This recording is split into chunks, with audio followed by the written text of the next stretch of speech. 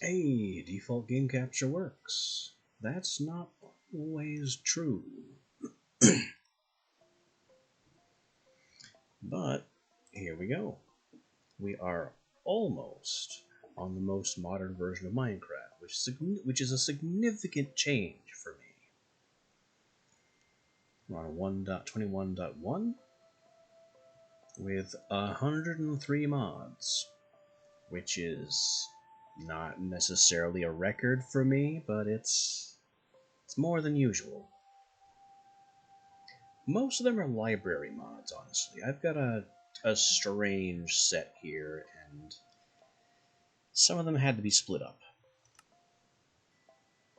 So we have a world here that I've generated just to make sure I'm not in the middle of a desert, in the middle of a giant ocean, and actually have some trees available. So, let's see what kind of mischief we can get into, and what today's showcase is.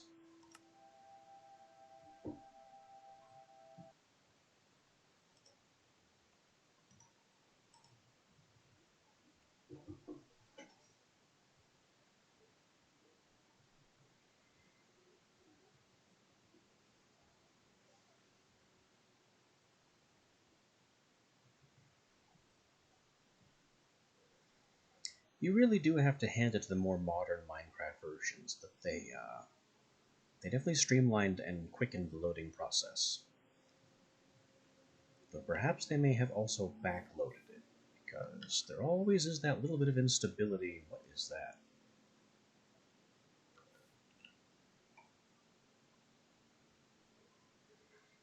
Okay, well, let's see what we have immediately.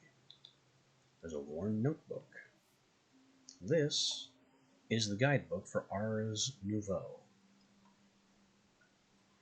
It's kind of like Mana and Artifice or the venerable Ars Magica 2,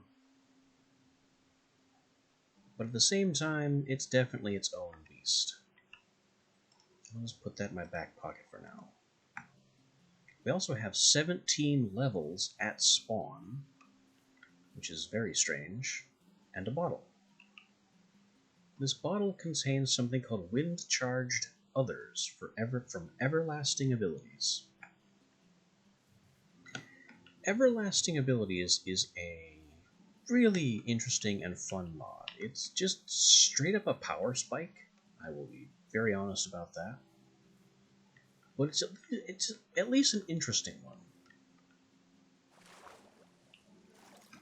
What it does is it makes sure you begin the game with almost any random ability from the selection of abilities it can offer, and enough levels to apply that ability to yourself. So we'll just use the bottle, and no, I don't have the key to turn this off readily available. Entities in the area spawn wind charges upon death. I don't know if that means they drop wind charges or if they just explode, but maybe that's a good thing? We'll see. Other than all of that, our beginnings Uh-oh. I recognize this. I need to give this hill a little bit of distance. That is an Ars Nouveau thing, and it's full of monsters. So we're starting out kind of fierce.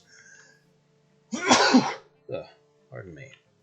Then we have this, which there's a little more to than meets the eye there as well. But regardless, the first thing we need to do is the first thing we always need to do in Minecraft. Well, almost always. There was that Mine Fantasy mod I did a ways back, where you had to start by collecting sticks and flint things. But mostly there's the classic start of get some wood so you can get anywhere.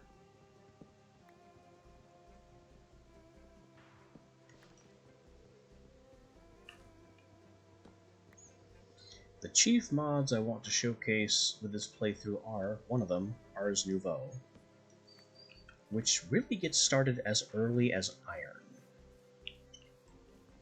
And the other one is Occultism, which we have done before. But that was a while ago. It has grown since then. And it's grown enough that it's well worth another playthrough. Now I have this.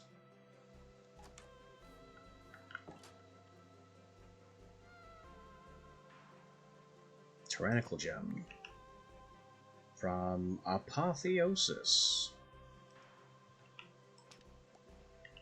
Honestly, I should probably leave this tower alone, because it's just going to clog up my inventory with stuff that I don't have any way to deal with yet. So we have Chipped Tyrannical Gem, a Gem of the Combatant, and a Gem of the Warlord. And nothing to do with any of them. Let me come up here and that chest has a little red stain around the latch.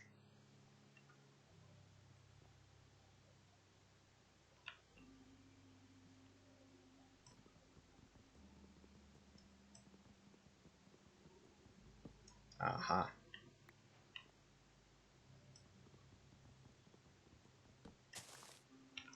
Somebody thinks they're clever. Somebody thinks they're really clever.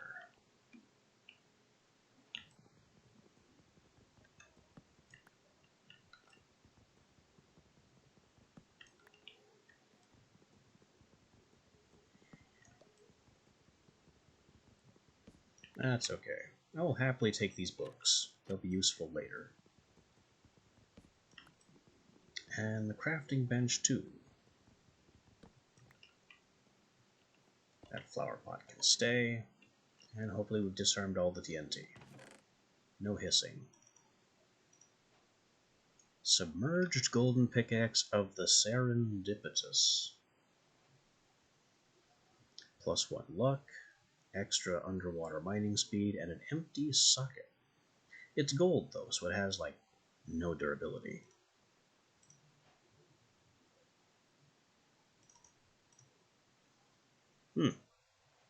More luck on the shield. Another gem. I'll read more about the gems when we can actually do anything about it. And some what the heck? Crescendo of bolts. Your crossbow may be fired additional times per reload.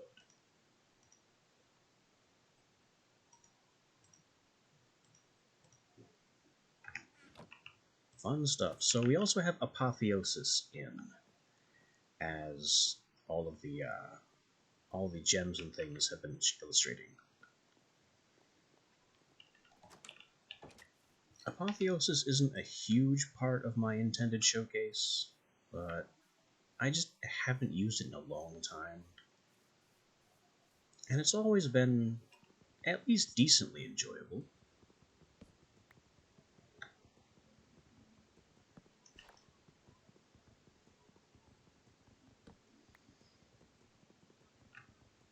I just wanted to install a whole bunch of interesting and fun things to suitably offset last playthrough's raw pain.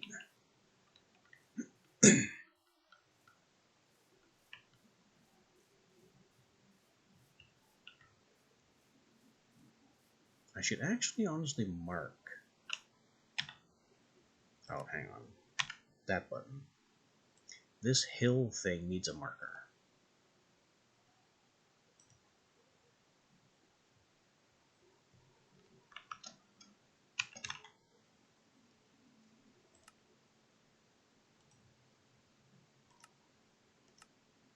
I will get to why Den is the correct name for that later.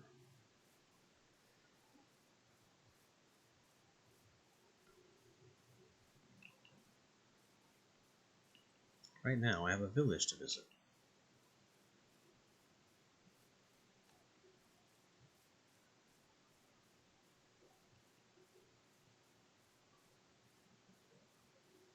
There could also be some value in changing my minimap settings, because all these waypoint markers for every critter here and there and everywhere, it's a little crowded.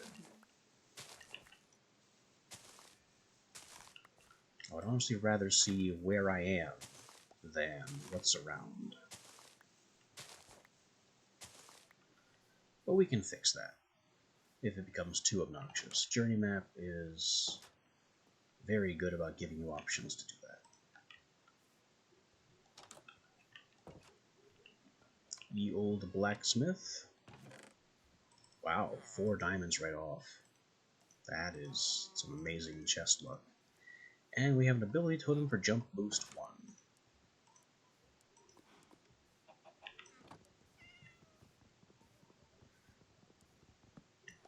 Just like the bottle we started in, totems are the consumable version. So if I get 100 XP points, I can give myself 1 level of jump boost. That's permanent. Oh, that sun is going down fast, isn't it? Well, fortunately I'm in the land of beds, so I can just pick one and reset the daytime.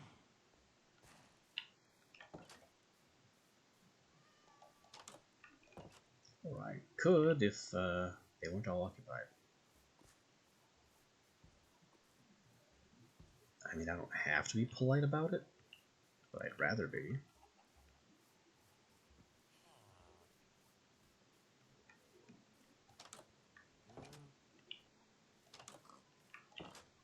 This is a barn.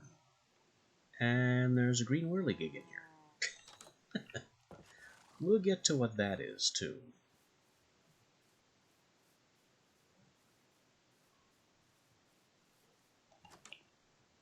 Is there not a single unoccupied bed in this whole village?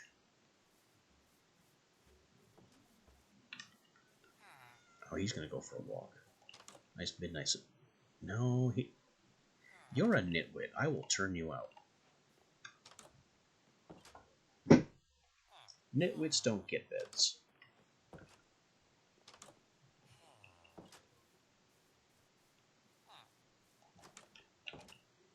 Ooh, a library.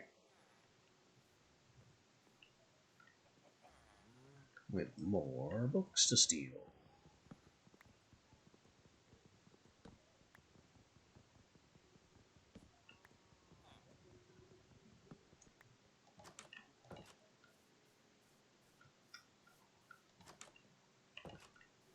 I'm actually really surprised that I haven't found a crafting table yet. Did they remove that version of the library house?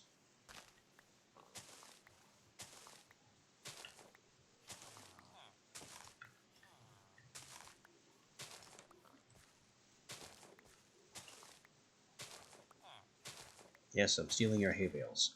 Cope.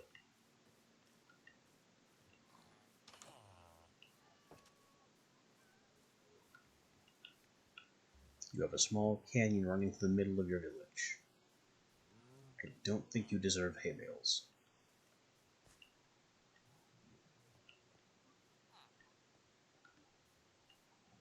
And there's the librarian, swimming. I suppose he could be a cartographer. I'm not exactly sure. More apples, some patates, and another gem.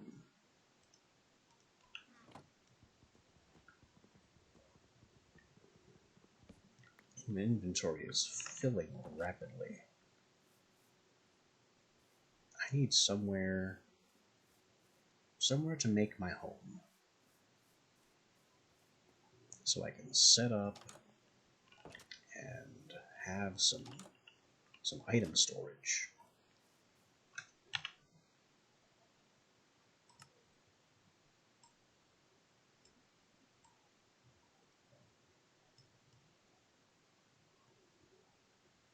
Looks like this plain to the west is a decent spot, though I think I want closer access to trees than that. What are you? Oh, I actually know what that is. So how about we go across the river to the north and set up around here? This looks flat enough.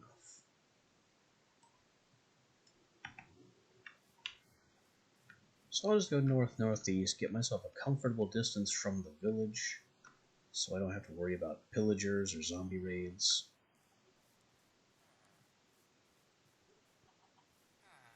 We'll be a nice distance away, within reach of that beacon thing, and that beacon thing, apparently. We'll get to what those are, too, though the astute may notice that we've seen those before.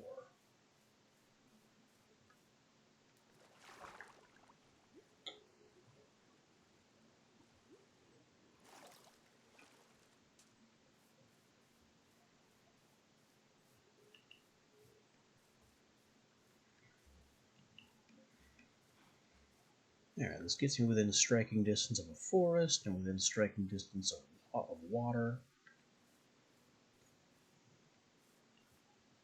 This is a large circle of cornflowers.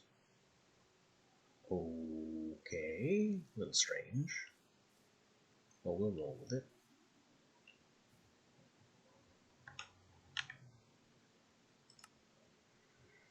I think this is pretty much exactly where I want to be.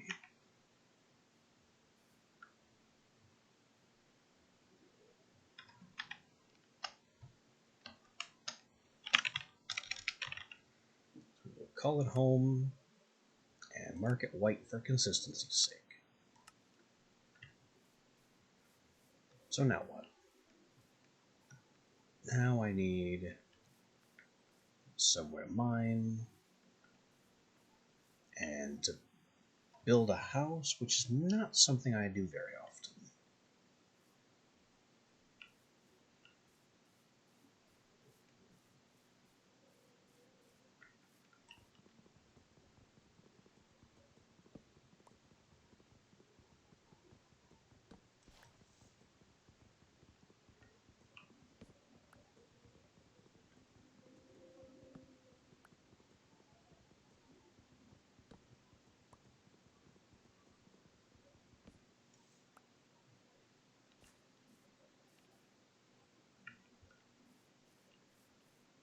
I don't like building my houses out of wood, because it's very common that I need a fire-based feature, and fire and wood don't mix exactly. Also, even if you don't bring your own fire, under certain weather conditions, the sky will.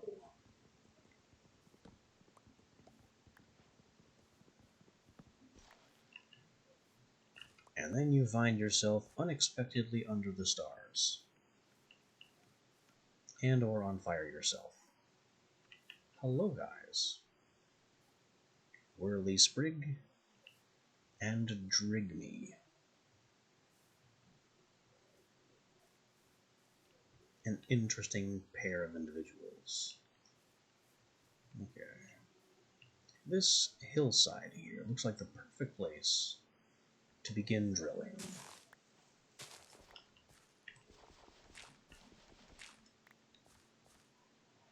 They've already found coal, so that seems like a lucky sign to me. Let's just get some of this stuff out of the way.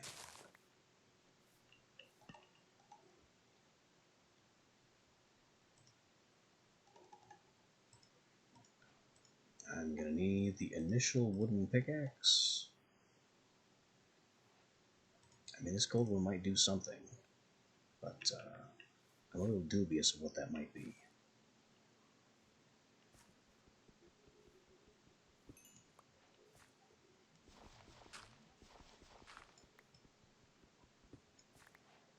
Maybe I can multiply the coal, because gold does not have a very high mining level.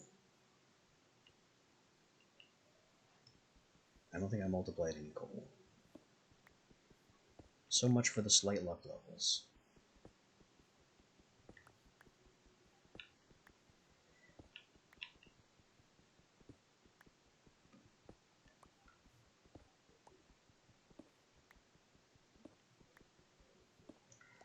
But no matter. After the initial symphony of cobblestone,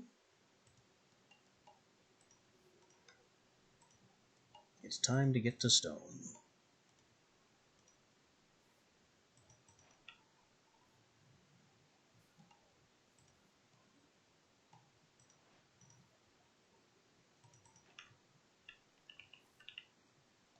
And prepare a furnace, and start burning some of these logs with the first pickaxe.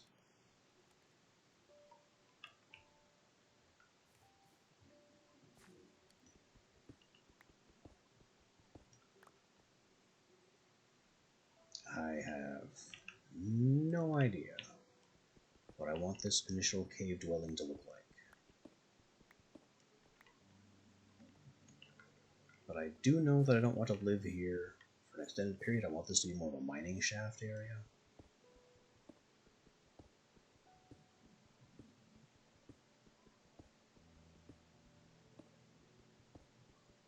So as we quarry stone,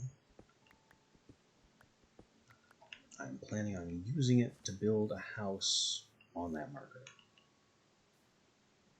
There may even be multiple houses for different purposes.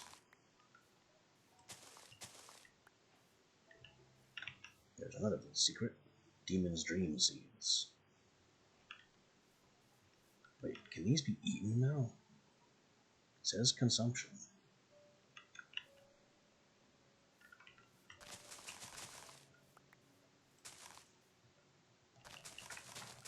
Let's plant those out of the way.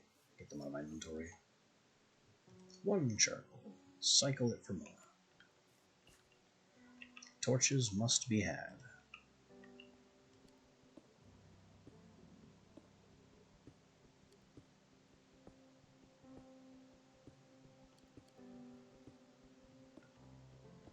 We will not get very far without torches.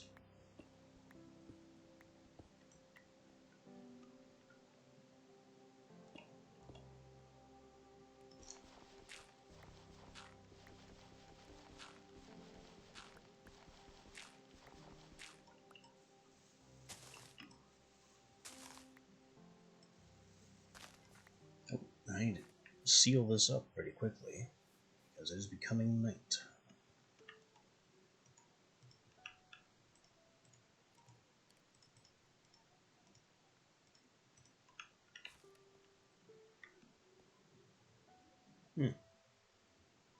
Neat. A little bit of ambient lighting.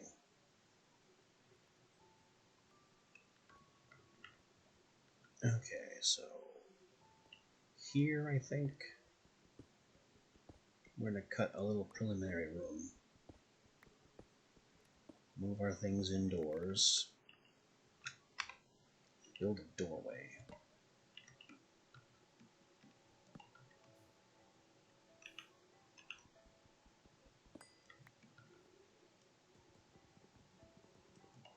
Maybe the door should come first. Ooh. I do not have room to carry the door or that crafting bench.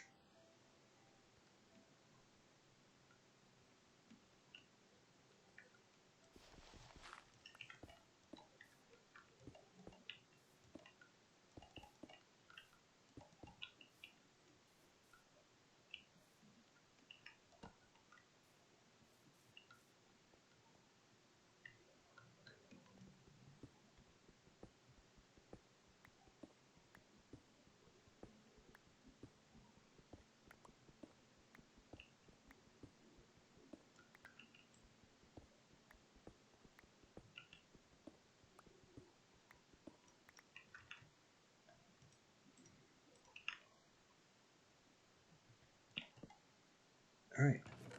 First chest. You can have all the things that are really choking up my inventory right now that I can't do a thing with.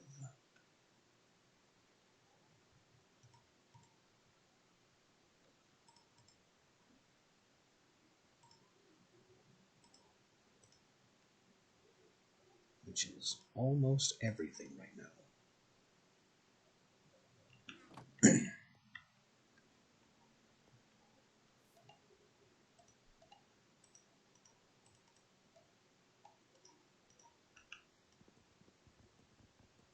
Let me have this and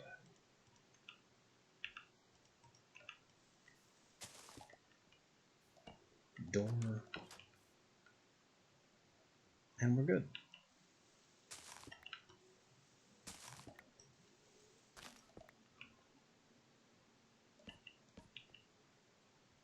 And we're good. Now I can continue mining in peace.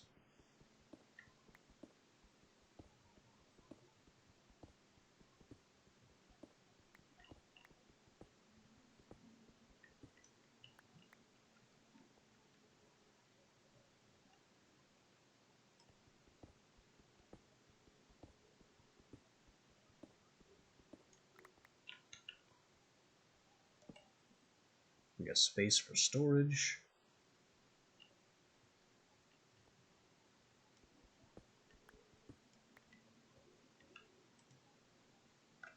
Place the crafting table.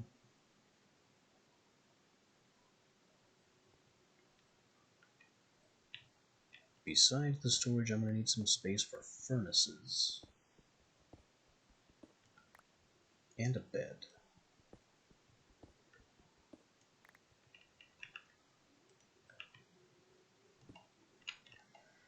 Although in due course the furnaces will become obsolete. That's a bit of a later thing, though.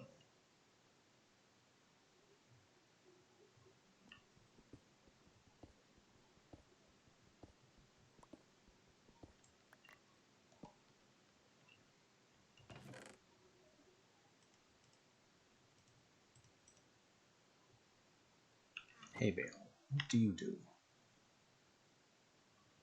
You become target dummies, brush, wheat, targets, and other things we don't need to bother about yet. The important thing right now is that it gives me a huge supply of bread,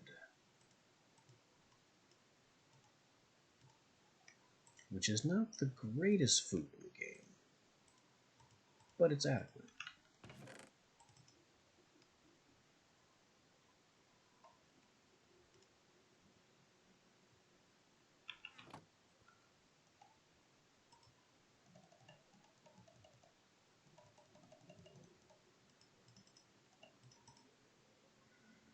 We'll make some more charcoal,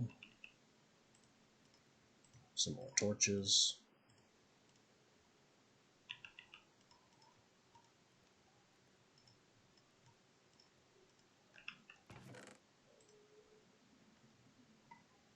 I need to get my tool supply up. We'll grab an axe, several pickaxes. These stone ones do not last long. And does the real coal do anything special? Doesn't really look like it, and I'll definitely find more. So, continue torch time.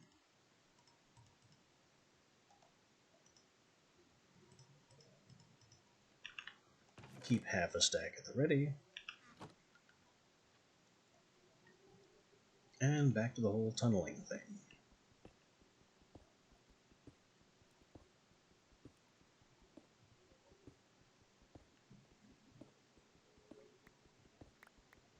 What I need is iron.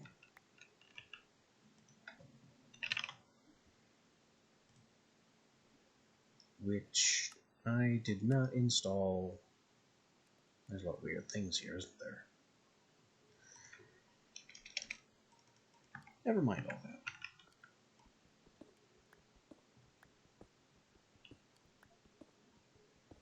I did not install the JEI or NEI extension that shows what height iron is best mined at.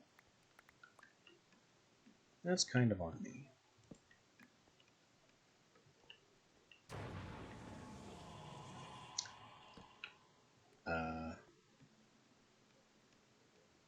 Okay.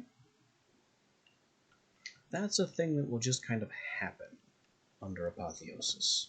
It's honestly my least favorite module of Apotheosis because it can just spawn really powerful mini boss monsters randomly. I would honestly just rather not deal with them.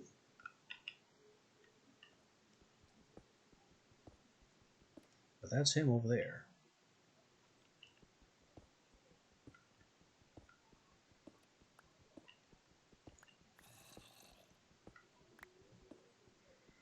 Of course, compared to, you know, Lycanites, this is simply a breath of fresh air.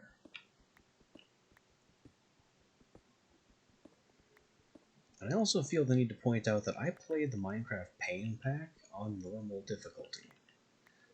So all of the absolute mangling that we got hit with constantly by things that just kind of showed up when we're trying to live our lives, that was on normal difficulty.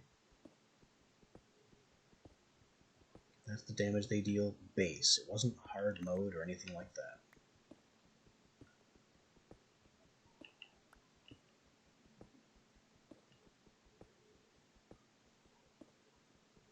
I'm beginning to get suspicious because this stone descent down has been completely barren.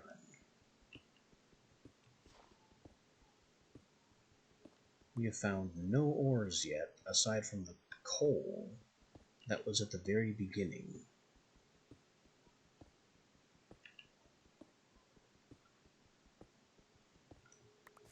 And now there's dirt.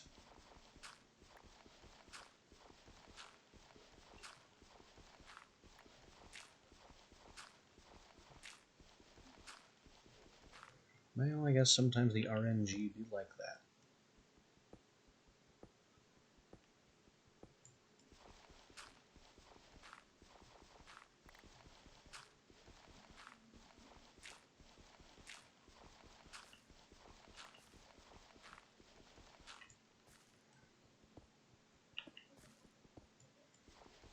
And this dirt will be helpful once we eventually decide to start farming.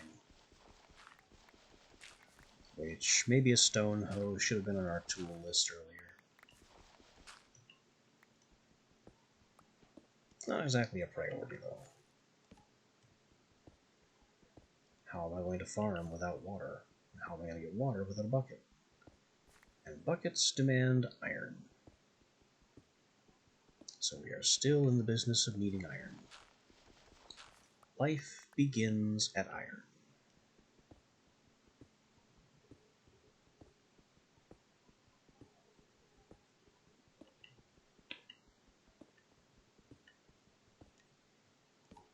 I also suppose I don't need to be drilling this tunnel 3 blocks wide. It is needlessly slowing me down. But I started off that way, and I suppose I'm going to commit to it.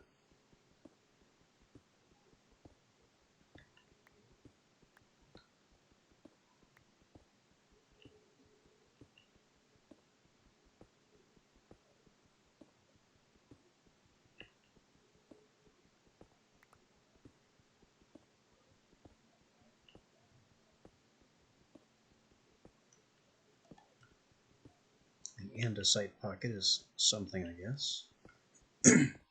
Of all the variant stones in the game, I don't mind andesite. Its polished version looks pretty nice. Could be a good floor material for eventual home.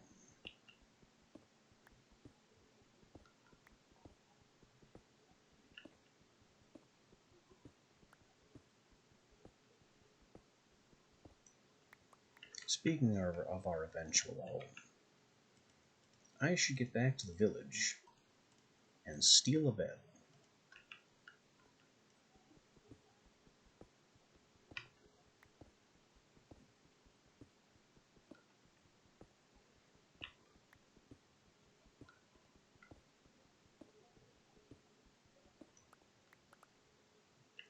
How is it that I have not yet found anything?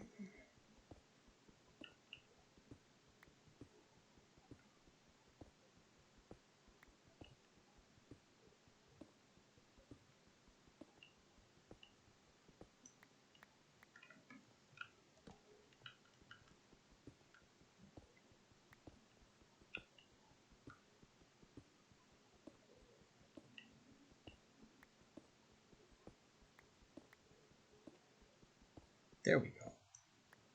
Iron at last.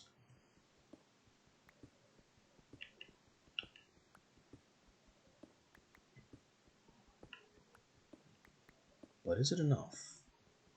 And can I maybe use... What the heck was that noise?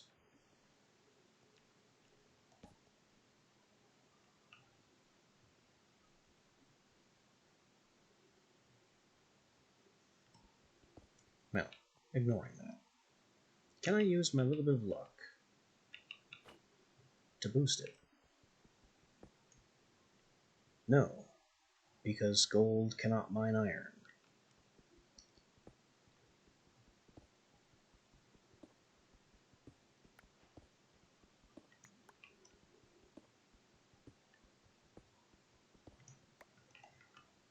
So I ended up destroying and wasting one of my iron ores. That means the only thing I could maybe use that luck on is coal.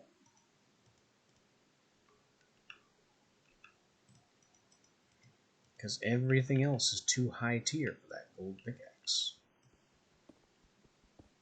And it does 2 attack damage, which is less than a stone pickaxe.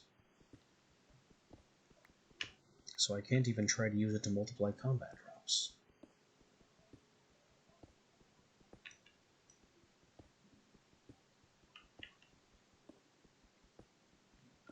We just happen to have a worthless artifact.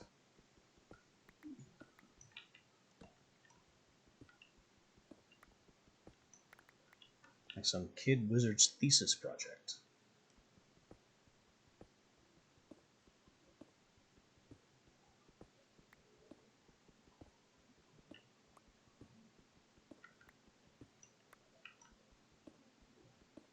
Oh well. The digging will continue until our iron supply improves.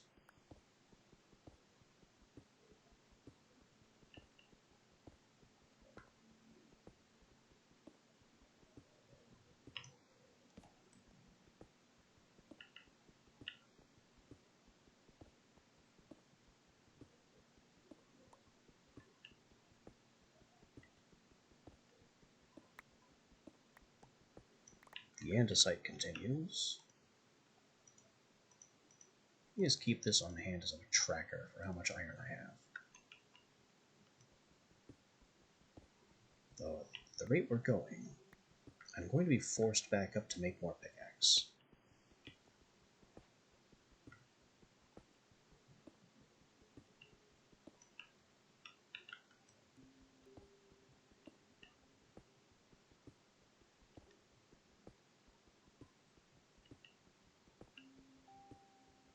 Oh, that goes there.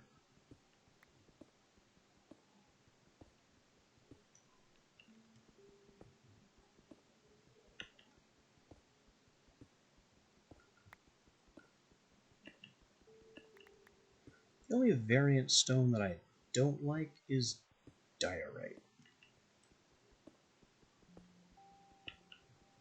It would like to be white, kind of like marble, but then it's flecked through with all this black dots and other impurities that look really hideous once you really get into it.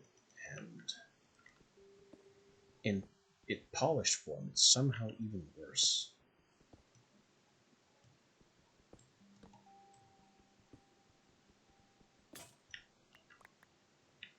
Alright, fresh out of pick. Time to go back and resupply.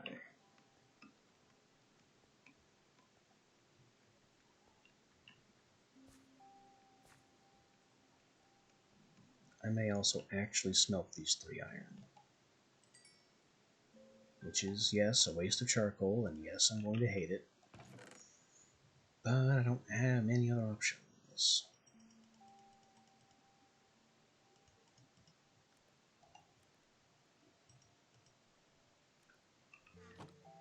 We also need more wood.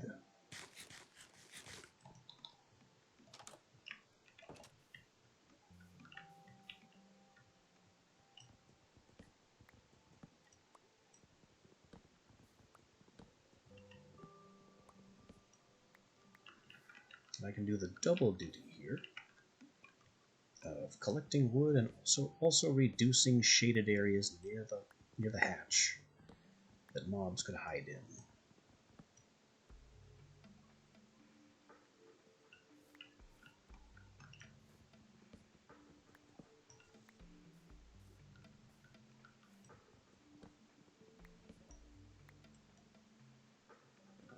Thank you, fast leaf decay.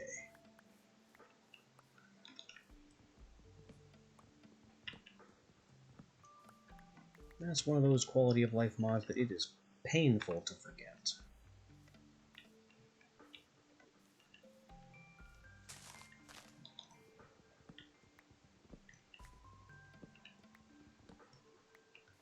Because the natural decay speed of Minecraft leaves is agonizingly slow.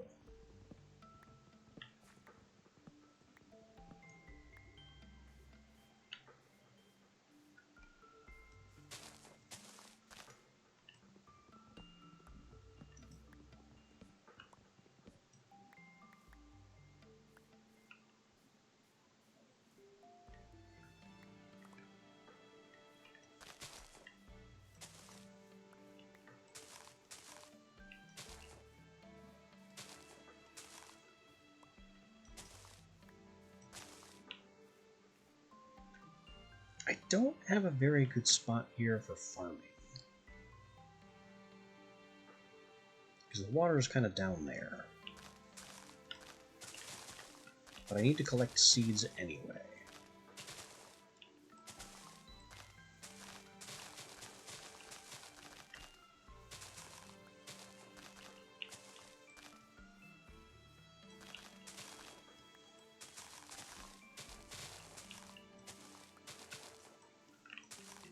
Not wheat seeds, though. I'm looking for the other type of seed.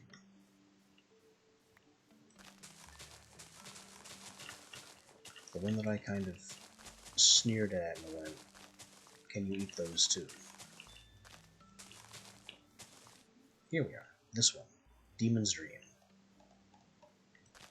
If they are edible, they're not edible on a full stomach.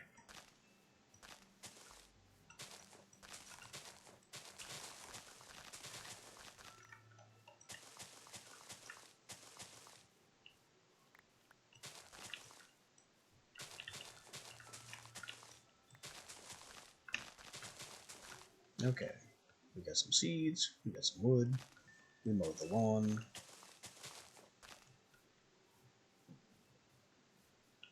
It's a good day's work.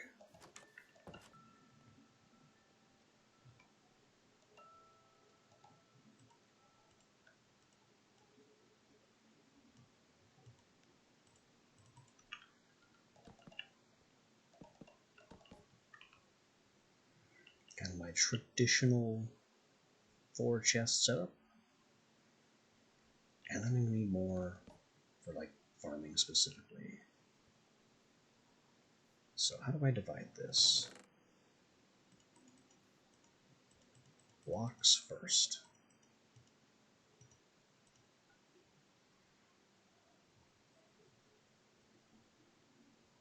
Anything that classifies as an inert block goes here.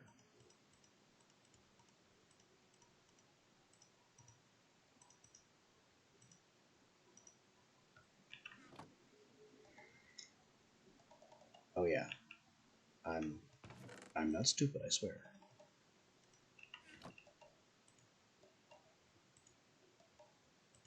Chests don't open if they don't have a block above. I knew that. I know this. Okay. Farming. Anything that can grow or is classified as food.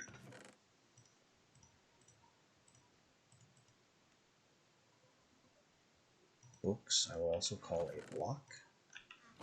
That's not entirely accurate, but that's how it'll be for now. Okay, this chest is going to be specifically ores and other materials from the earth.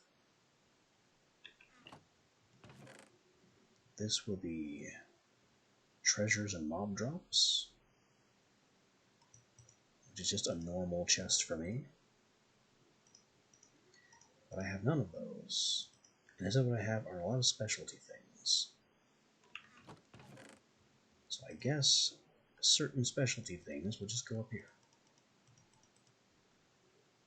Oh, the enchanting books count for now. That will change, and the TNT as well. Now we have a whole 3 iron. That's not a whole lot, which I shouldn't have to tell anyone.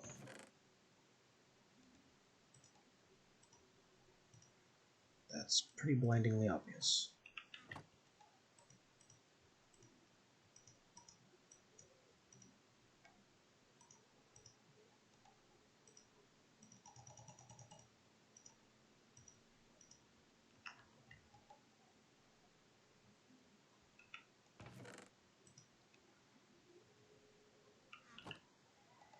So I think the single most important thing I could make right now is a bucket. Or shears. It's honestly a toss-up between bucket and shears. But the bucket is of greater importance because I don't have any sheep nearby.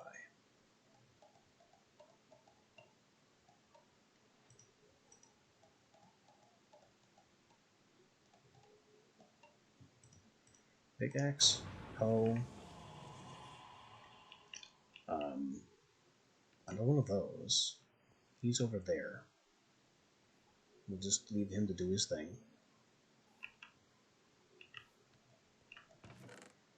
Stone hoe goes with farming. Bucket goes with farming. I'll deal with that when it gets lighter.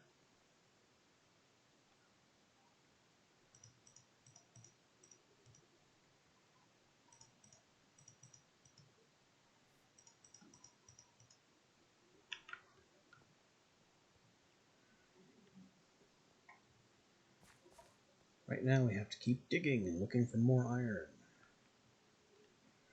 It is all about the iron and always will be until we have a decent amount.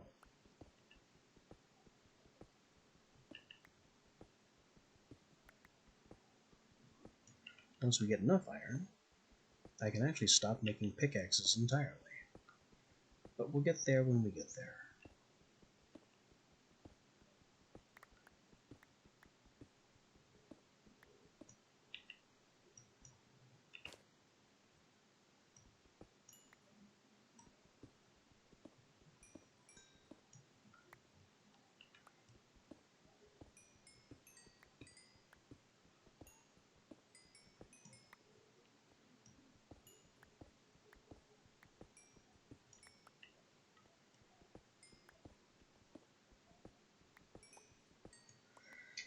"24 blocks broken, 24 coal.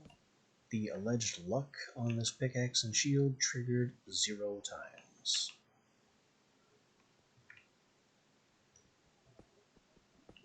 Oh well.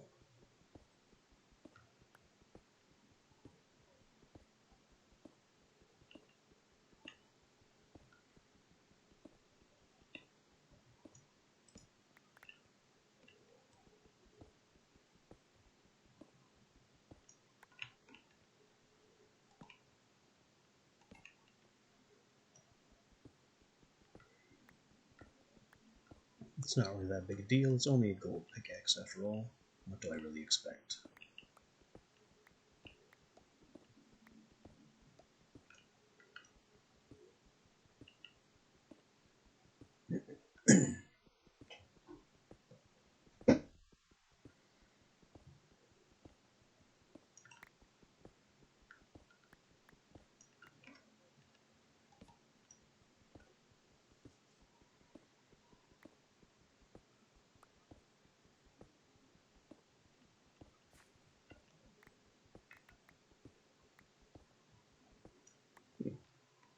Some gravel.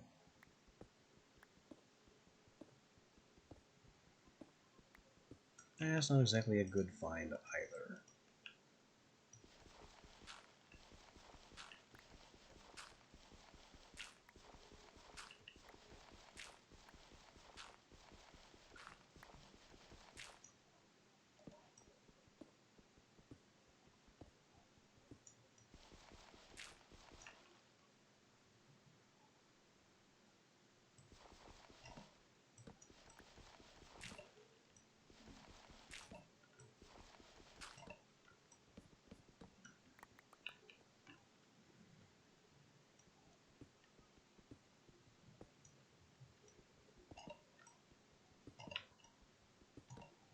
We'll just trick drop all that gravel.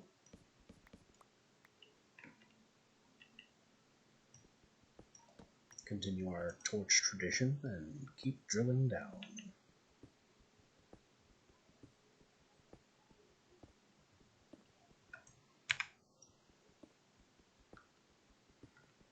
Now the minimap is claiming that we have enemies around and little cave pockets, and that's even purple back that way. That could be an amethyst geode.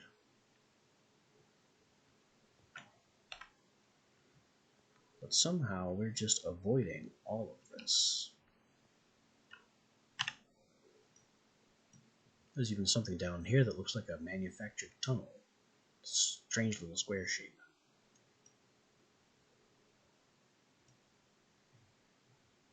Something over there looks bright and green for some reason.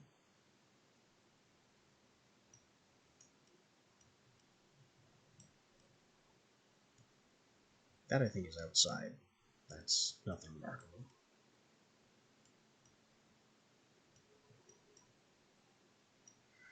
We got glow squid, which means there's an underwater pocket over there.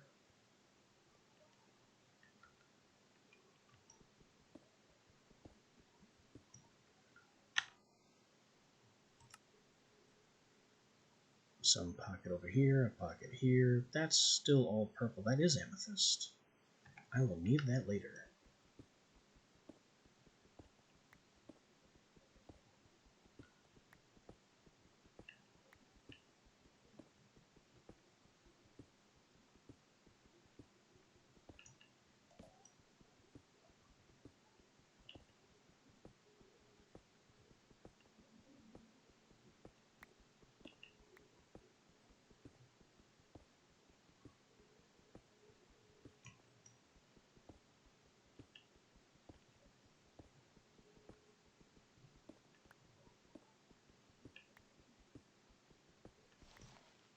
More gravel.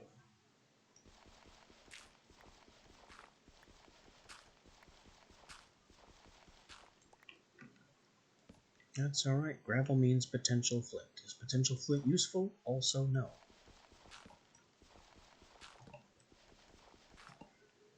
But it's at least different.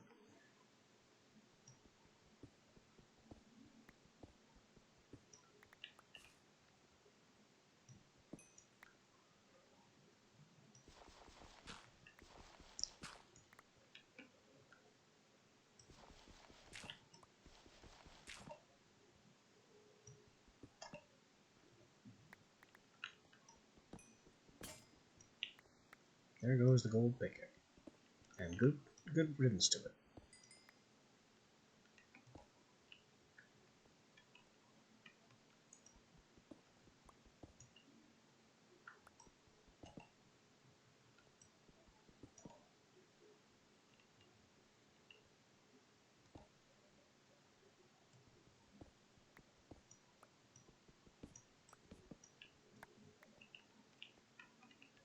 Okay.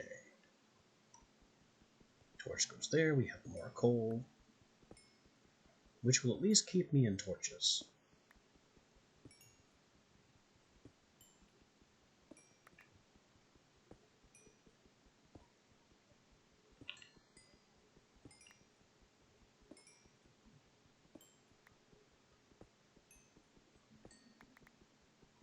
Copper.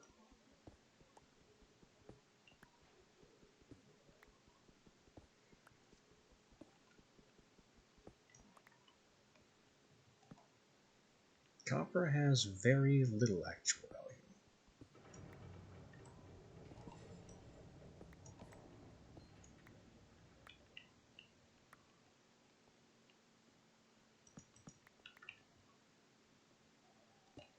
And I'm being threatened with other cave noises,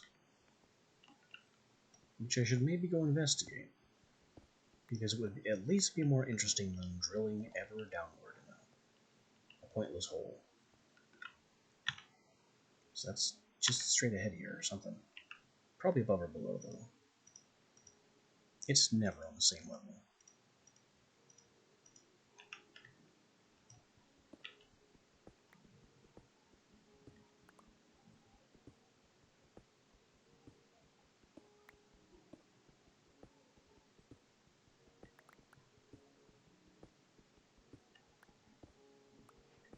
And what do you know? It was on the same level.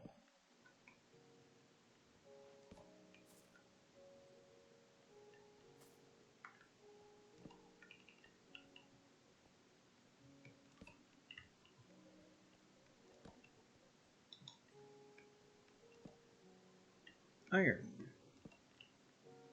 Excellent.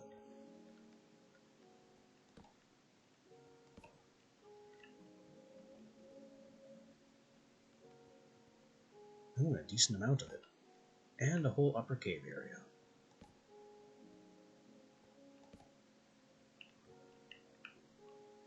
It's kind of a tight little stone pocket.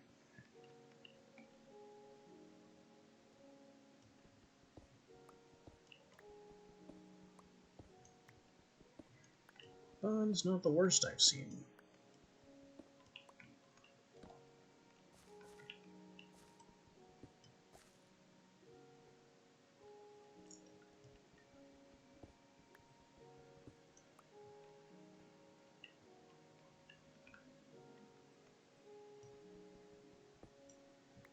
Okay, I guess it kind of was a terrible amount of iron. Only 3 more.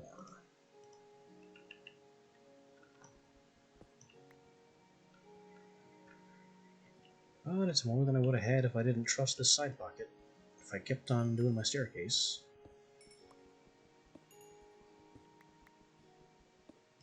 Oh, maybe I have enough experience to install that jump boost totem too.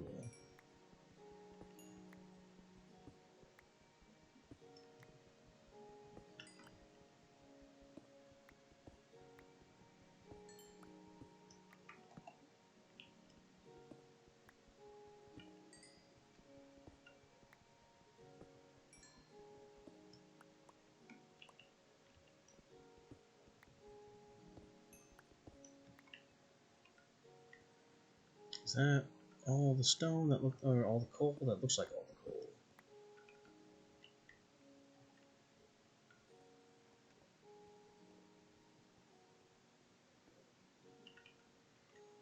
There's nothing else here besides the stones. So, back to the staircase.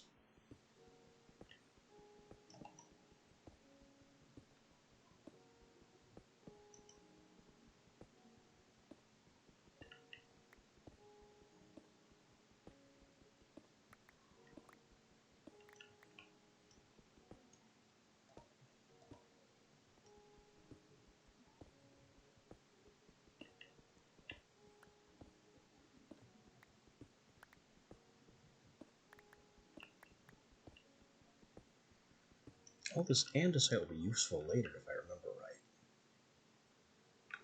Where is it? Yeah, spirit fire transmutation. Something else we will talk about later.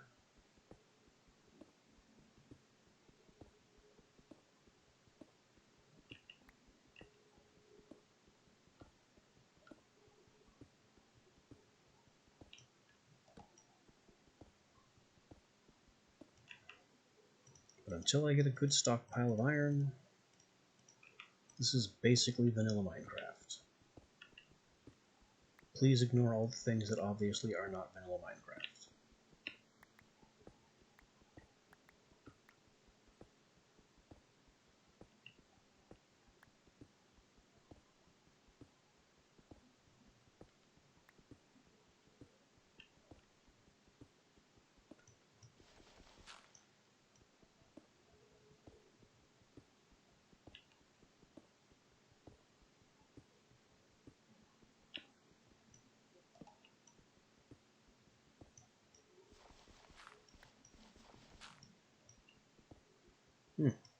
The stone variety is increasing. Andesite, diorite, granite, and dirt, all in one tightly cloistered area.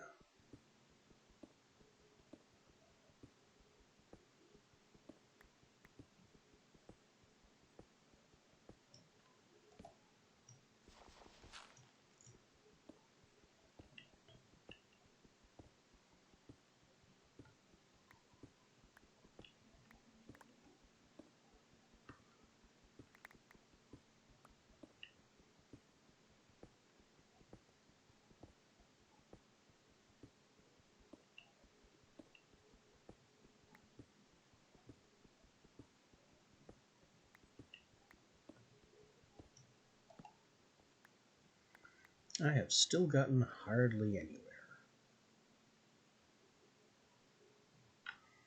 Although it looks like there's a lot exciting going on if I just carry on forward.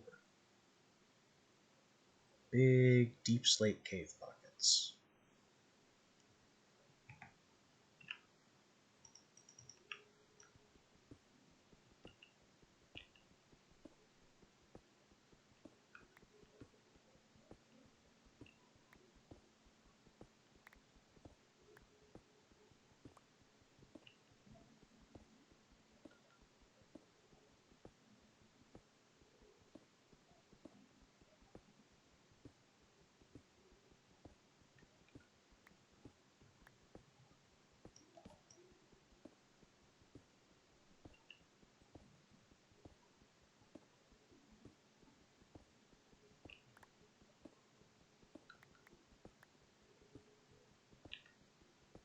Ah, the deep slate begins.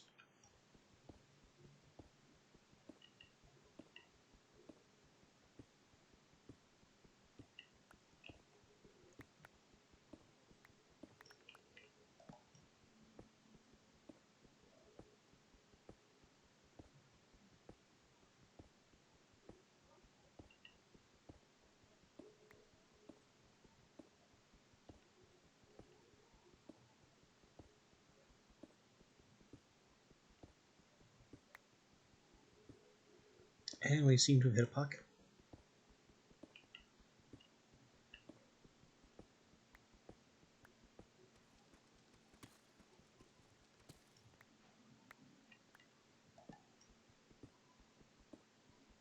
Deep slate is marginally tougher stone. It takes a stone pickaxe a little longer to cut through.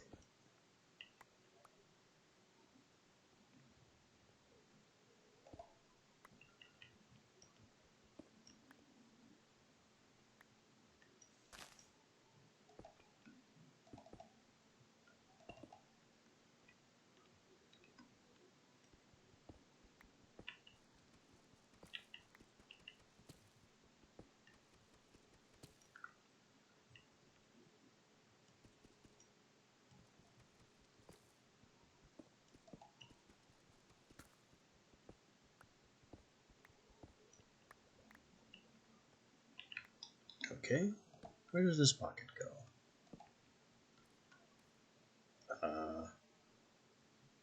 That's not iron. Whoa. Now we're getting places. Not iron, but places.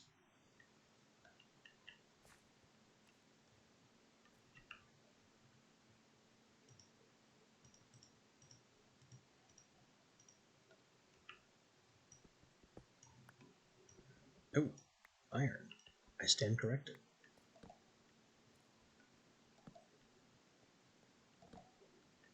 But I still need to secure the area before we get going. Lots more coal. That's even some lapis. That might be useful for things and or stuff. At some point. That's diamond. Right there by the lava.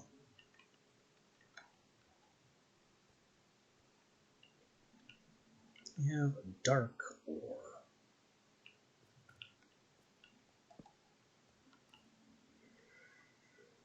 Does anyone remember dark ore from previous playthroughs?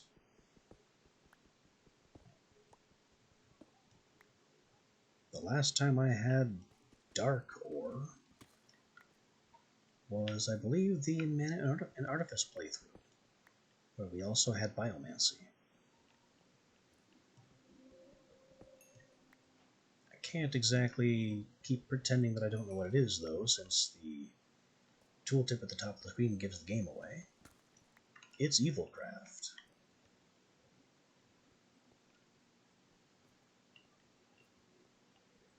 Which is honestly a really cool mod, and pretty much always has been.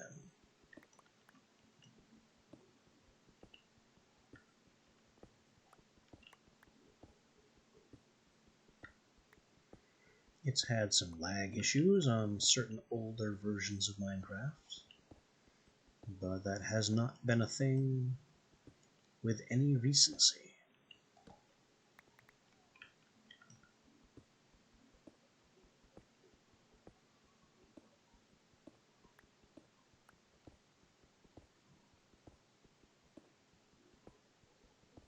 Ooh, silver, but that requires an iron pick. We are once again blocked by our need for iron.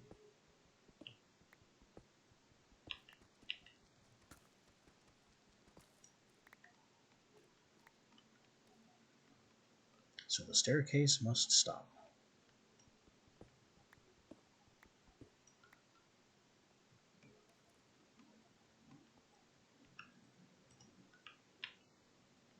If only I brought the bucket with me.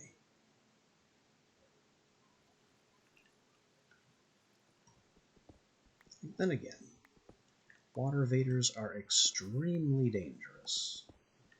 All it takes is one skeleton, and your safe little ride up and down becomes a breakneck paced plummet straight to the ground.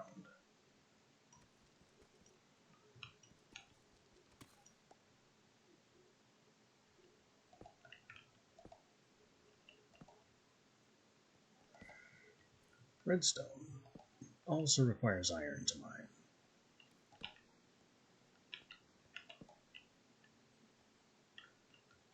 And that's my last torch. That's okay. More torches.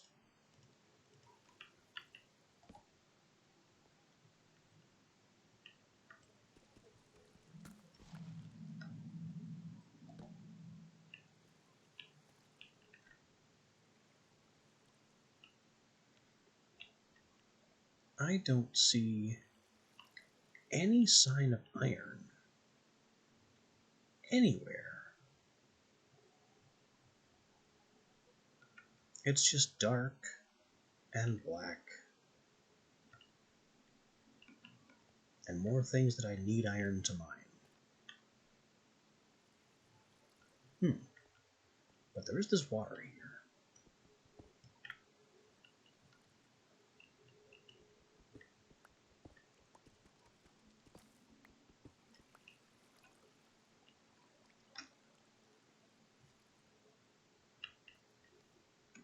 I think I can use this.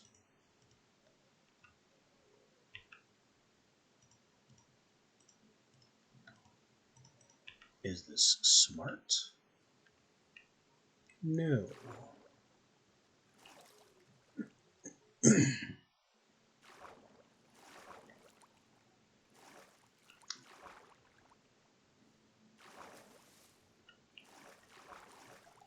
But as the saying goes, if it looks stupid, but works, then it isn't stupid. Uh-oh. I think this may be stupid.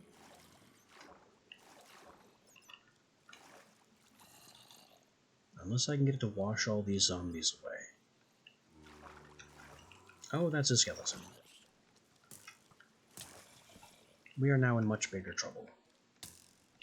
Ow. Is that enchanted? I saw particles when I got hit by that. Be gone. Ah, and that's what the wind charges thing does. No, hit him!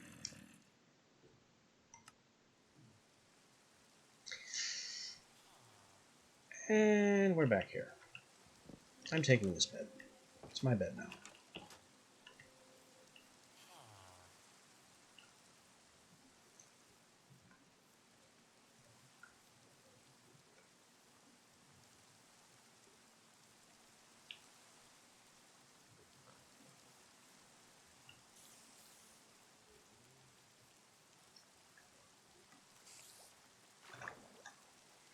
Obviously, I do not have keep inventory on like I did last time.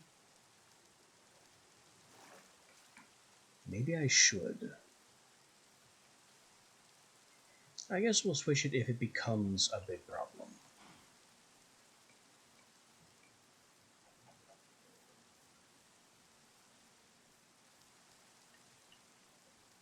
I specifically had it on for the pain set because Lycanites, and constantly dying at a moment's notice.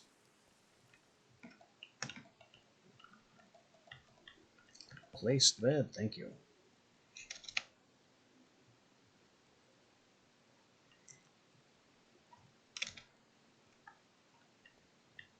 Alright, let's go get our stuff.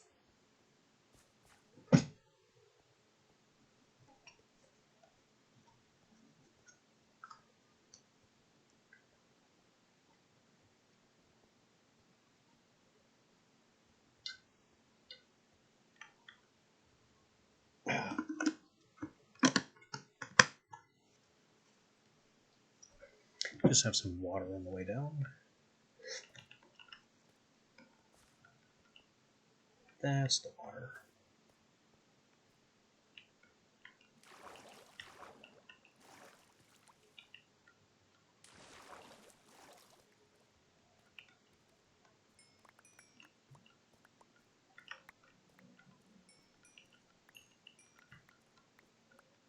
My stuff is just all strewn around. It's mostly stone.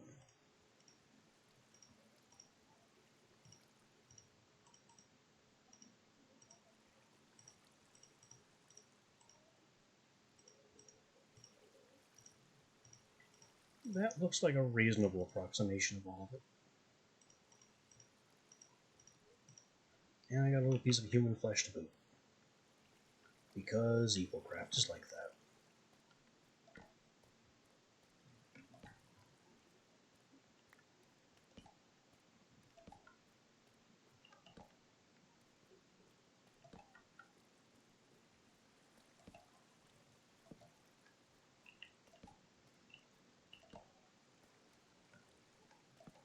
So it costs a life, but I made it down.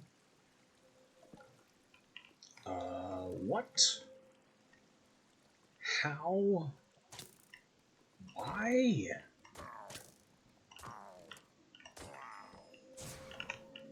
Who invited the lodestone?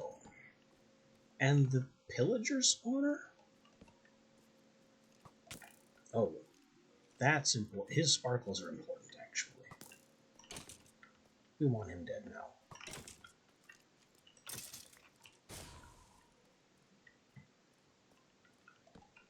And I've got to get that ability bottle back and put my wind charge explosions for other people back in the bottle. Because it's not a good ability.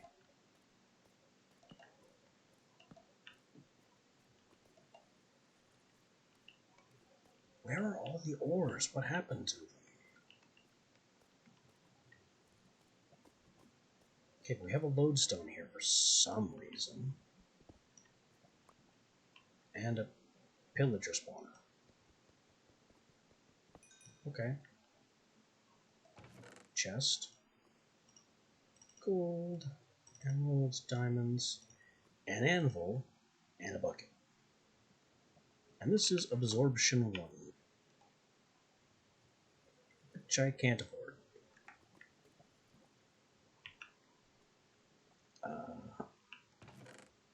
I want that bucket.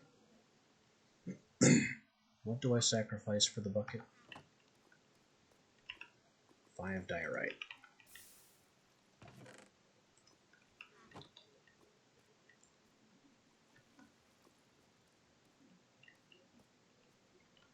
Oh, that gold sparkle over there is somebody with another ability totem. I need him dead.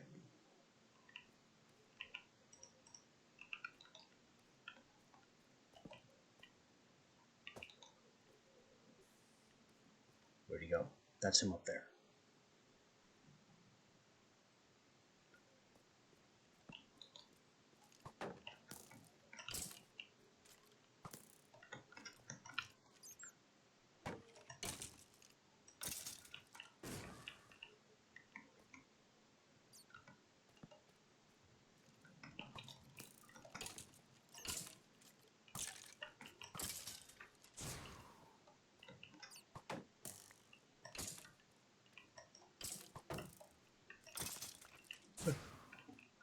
Sparkling enemies drop ability tokens thanks to everlasting abilities, and the color of their sparkles corresponds to the rarity of the ability they drop.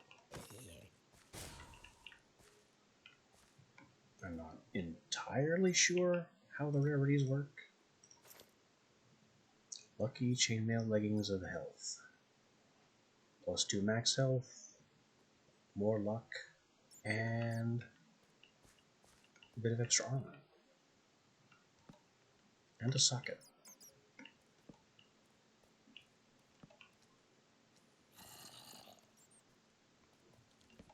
More dark ore. All I want is iron.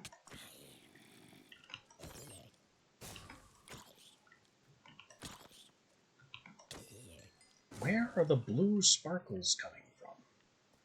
What is that?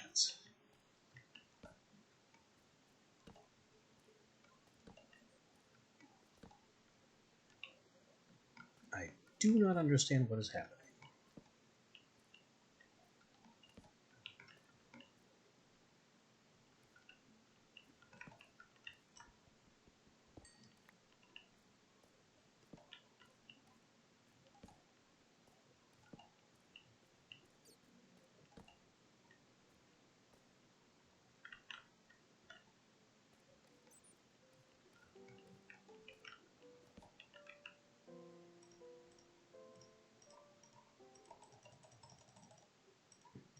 No more wood for torches, no more inventory space.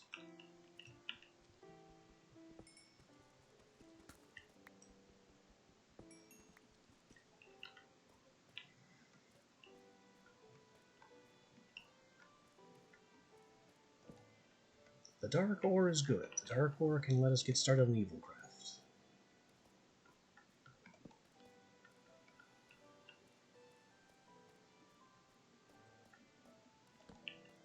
But that's also going to take iron, which I honestly did not take into account when I put this mod back together.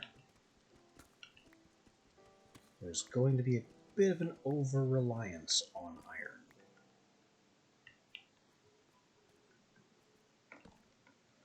Once we really get occultism off the ground, though, that will stop mattering.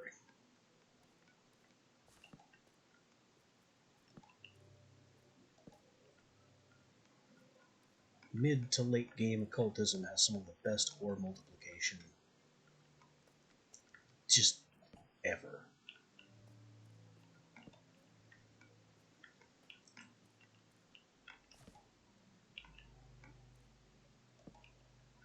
Mechanism has got nothing on it.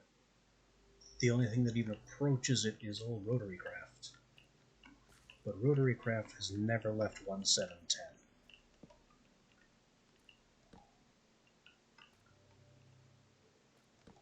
Where does this go?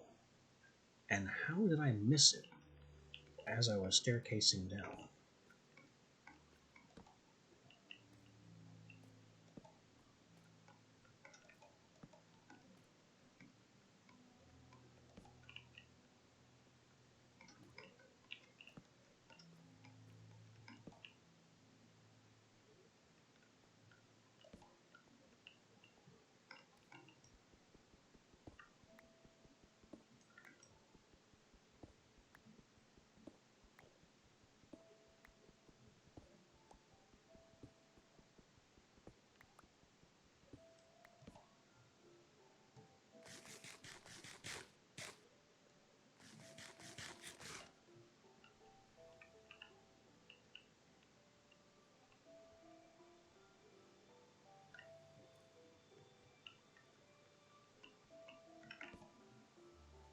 That's an amethyst geode.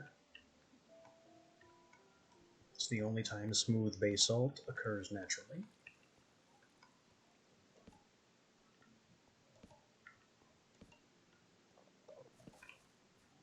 Now we're starting to see some iron.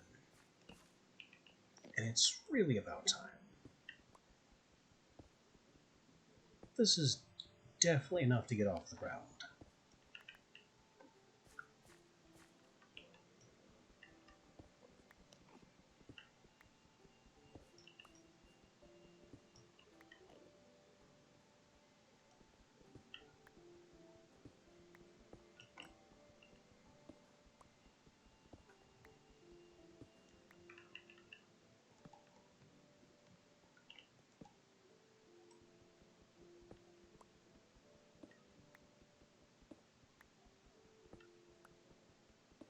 Oh, you know what I see on the minimap? Our staircase. And the little pocket we broke into a while back. Somehow we missed this one.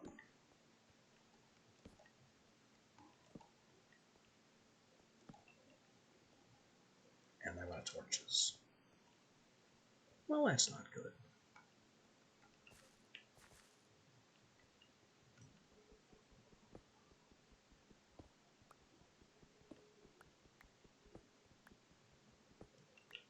I'm still taking that iron. But now we retreat.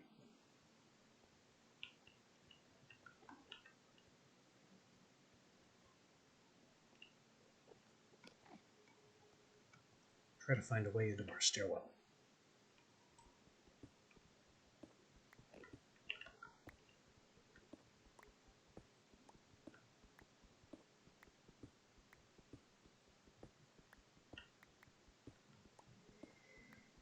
I want you to be above me and not below. Yeah, I'm not finding it here.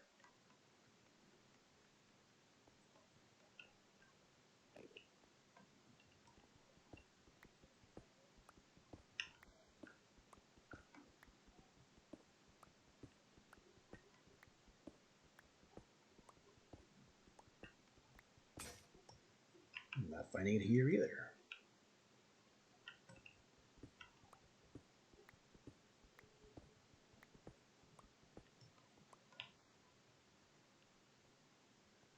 Okay. So I guess all I can do is backtrack all the way.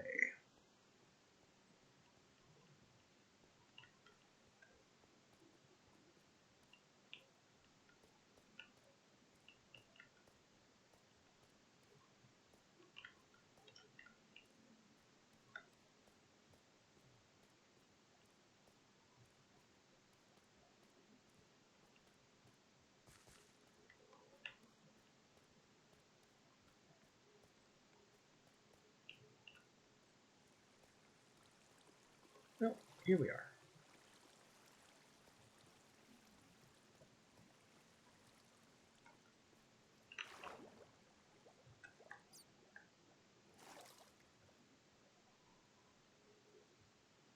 This feels faster than normal.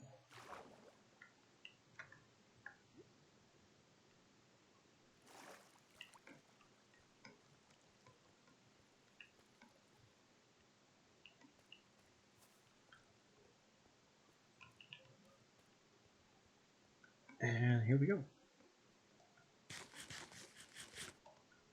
With 42 iron, we definitely have enough to proceed. There's so much to be done with all this.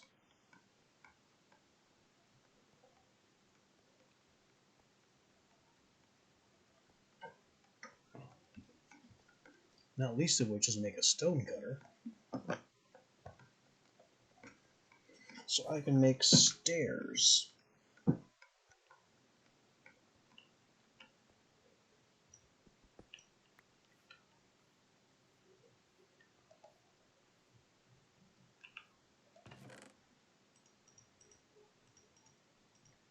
First off, inert blocks. Put them all back. Lodestone technically goes here. Loot and ores and materials. Don't I have more gold somewhere? I do. That doesn't go there. Why did I put that there?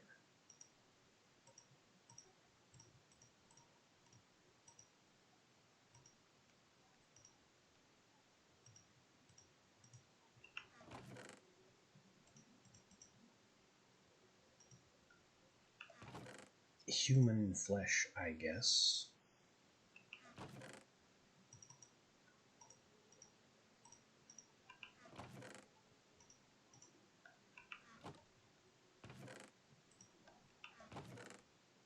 Dark gem can go in there. That will have to move eventually. I should keep at least one bucket on me. Need more wood. Now I have space. Smooth out the iron.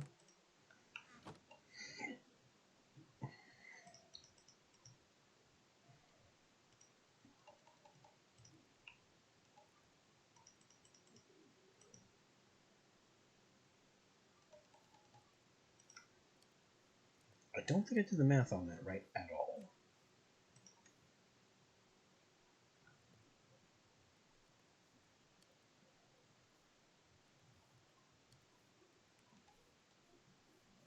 Eight, 16. Yeah, I need to take 4 out of 1. I said take 4 out of 1 and put it in the other.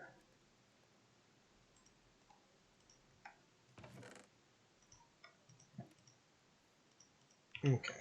Ability bottle, wind charged. Put it back in the bottle. Jump boost, glowing absorption. Glowing. Entities in the area start glowing. I don't think that's the greatest idea. Absorption. Can't afford.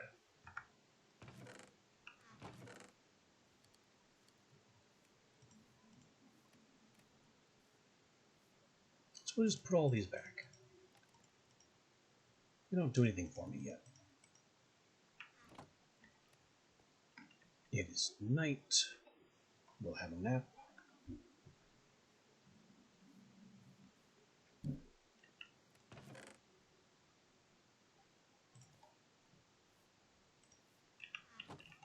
And I need more sticks.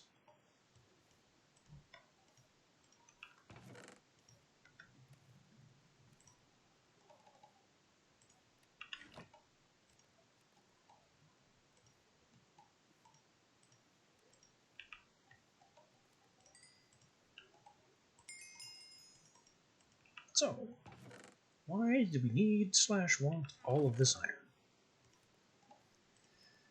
Well, that has to do with this book right here. Ars Nouveau, Getting Started. What chapter would it be in? You first need a spell book. Then it talks about stuff that, honestly, I can explain faster. But this is the first recipe of Ars Nouveau. Every iron tool except for a hoe and a book. And that gives you your first spell book. And once you have that, this worn notebook becomes completely useless because the spell book includes all the information from it. There's pickaxe, shovel, axe, sword, spellbook, Unbreaking X. Yeah, it's not kidding. Because one of the first spells you can make is Touch Break. This is an iron tier pickaxe, and it costs mana, which recharges over time, and you no longer have to worry about anything, except for how long it can take. You also have Projectile Harm, which also costs mana, but it's not... We currently don't have enough mana to rely on this spellbook a lot.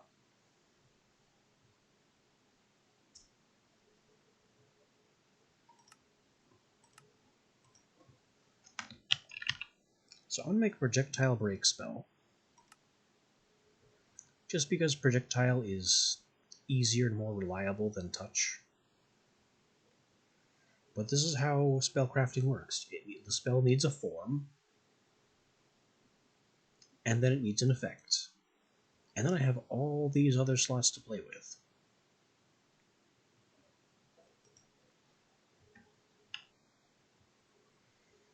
And now we can take our Crack spell, which is just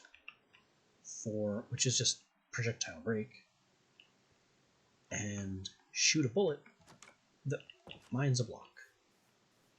That is what it do.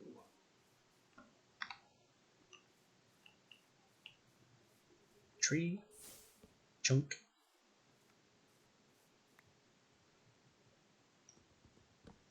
and with that, Welcome to Ars Nouveau. There is so much more it can do, but that requires infrastructure we do not yet have. I bet you thought I was going to kill that cow. For a moment, I did too.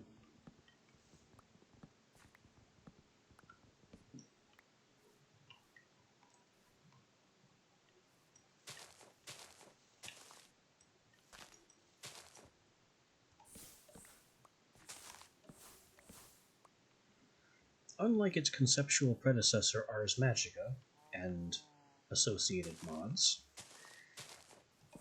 repeated spellcasting does not help you train up your mana pool.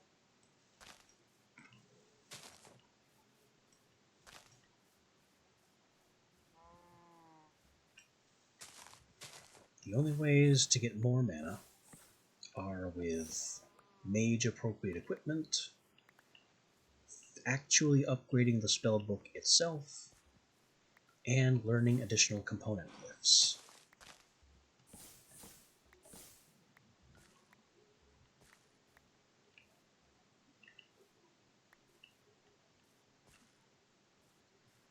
But for now, there's just a certain elegance in being able to go ba-boom, ba-ba-boom, and there goes the tree.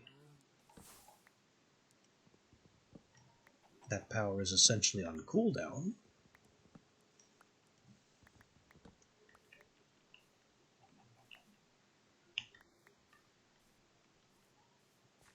but every so often when our mana bar is full, we can just annihilate a tree.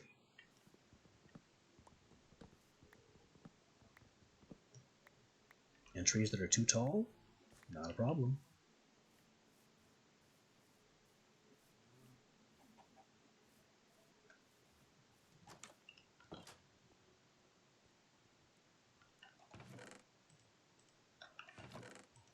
Now there are a couple other things I need to do while it's still dark. And one of those is to make the darkened apple. Don't eat the darkened apple yourself.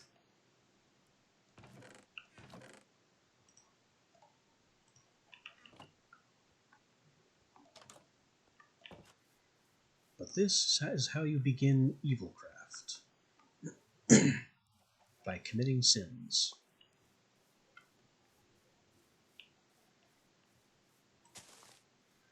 I have crammed a gem of darkness into an apple, and I'm going to give it to a pig.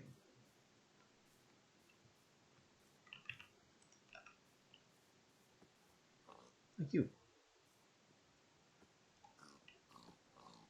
This pig is now dying.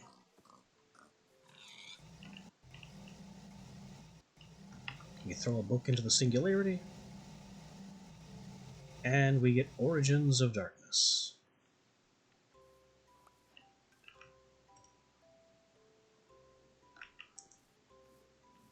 Yep. Obtained by feeding a darkened apple to a mob and quickly throwing a book at the resulting anomaly.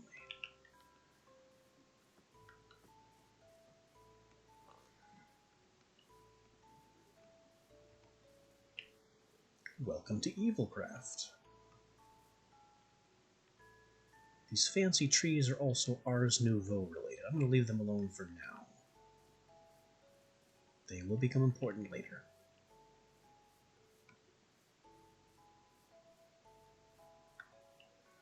Right now, though, we are finally in the Iron Age, and also have some gold to play with.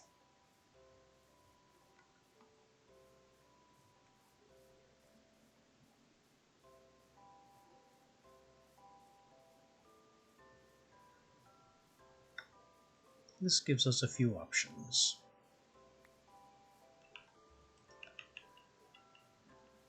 One of those options I intend to take is making a garden somewhere.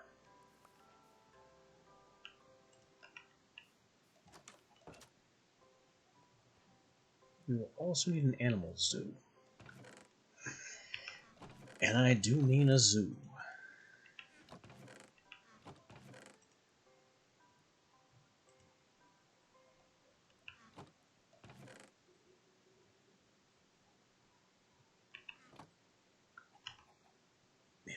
Here in the Novice Spellbook, I can open up documentation, and this is the same as the one notebook.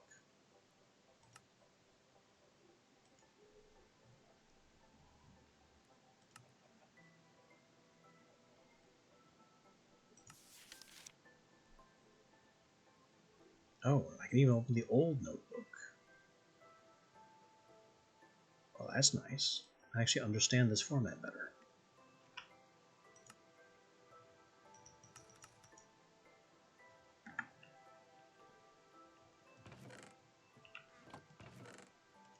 So here we go. That's 2 mod documentations. And Origins of Darkness hasn't changed.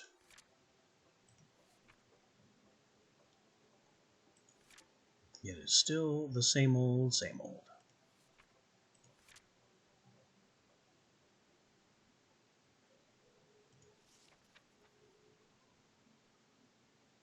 Although I don't remember Dull Dust.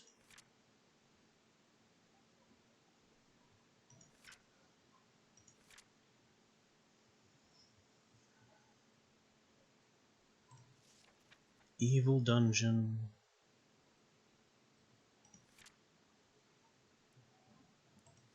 Dark Temples.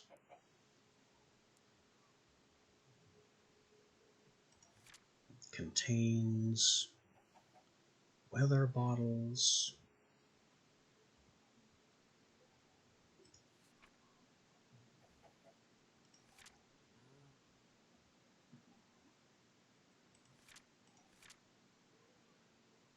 Werewolves. Oh, I forgot about the werewolves. I also forgot about the poisonous libels. These are going to be annoying.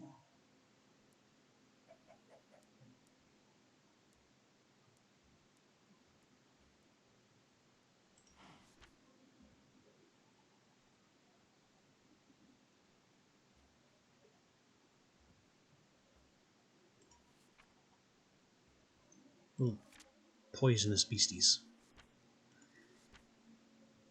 What am I looking for? Relics. Humanoid flesh and enchantments? No.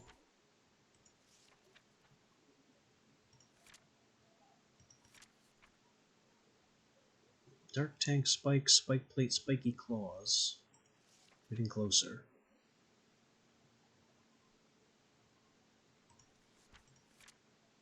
Still not what I want.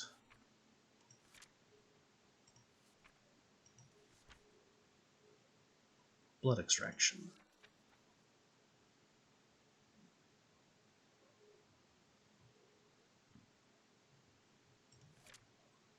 This. The blood extractor.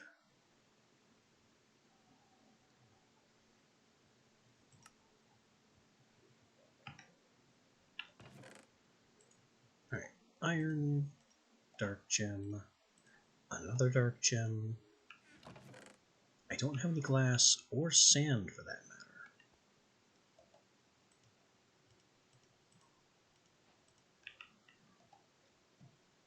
matter. So that puts a slight damper on my blood extractor.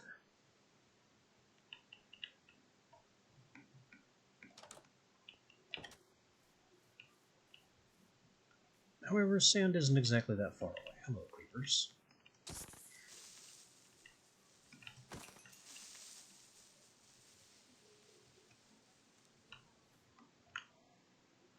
Maybe I should be making a combat spell.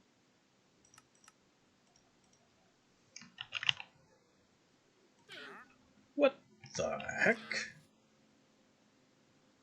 Well, hello there. Spawning directly in my face.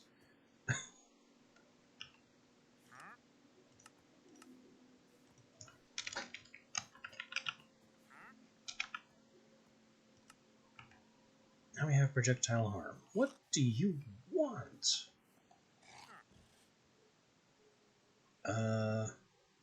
You can, with 55 emeralds, you can trade up a diamond chest plate to an extremely powerful diamond chest plate with 2 enchantments that are illegal to combine, and mending. I can't afford that.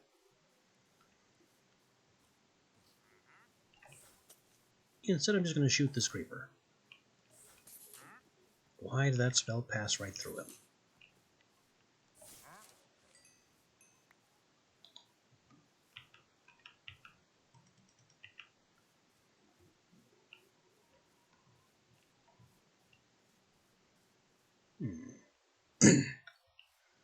Maybe I should do something with shears. Start shearing some sheep.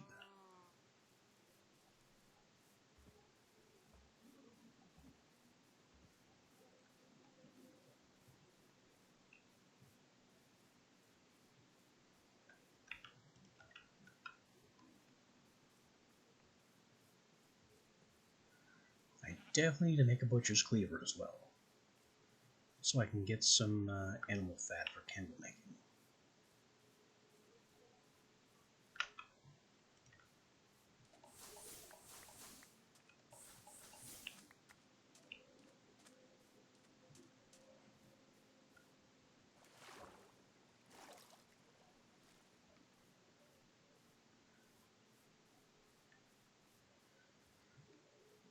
The other subtly extremely powerful thing about the Ars Nouveau break spell, underwater works just fine. Mining fatigue works just fine.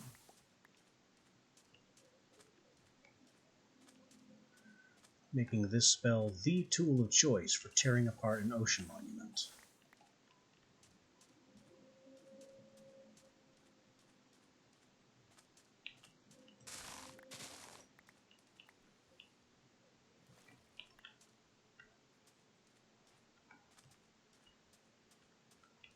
It's even better than trying to use sand to make TNT viable underwater. Oh, we have another tower. Wait, why is this sandstone on the surface? Sandstone should always be under sand.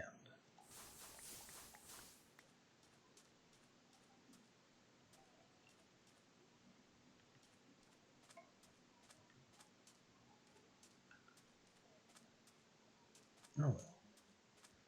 Not gonna worry about the strange sandstone.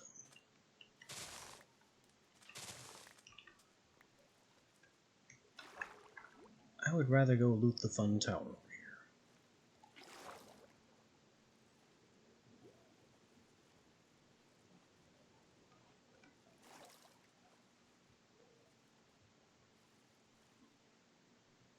We all swim like an angry submarine.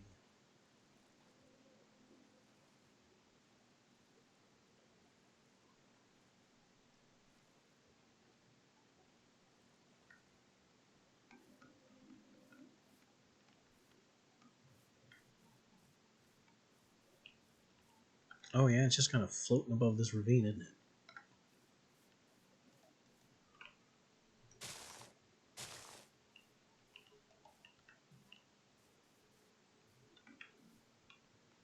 This is a weirdly circular flower patch as well. Maybe there's something important to that. Also, that's dark ore right there. I need to keep that in mind.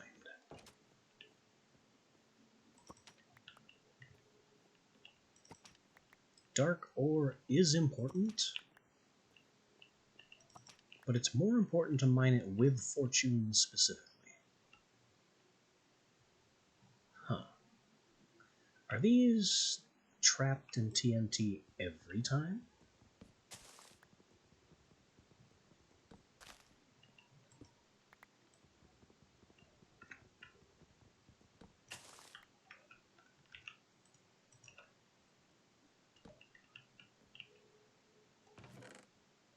Slime balls. Diamond horse armor.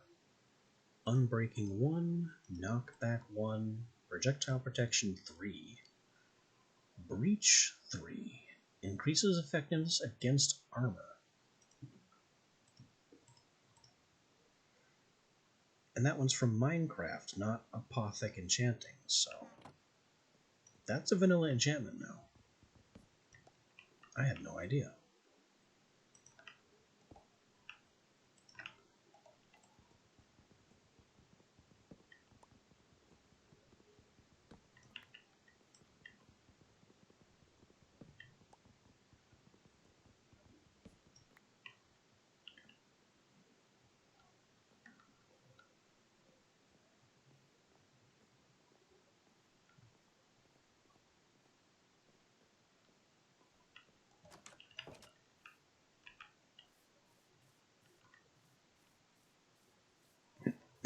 So I got more gems.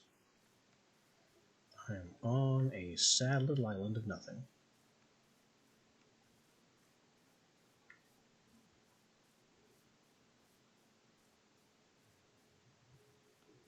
But it has a beach over here. And what is that? Oh, I actually know what this is. Whoa. That is a bit more of a question, though. What we have here is Alacarkinos, a harmless bubble crab. He does things, but I can't interact with him yet. That over there is also a can't really interact with yet. There is something of great value on top under that tree, but it's a bit of a pain to get there, and there's no path up unless you can fly. Or I suppose unless you make one.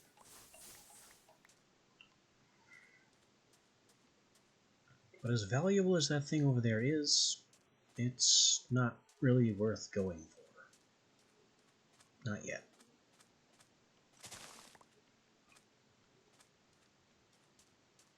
We'll get there.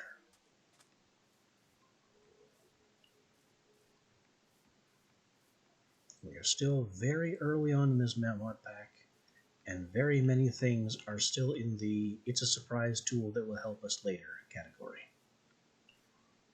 What the? Is that another village? It is another village. I was more concerned about the strangely shaped trees than the being a village thing.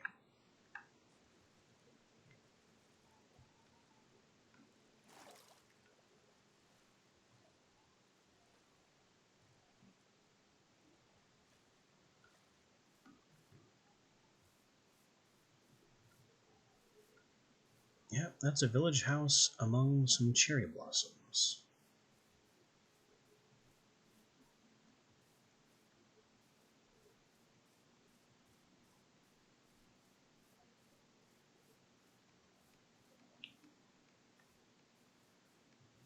And we have some other Ars Nouveau trees in the vicinity. Oh, these things are purple. Neat. We also have bees. Bees will be good to remember too. Oh, that's something as well.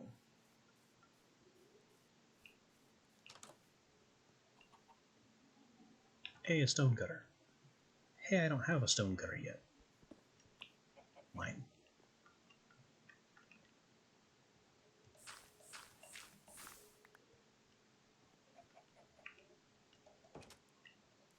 I steal your clay. There's a few beehives around here. Uh-oh, getting dark. Give me a couple of these. Enough that you get to keep your job.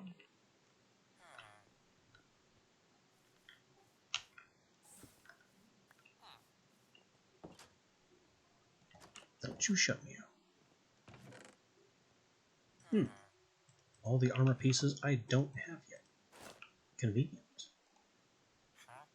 You are selling armor. I'm not impressed. What else can I loot from here? This is a barn. Lots of hay bales. More books.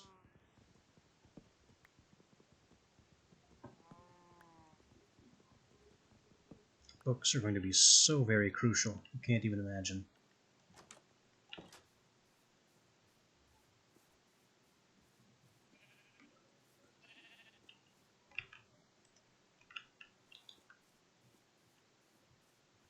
Okay. I'm in a pretty bad position right now. Inventory is mostly full. I am far from home. Special Apotheosis boss mobs are going to be spawning anytime now. But there's also this thing over here.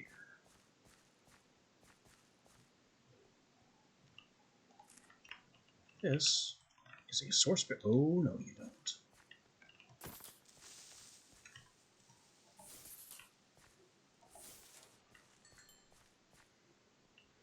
Sourceberry crop, which I can plant later.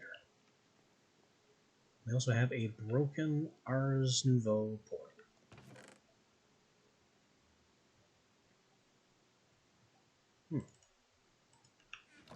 Which we can fix with the provided source stone.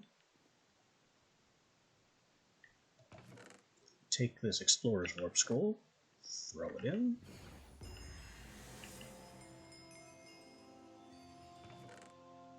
And now I have a Tablet of Overgrowth Ritual and 4 codices. These will just teach me random Tier 1 glyphs.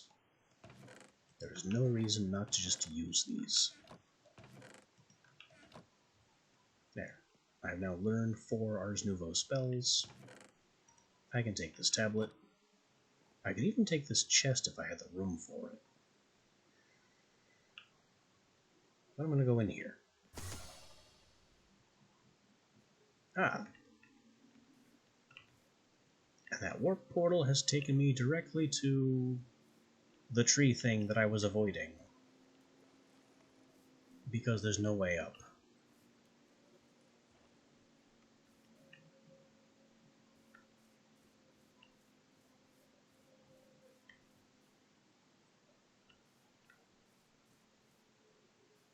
But I guess that's fine.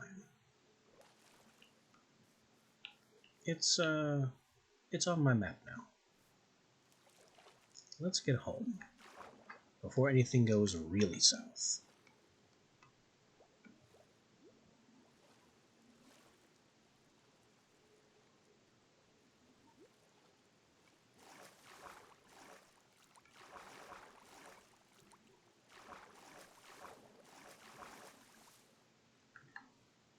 There's a tower we looted recently.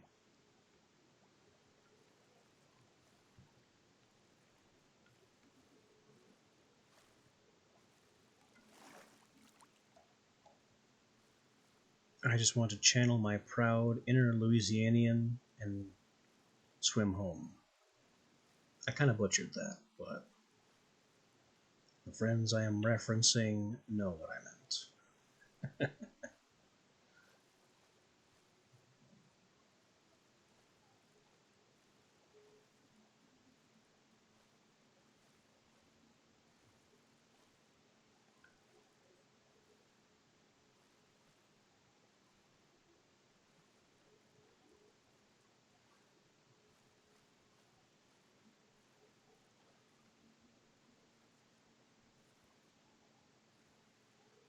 I'm kind of surprised swimming like this doesn't drain my food like crazy the way sprinting does. You'd think swimming would be more strenuous.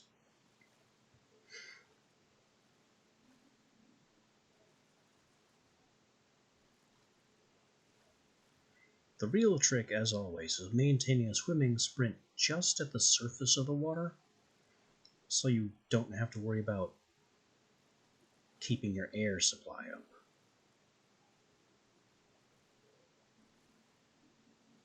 Oh, that's a drowned. Did he have a trident? I hope not. You're not throwing it at me, so he must not have had one.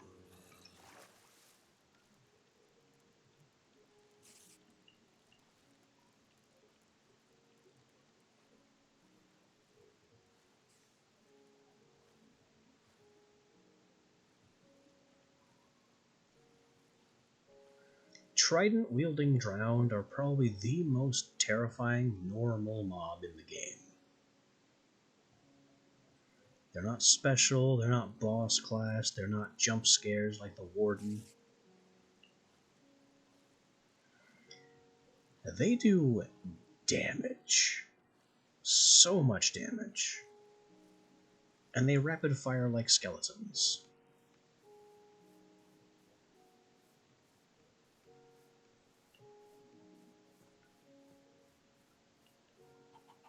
Oh, I can't even take that egg. I am that overburdened I can't take an egg. Uh-oh.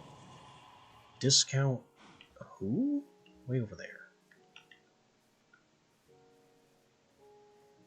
Maybe once I get my stuff put away, I'll go fight him. We have okay gear for fighting something properly basic like that.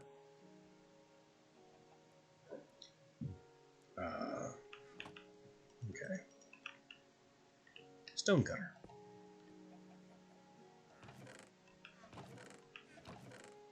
More enchantments. More gems.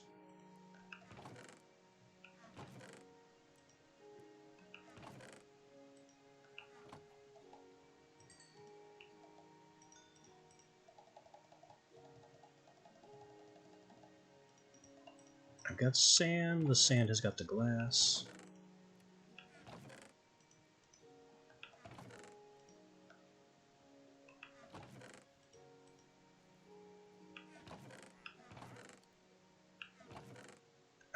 This overgrowth tablet goes here. This will go here for now. I'll move them later. Source stone is another. I'll move it later.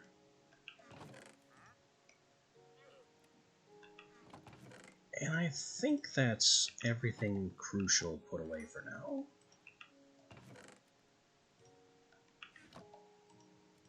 Gem, glass, spikes makes my blood extractor.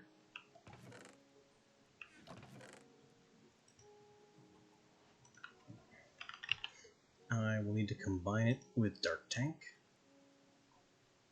to give it far more capacity.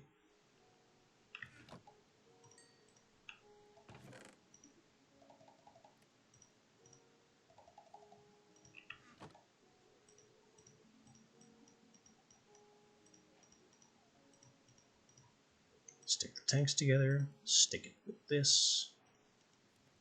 Now I have blood capacity like crazy.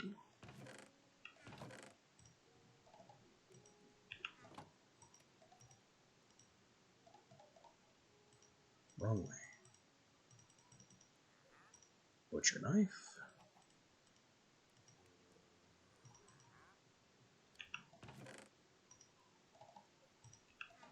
And finally those shears. Now, how about that boss character that was over here? Is he still around or did he despawn?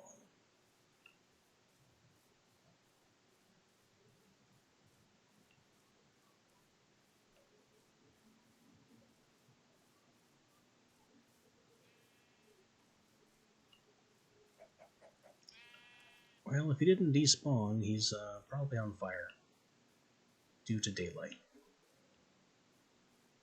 So I appear to have lost my shot.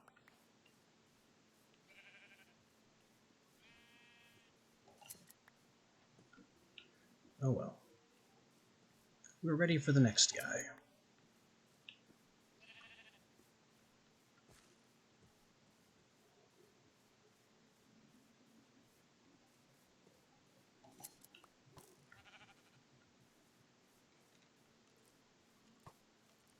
You silly tree skeleton.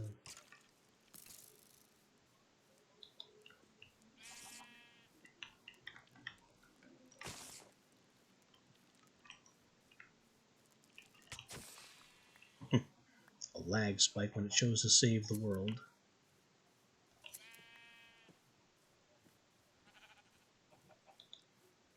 You there. Bonk.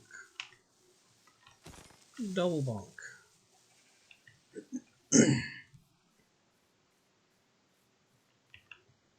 Do I have bones? No. Can I get bones? Maybe. Probably. Attention, skeleton. I've decided you're useful after all. You did not drop bones. You have chosen not to be useful.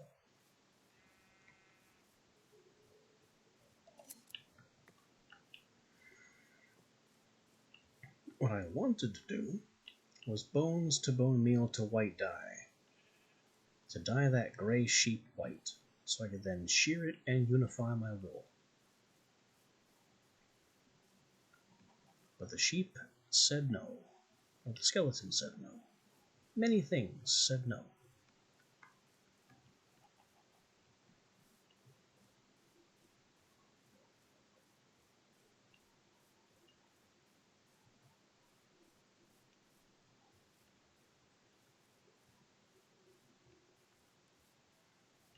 He's still here, being useless, promising a god-level chestplate he can't deliver. Because I can't afford.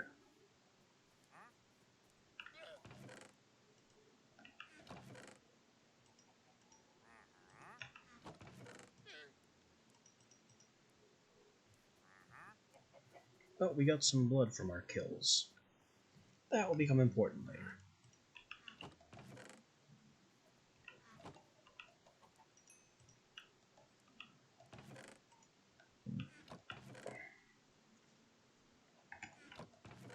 Now I do need to make one more book.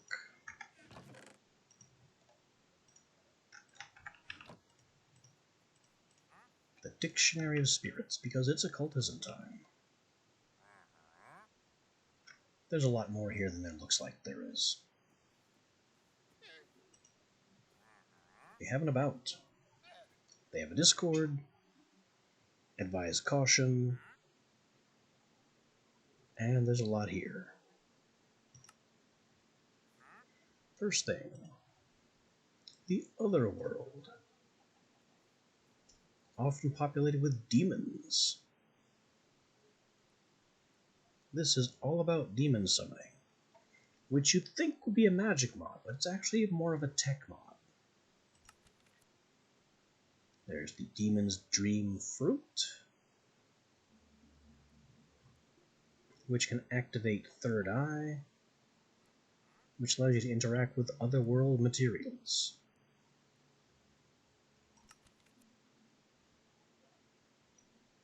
Then there's Spirit Fire, where you can combine the seeds and fruits into Dream Essence, which guarantees Third Eye, but it comes with a lot of side effects. Or you can purify it to retain the positive effects and negate the negative ones in Spirit Fire. But it still hasn't told us what Spirit Fire is yet. There we are. Spirit Fire. Light Demon's Dream Fruit on fire to create Spirit Fire. The main uses are to convert diamonds into spirit gems, as well as getting basic ingredients like Otherstone and Otherworld saplings. This method of transmuting andesite to Otherstone is kind of a cheat. It's not intended, but it's there in case the World Seed screws you up, or if you're doing, I guess, a Skyblock challenge, though that's not accurate, because Skyblock doesn't do lots of andesite.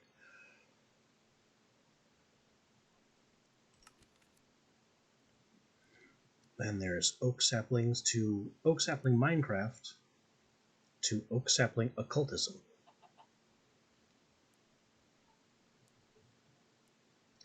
These uses are more canonical. Burning otherworld logs to ash, transmuting spirit gems, or transmuting diamonds to spirit gem, and you can turn any flower into other flower, which just, it multiplies dye. Going back a bit, the Third Eye effect allows you to see beyond the veil. Most comfortable and expensive way to obtain Third Eye is to make spectacles infused with demons. More nauseating but very affordable is eating Demon's Dream. So there's Demon's Dream and there's Otherworld Gargoggles, and that's how you get Third Eye to harvest Otherworld materials. You can also heal spirits with Demon's Dream Fruit.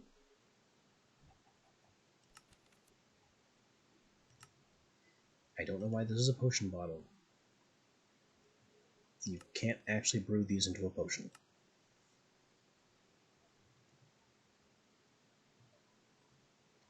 I guess, technically, I am able to begin looking for Otherworld stuff now, because I have to grow some Demon's Dream first, burn it, and then make the Divination Rod. So this is where it tells you andesite to other stone is non-canonical. Oak to different oak is non-canonical. What you're supposed to do is Divination Rod.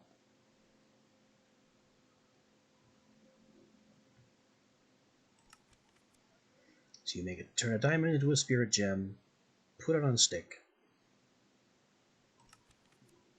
and then you attune it to a material. And this will allow you to find otherworld pockets in the overworld.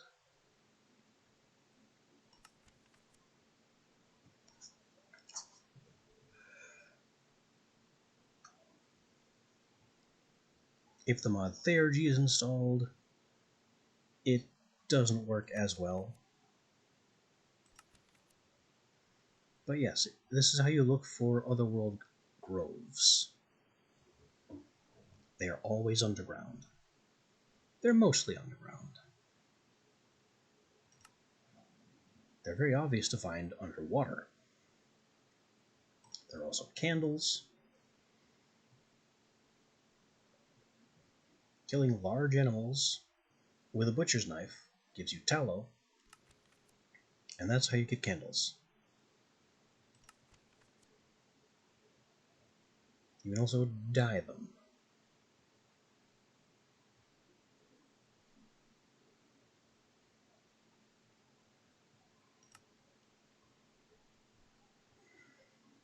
But eventually we get into books of binding, where you purify black dye, you purify feathers, you purify books. You then combine these 3 items with dye,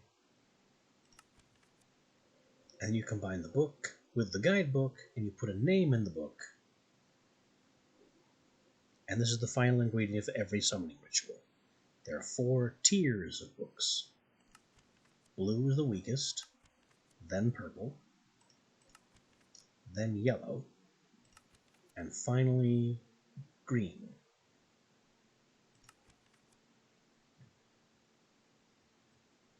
You can also just purify a book and quill to get the empty book, or combine your 3 purified ingredients to get an empty book, which will save you on storage slots, because you don't need to keep all of these 3 items stacked up. Apparently there are ways to automate them. I don't really care.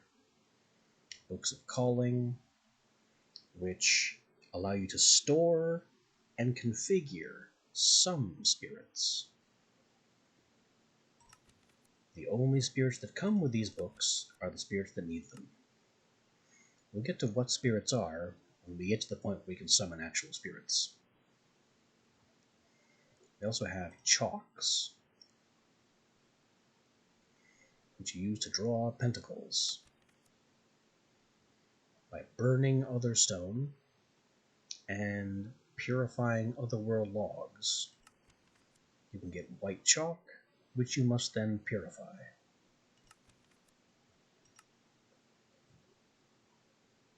There's also a brush to erase, and sacrificial bowls made of other stone, and the core one is always ringed in gold.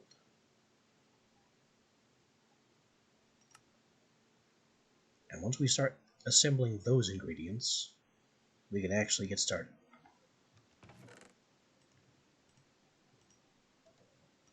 I can't actually do that yet.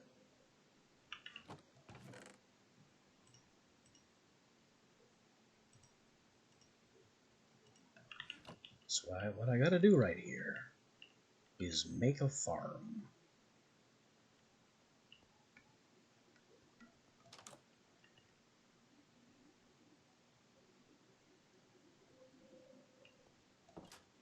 I also still have to build a house.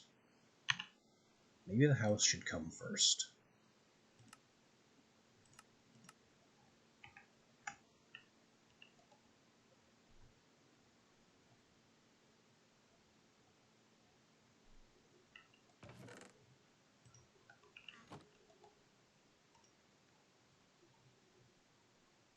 Can't really do much with cobble.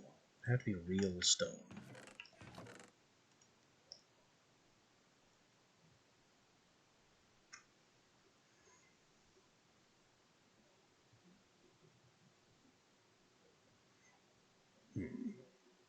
Don't have a lot of gravel.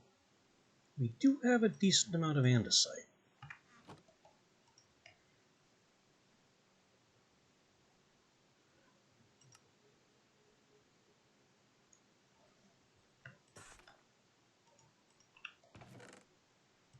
Let me polish up the andesite and then also turn a lot of this cobble into stairs.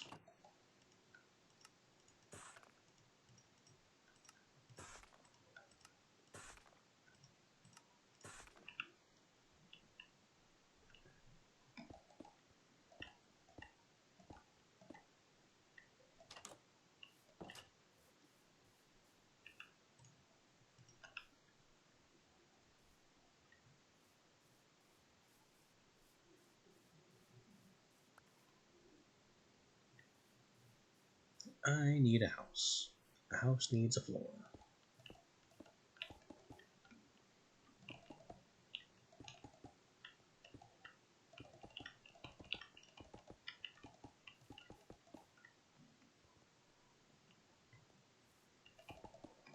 It can be a little on the big side.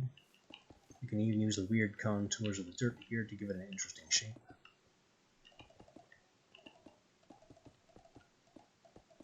Excuse me. You are in my way.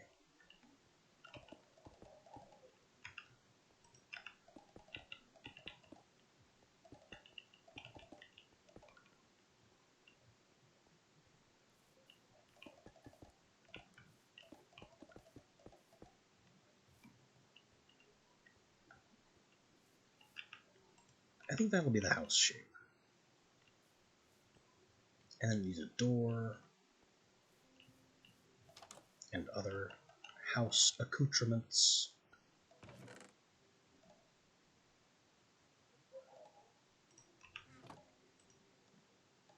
Some windows would be nice.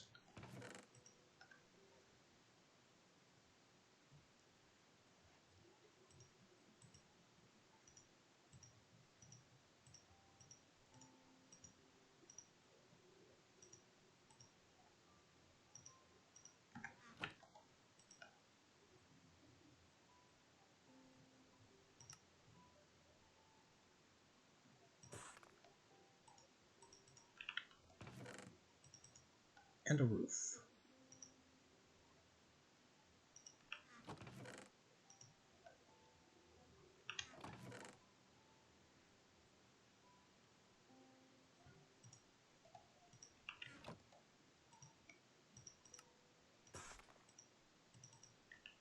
I'm also going to need room for that farm. Why didn't I grab the door?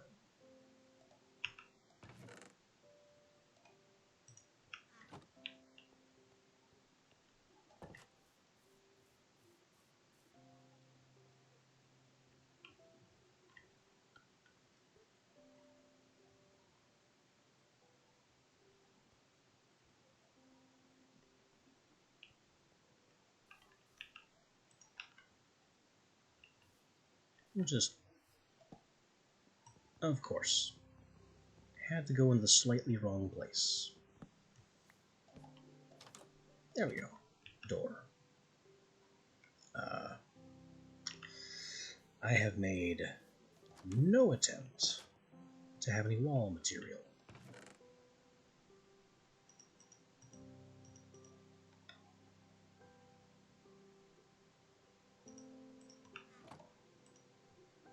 Yeah, I could polish up some granite to break up the silhouette a bit.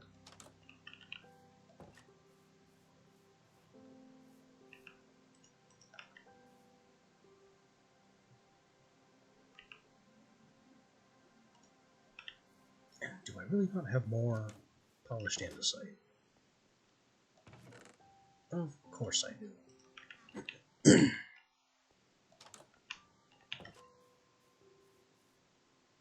Time to build something ridiculous.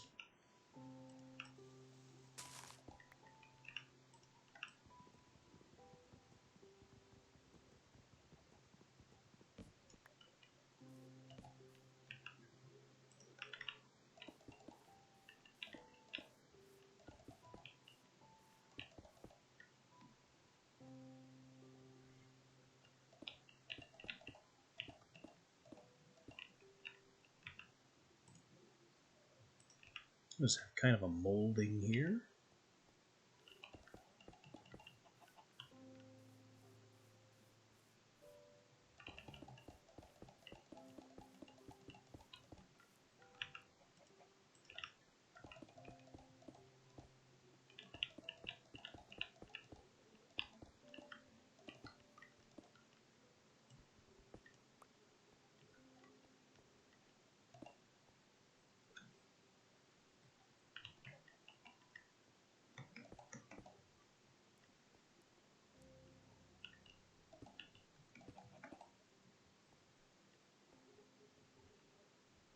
I guess we'll build up the corners.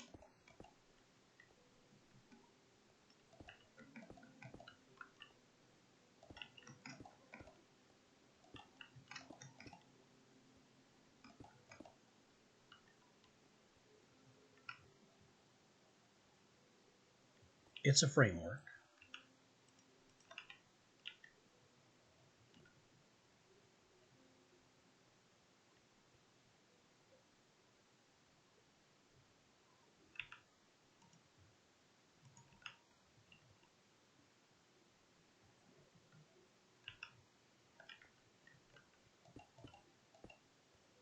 The door still gets the andesite. And we have a slab roof.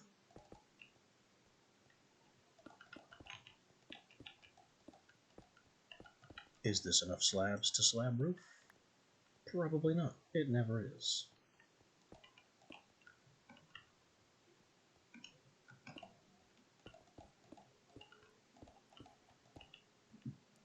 But it is, at minimum, a starting point.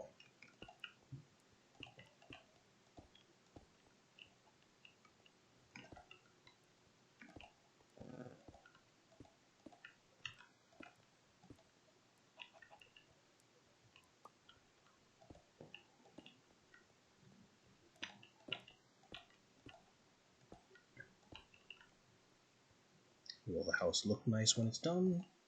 Almost assuredly not. But an attempt will have been made.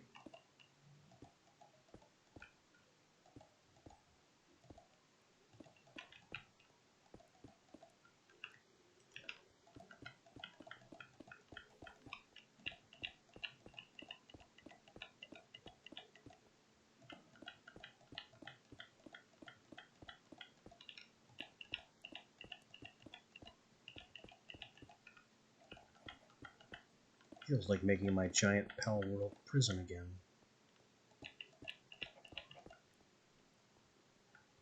Nope, we are short on polished andesite slabs.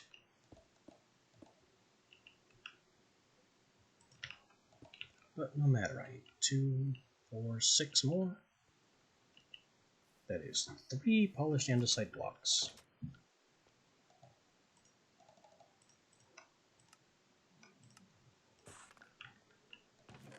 And the rest get put back with the dirt and the granite.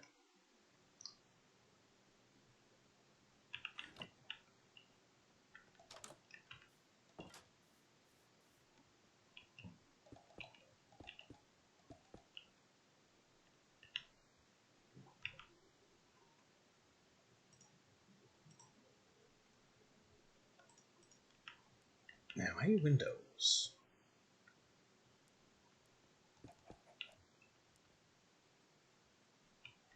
Especially windows facing, well, east is apparently out.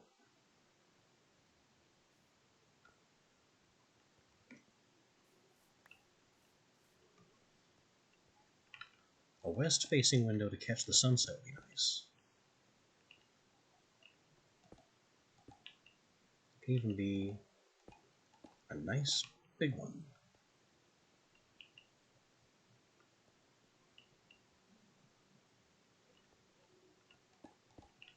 And now I'm out of window material. A seaside view would be nice too, but again, out of glass.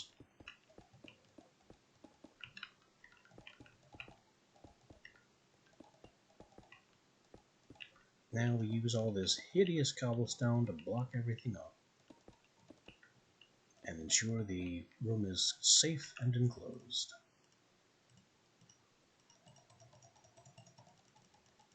Is it nice? Still no.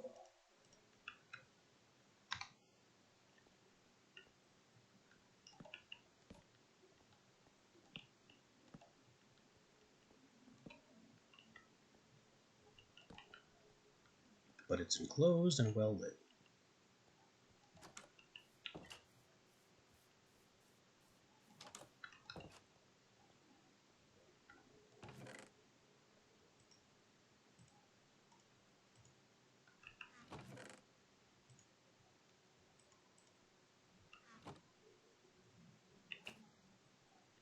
Next step, farming.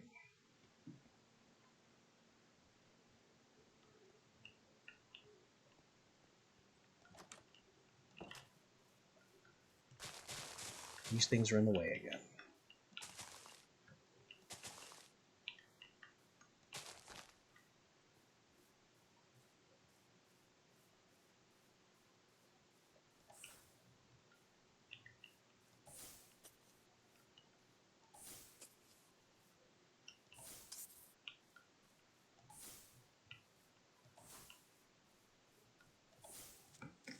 Stop!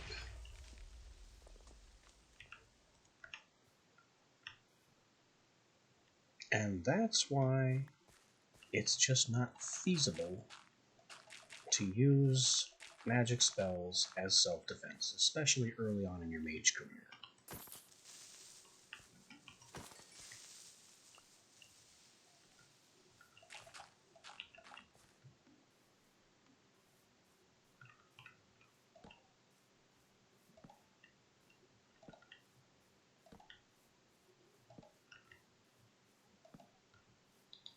How many of you are there? Go away.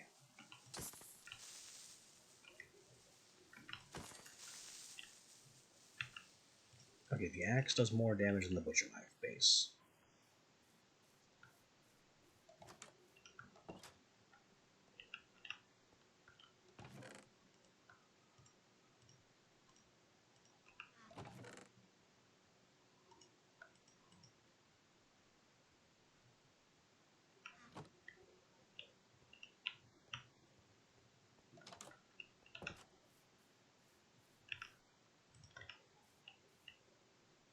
I was supposed to grab dirt. Forgot the dort.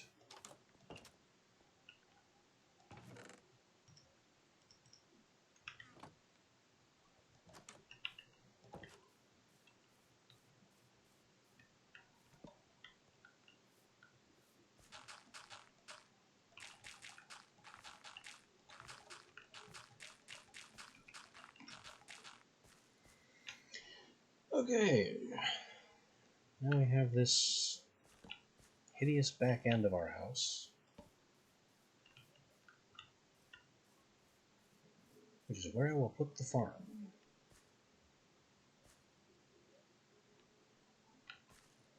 Give it a space.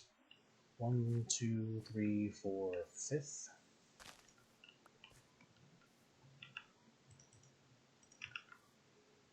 Slab, waterlog, torch.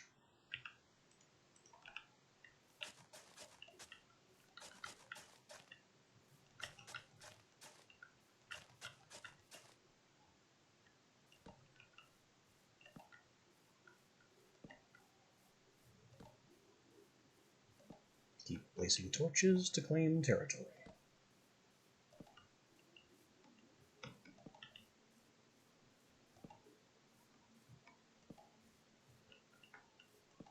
Torches will eventually become obsolete. Which is honestly closer than you'd think.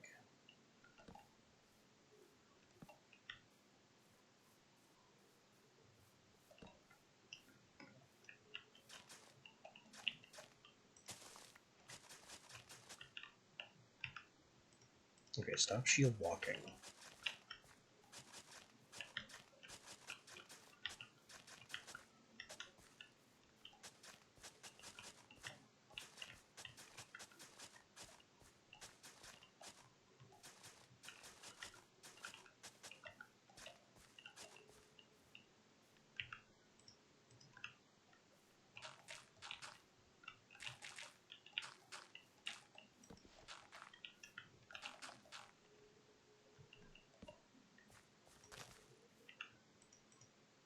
Now with this all dug down,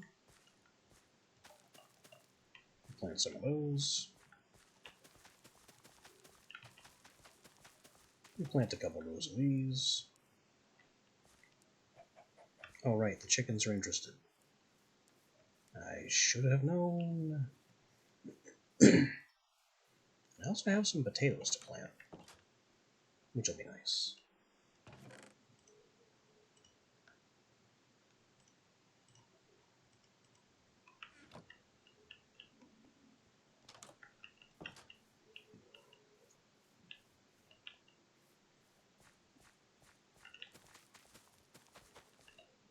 Let's jam those tubers in the ground.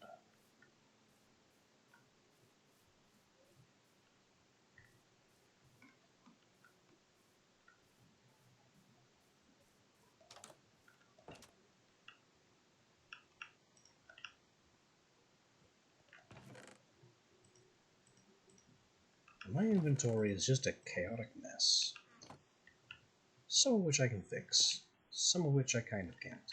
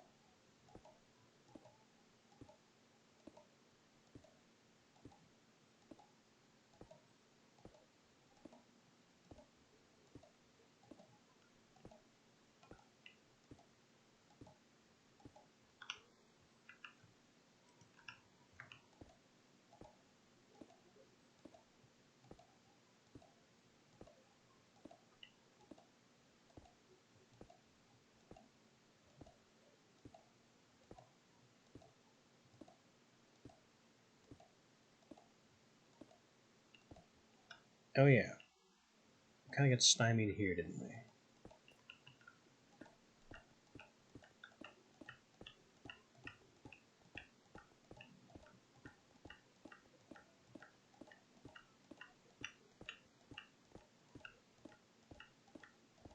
Wait, but I'm not stymied anymore.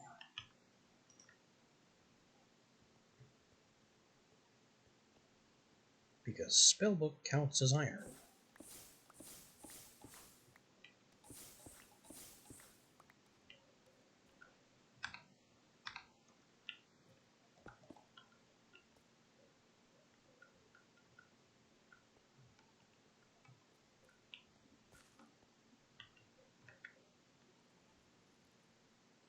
I could also try and grab that diamond we saw earlier, but I don't remember where that was.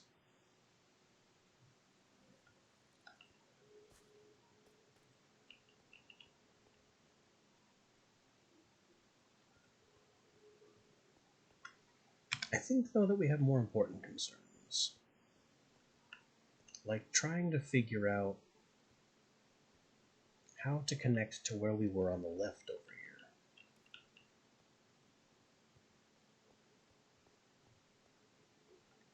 Because we went into this pocket.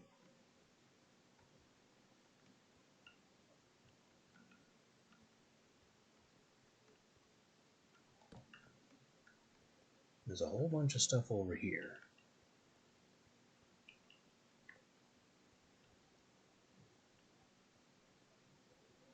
You know what?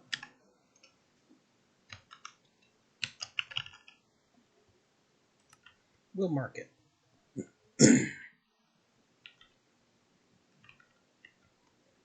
And then go through the whole thing and sweep back up to where we were before. And try to get there the back way.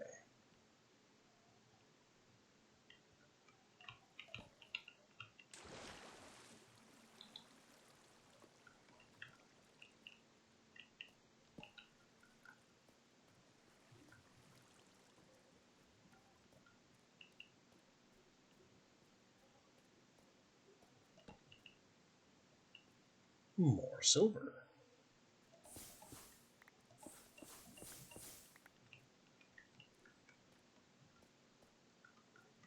Be better to grab with fortune, but we don't have fortune, do we?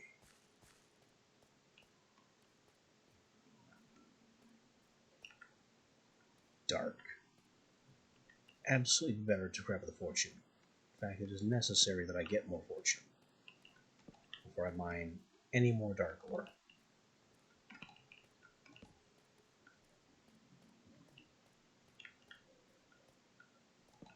Because when you start needing dark ore to progress further in Evilcraft, you start needing it by the ton.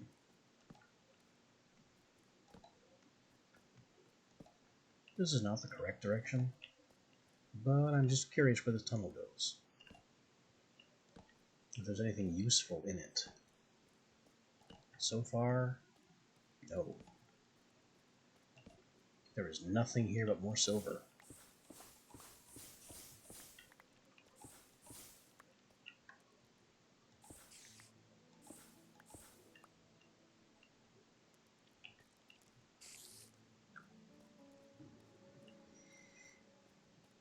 So I can only assume that when ore spawning was changed, to make it so ores were less likely to appear exposed to air, silver didn't get the memo.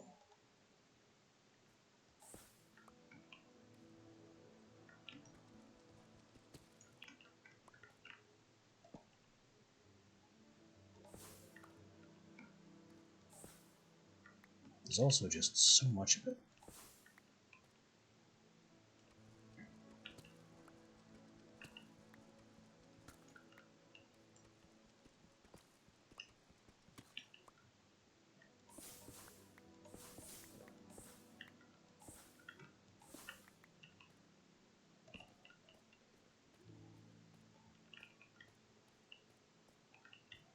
Despite being a key ore in occultism, it's surprising how little silver you actually need.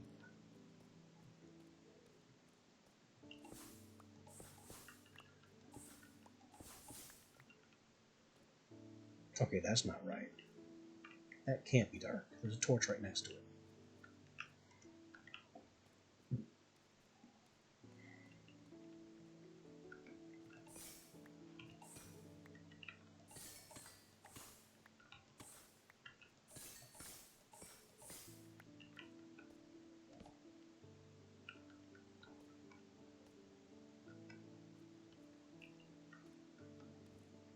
Redstone, lapis, more silver. There's my pocket marker. There's gold.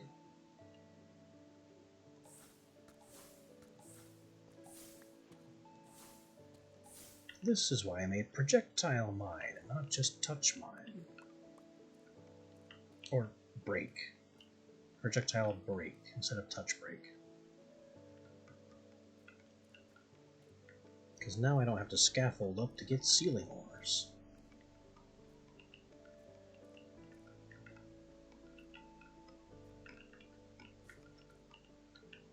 I still have to billy goat up here like a normal person, though.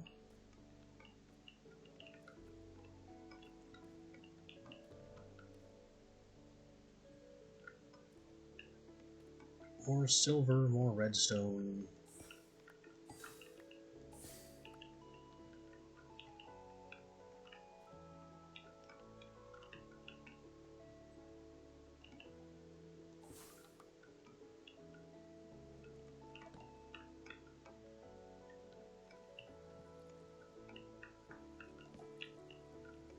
What's all this? Ah, this will actually help me.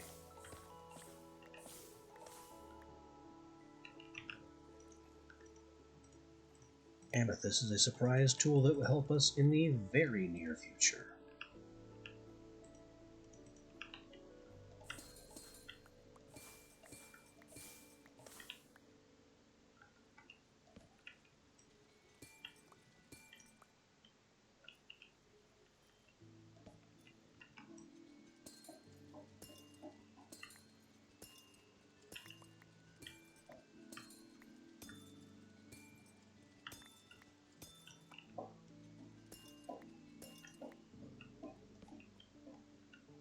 The basalt and calcite, I'm less sure about.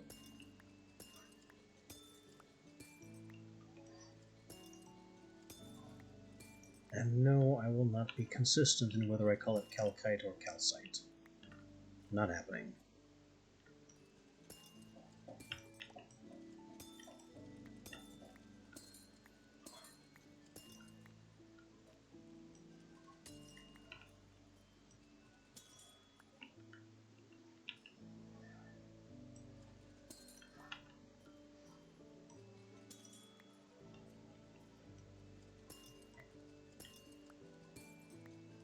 Anyway, neat little diversion.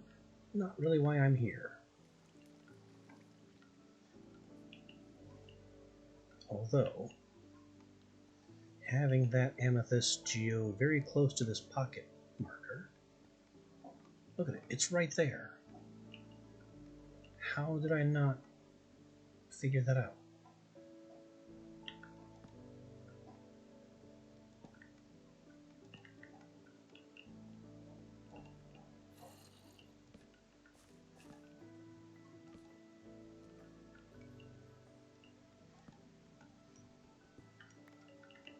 I mean, it was dark and I was out of torches, so some amount of lazy panic is to be expected.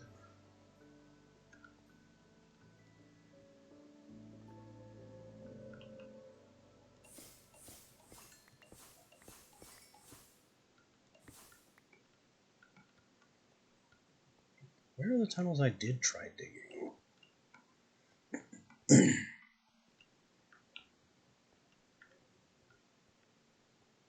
Here. I guess we just light these and forget about them.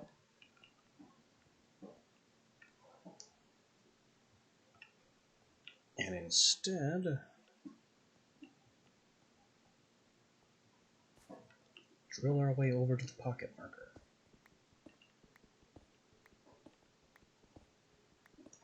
By as easy and convenient a route as can be managed.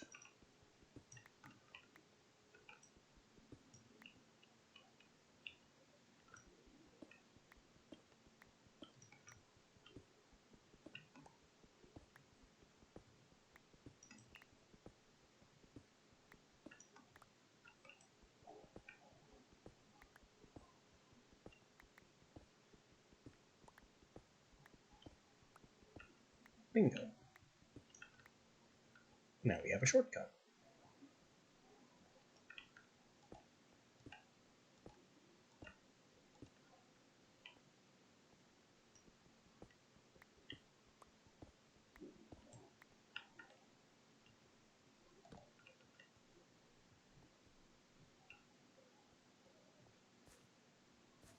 And that leads right over to our geo that we started pillaging. Things are beginning to come together.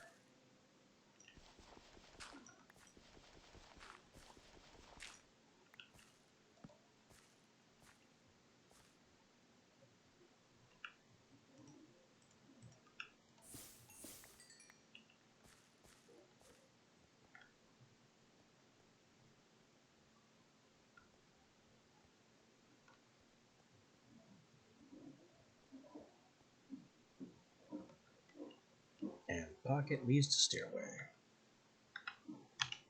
I no longer need the pocket marker.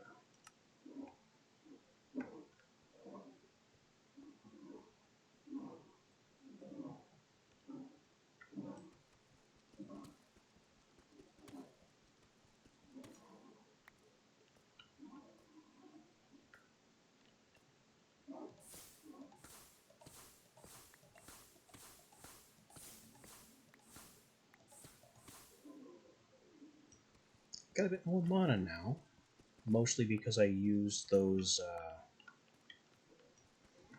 little codexes we found at the portal thing, which increased my max mana reserves. Every spell glyph you learn increases your mana maximum by a small amount. There are other ways as well.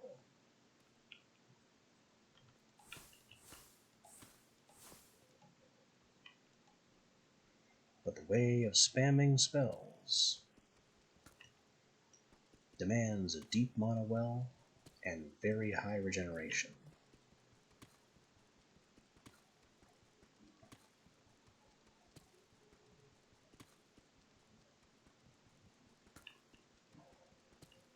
We will see in due time, though. Uh-oh.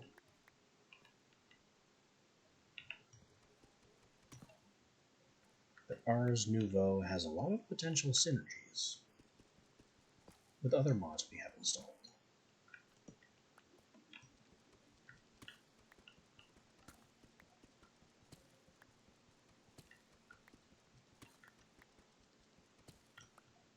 Now this is a big hole, and I don't really have many answers for this giant hole.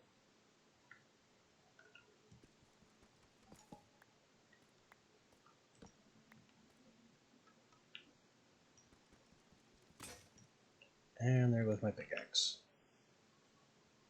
My only pickaxe for some reason. Didn't I make a bunch? Where did they all go?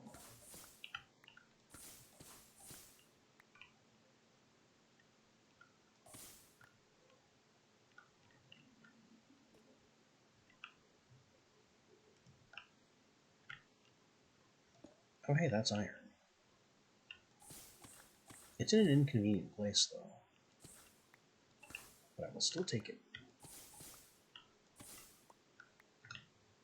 I better have two. I do.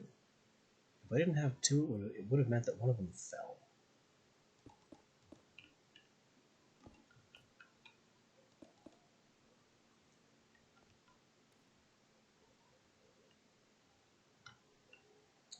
Okay. What do I do about this cliff? The answer, unfortunately, is not much.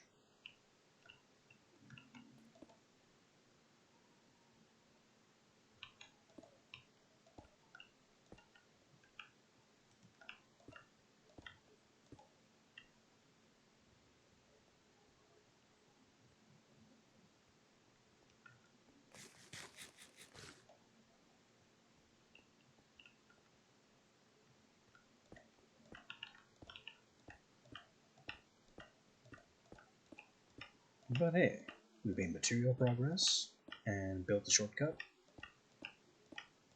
so things are going according to plan.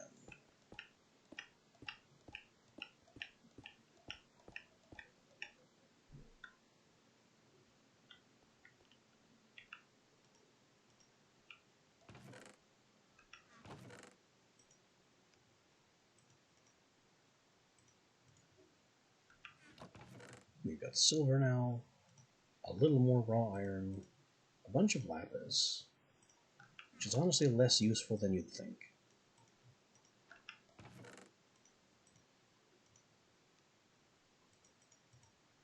And a little bit of amethyst.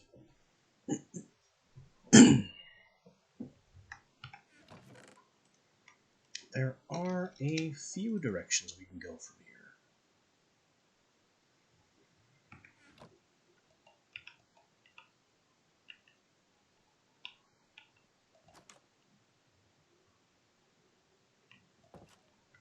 We can try for occultism. We can try for Ars Nouveau.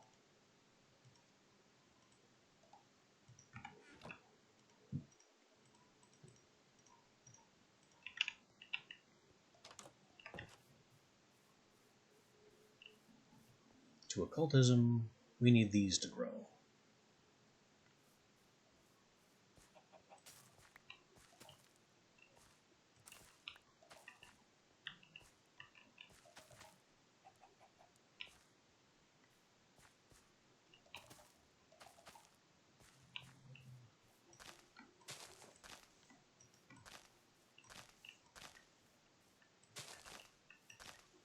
Maybe I can find some more seeds.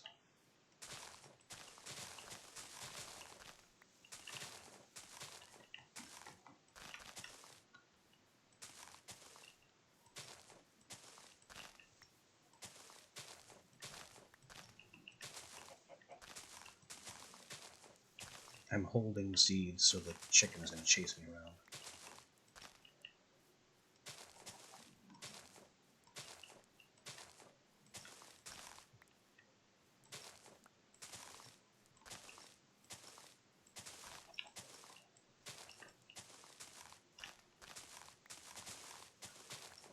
You know what, though? While it's daylight and I don't have much else to do, what kind of crops do they have over here at the village?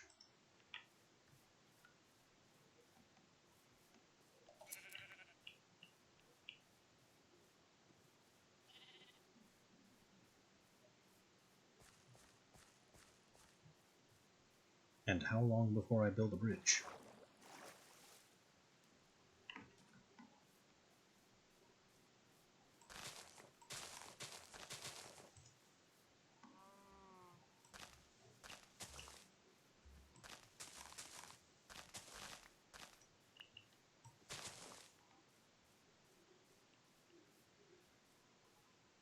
I see a farm plot on the map.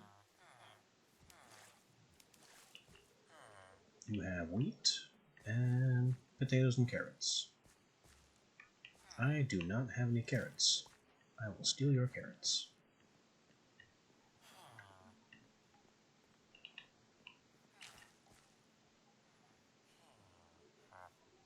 He sells bread and buys potatoes. That could be a powerful farmer. Wait, didn't I steal these? No, I never actually went to this one. I stole the cauldrons from a different leatherworker place. You are selling tunics of a different color. You buy leather.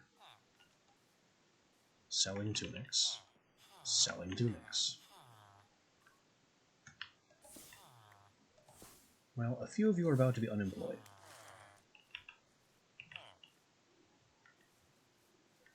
Find better jobs.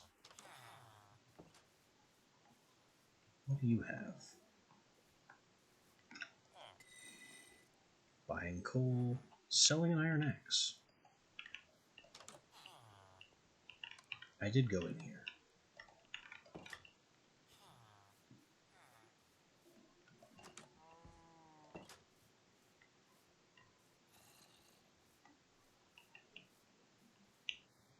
There are other places I need to go and explore and visit and loot. Mostly loot.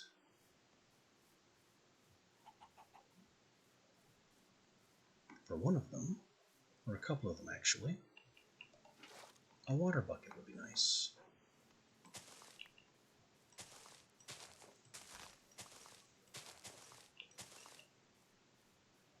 Now where? There we go. Beacon beams.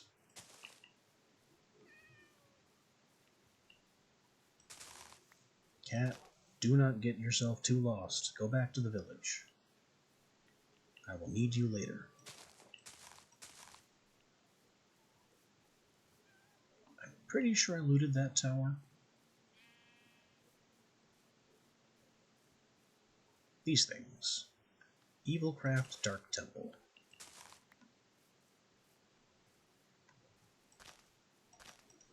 They also tend to have loot chests on them, which is mostly what I use them for. There's also some importance to the environmental accumulator in the middle, but that's dangerous if you try and use it. Well, if you try and use it a lot, I should say.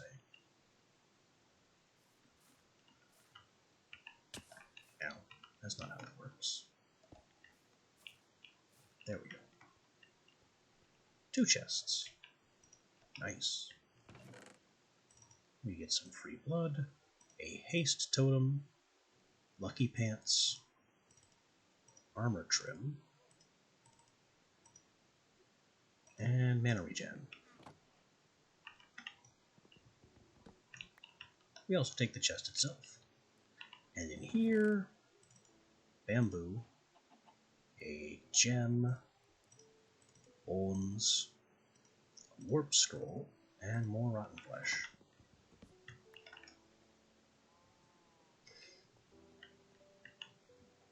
Good loot. Good loot. Why is that on fire? Must be lava over there. Yep, lava pool.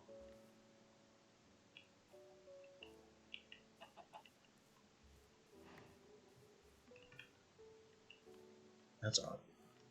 There were 2 eggs. I picked up one. The other one must have despawned just before I touched it.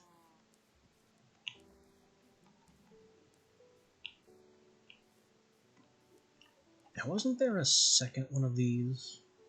Or was I always mistaking the den for it?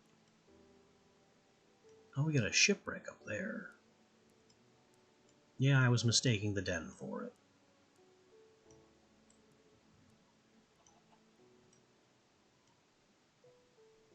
There are a few towers here and there, aren't there? I think I've looted all of them, though. At least that we know of. I really need a way to mark what towers I've looted. Anyway, better get home.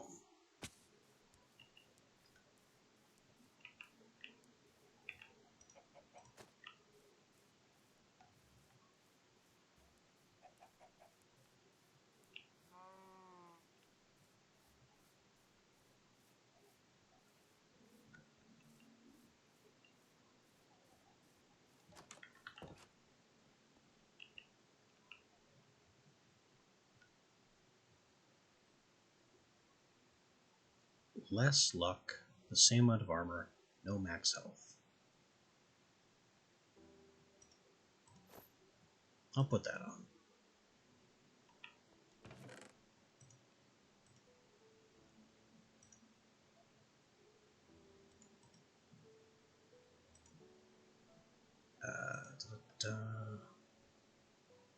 Gem.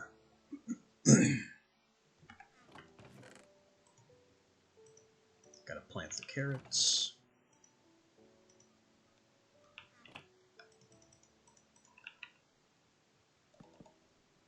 Place those. Spare chests or blocks. Gotta plant this. Blood is technically loot.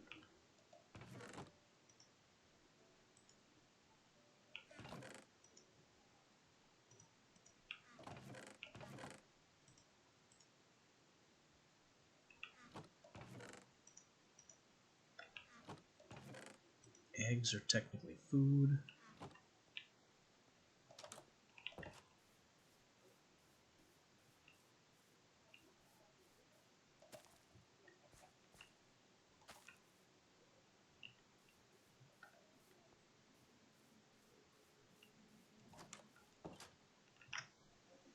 What else? Bamboo. I can afford to plant some of this.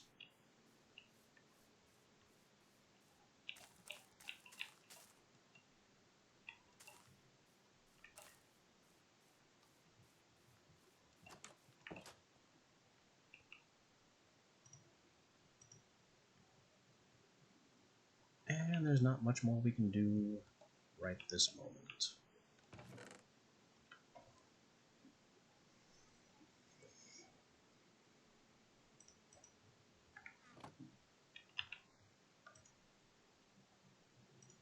Although there kind of is.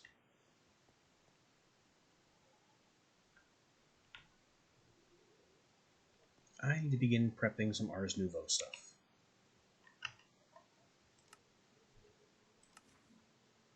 Specifically, source gems. It's a dowsing rod, which allows you to hunt for magical creatures, and budding amethyst. Well, we found the amethyst, so that's not a big deal. I need an imbuement chamber made of archwood and gold.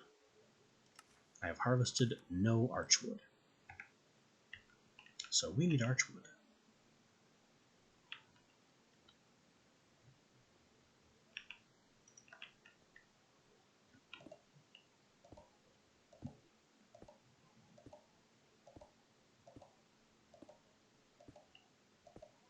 I think that's the next big step, collecting archwood and advancing down Ars Nouveau. Which means those brightly colored trees that I've been ignoring are my next target.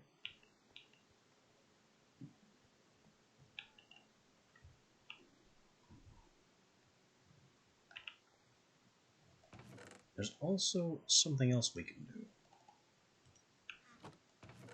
that's kind of minor.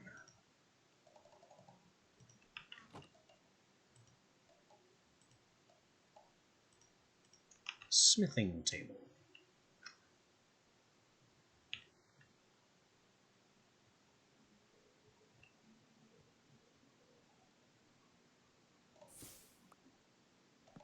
What does the smithing table do? The smithing table is how you socket things.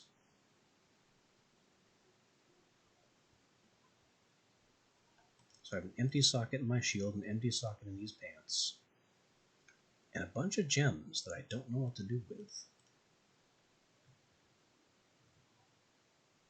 Also, all these totems. Can I use absorption yet? And is it good to use absorption? Can't afford it.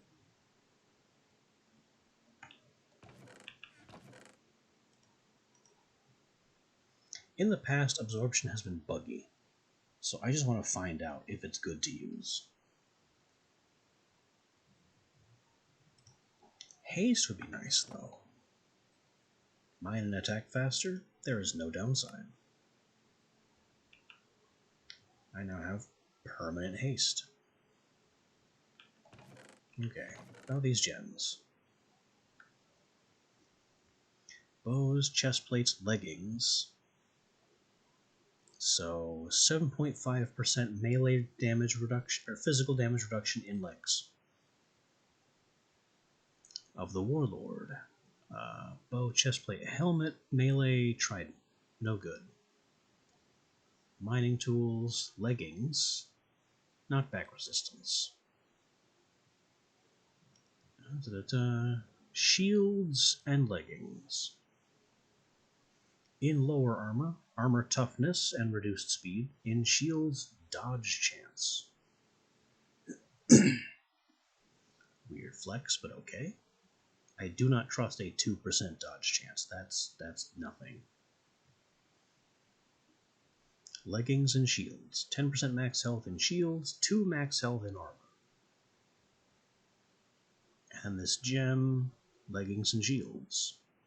In shields, armor toughness. In armor, armor toughness. So let me take this and put it in the legs. And then this one, since I have so many of them, can go in the shield. And that is applied like so.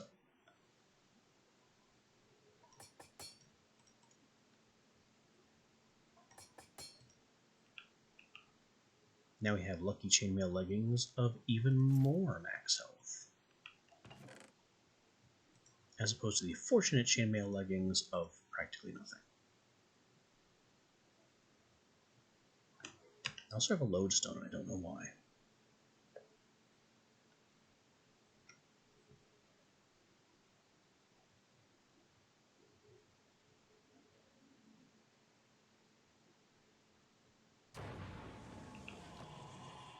Mr. President Phelan the Hungry is over there. Let me go headhunt this thing.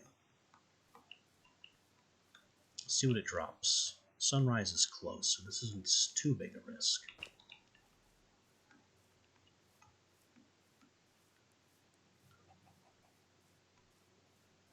It's a skeleton. I see the bow outline.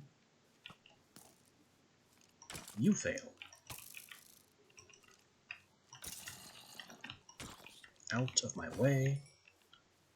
I'm after a target. So much creeper. And witch. Great. The witch has given the creeper speed. When I'm hunting this guy.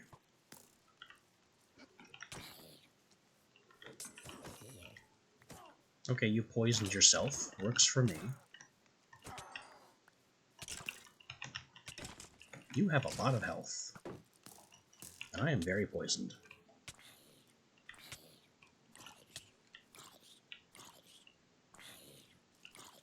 There's nothing I can do about this poison until it expires. Second skeleton. Because of course. Why not?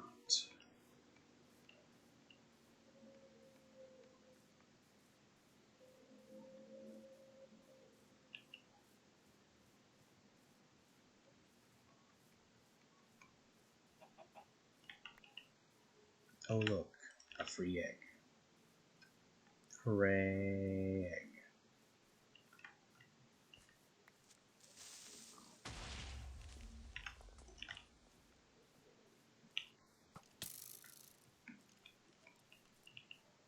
What is with all the creepers? Enough!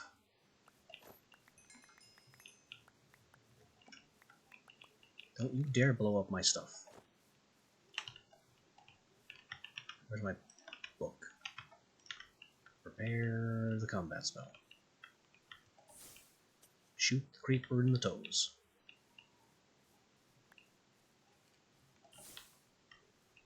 Shoot you in the toes. Where's my axe?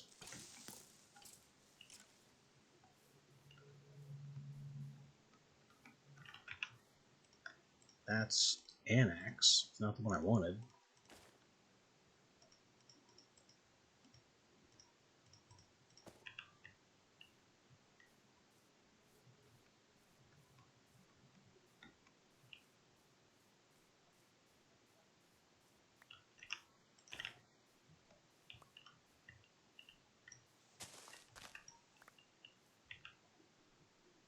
That's the one I need.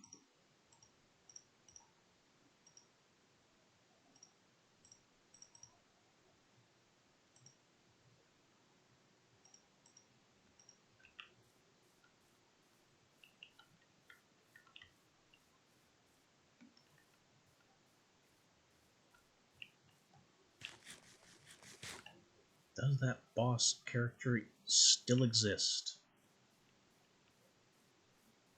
Because I don't see it. I don't see any skeleton marker on the entire minimap.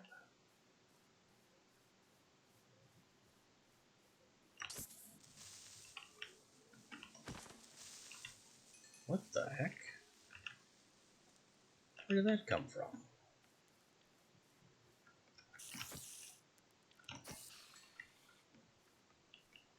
Creeper dropped the turtle helmet. 2 armor, 1 armor. Well, it's better. And it has luck. And it has deflection. Punk. That's quite the sound, isn't it?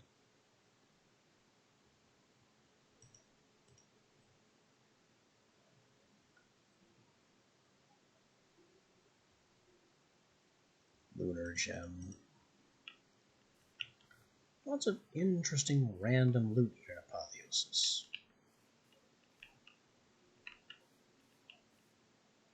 And there's an interesting double deep creeper hole.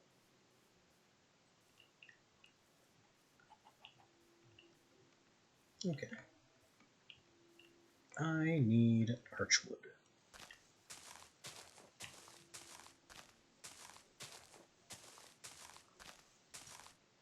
So it is time to archwood.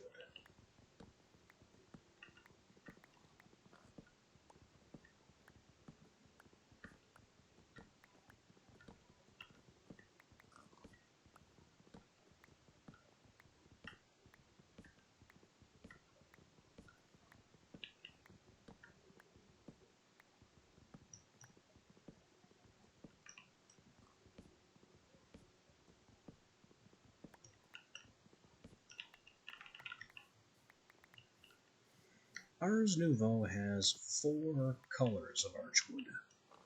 And of the 4, Flourishing is the least interesting.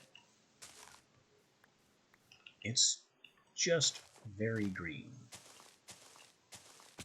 That's pretty much its gimmick.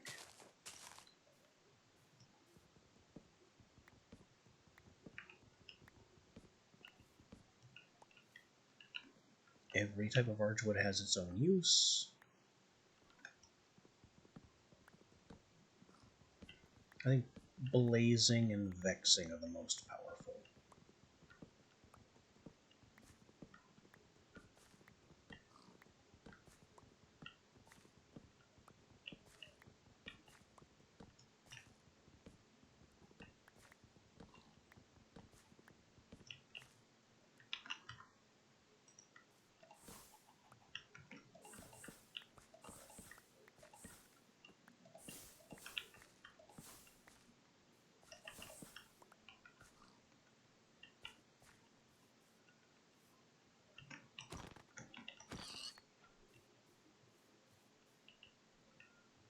Butcher Pig, get tallow. Also important for occultism reasons. Chickens aren't big enough to butcher for tallow.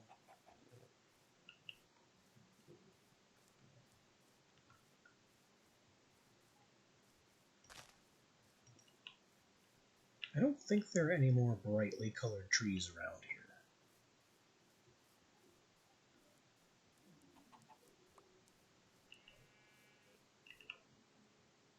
And somehow I still don't have any bones on me. There were lots of skeletons, but none of them dropped bones.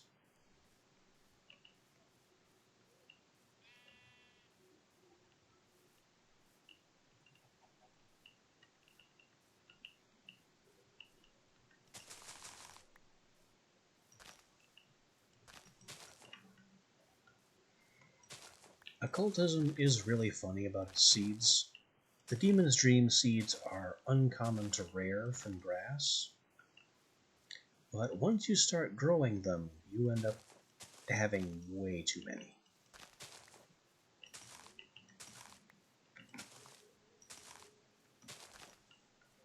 Because the Demon's Dream plants can be harvested with a right click, which gives you seeds, and doesn't break the plant. So the plant just reverts and can keep growing.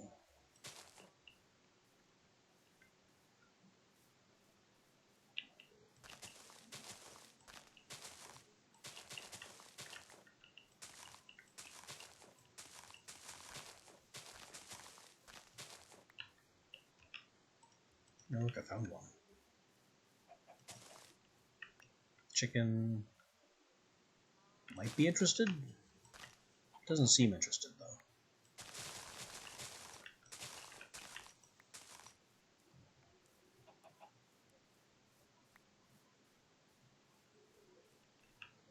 Twitch, just broadcast. You have one job. Hey, we have our first fruit. Twitch, stop it.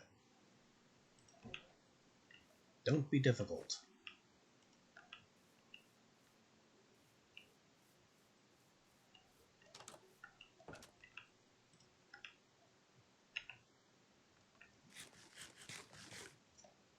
Oh, jeez. Twitch is just gonna show me there's a network error and not tell me what the network error is.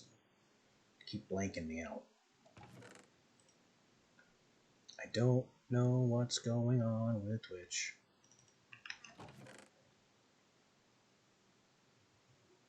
Boots for swim speed. Leggings for reduced gravity. Light weapons for cold damage. I don't have any socketable weapons.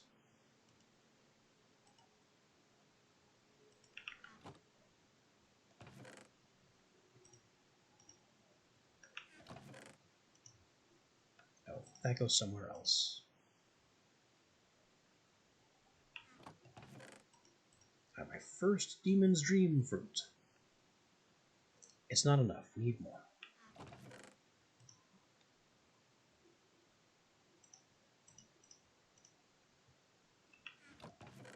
Eggs, ham, redstone dust,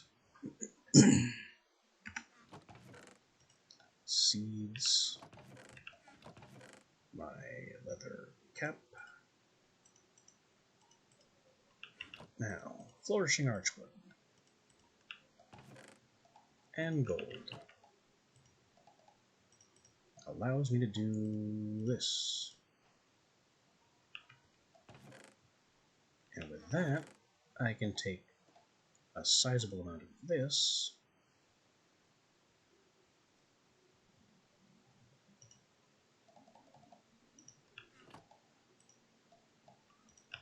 and we're moving into the house.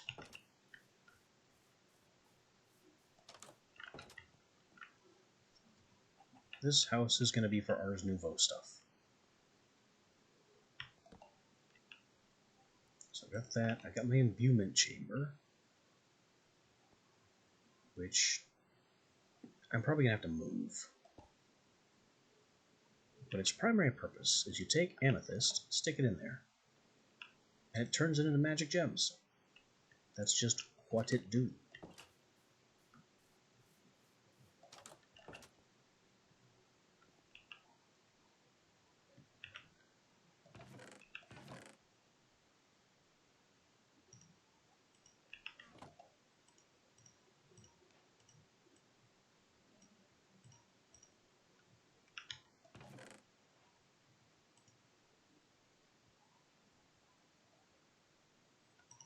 Now, let's collect everything that is Ars Nouveau related. And shift it over to where it needs to be. You know what? Evilcraft can come too.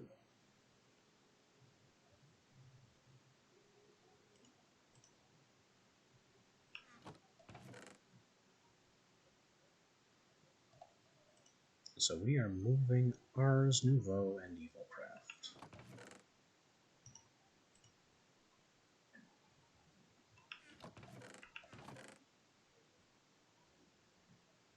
Spikes. Human flesh. Blood. Warp scroll. Not you, but you. I think that's everything.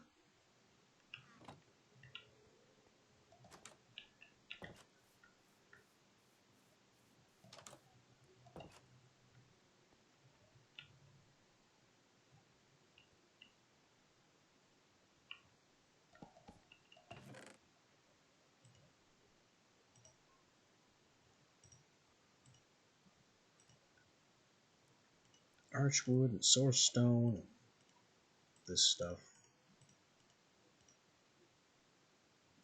Warp scrolls, potions. These potions of mana regeneration, they get out of hand. They get really out of hand. And then source berries can be planted anywhere I don't plan to step, because they are pointy, much like sweet berries. So now that I have source gems coming, there is yet more I need to do. And also we've got Ignite, Interact, Toss, just some basic spell glyphs. Toss places an item from your inventory on a location. Maybe if I had Botania installed, it might be useful to like give something to a placement thingy. I don't see a whole lot of value in it. Interact. It triggers buttons, levers, and doors. Ignite. Sets things on fire. Using the sensitive augment, summons Mage Fire, which burns for less time, but doesn't spread or destroy blocks.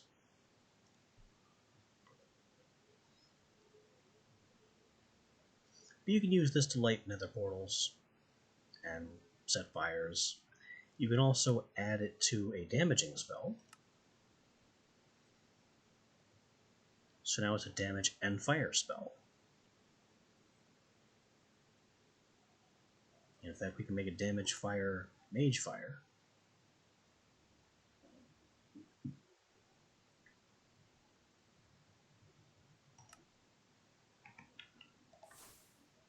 And now it summons this, and will also light mobs on fire without burning down the surroundings. We also have source gems, our first source gems. So what do we do with this? Well, we have to make new glyphs at the scribes table.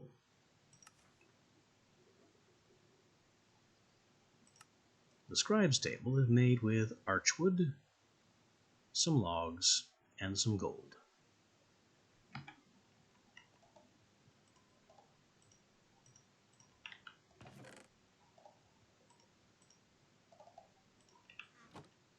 That was slabs, right? Whoops, don't do that.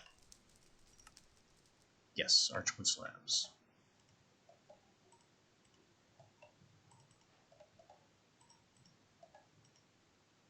Scribes table.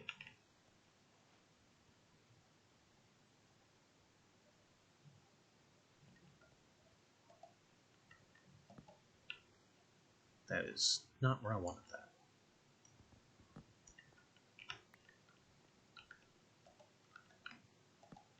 There.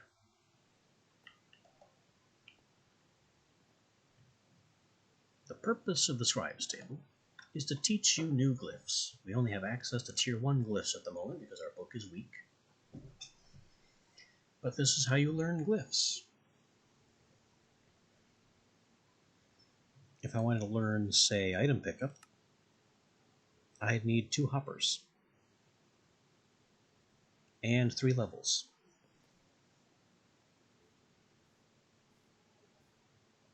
There's also the Fell spell, which requires a diamond axe and an earth essence. More on that later. We also have things like Summon Steed, which only costs 4 leather.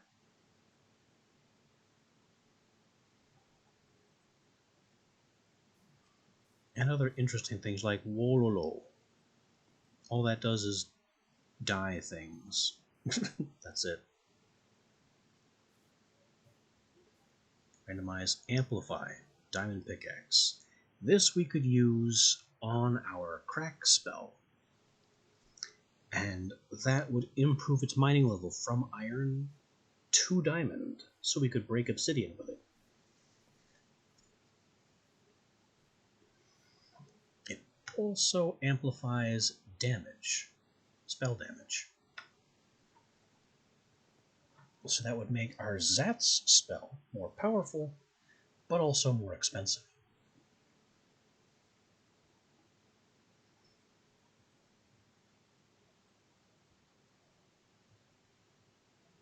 So all kinds of other interesting things around here, like rune traps, the leap spell, harvest, which automatically harvests fully grown crops, and can be made into an AoE later.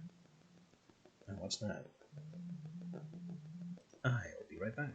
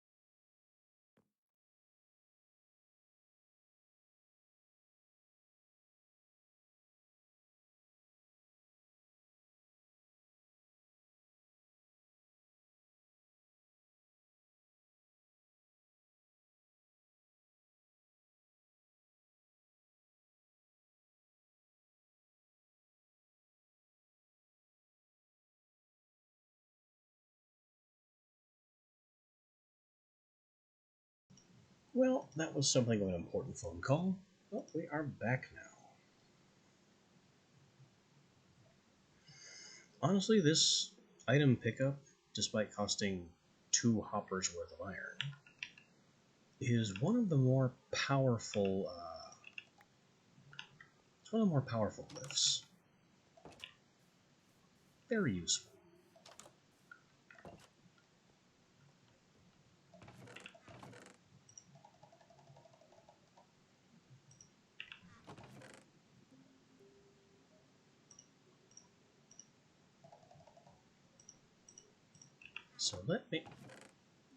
So let me go ahead and assemble it.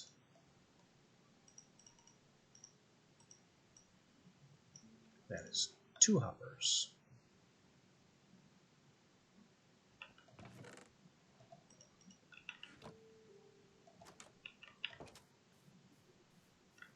Where am I going? The front door is over here.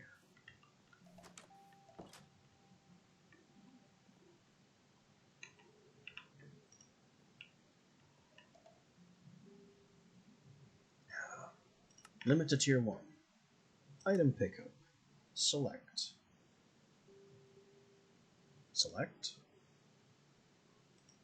Select. What's your problem? I have the levels required.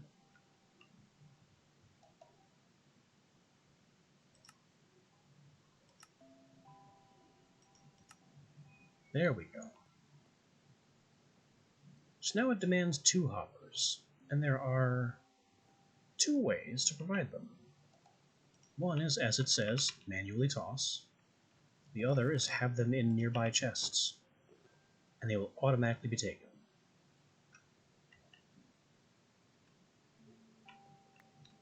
And there we go. Item pickup.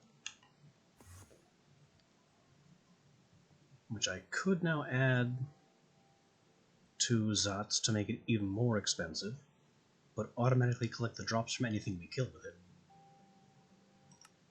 Or I could put it on Crack.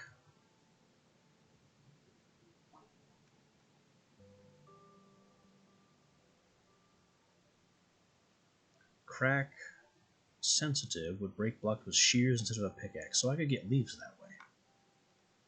But I definitely want to put item pickup on it. So now any block I break with this spell instantly pops into my inventory instead of being dropped. There's a lot of value in that.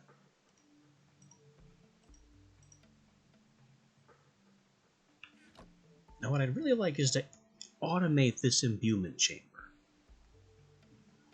Which can be done. It's just a bit of a pain.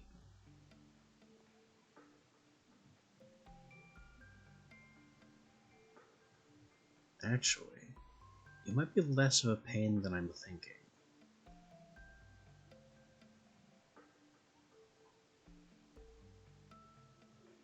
But that would require me to be further in occultism.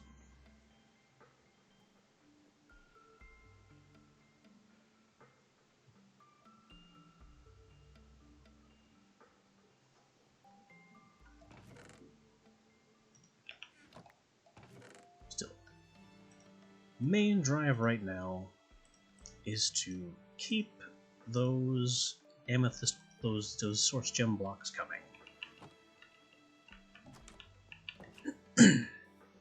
And that's the primary slowing thing of Ars Nouveau.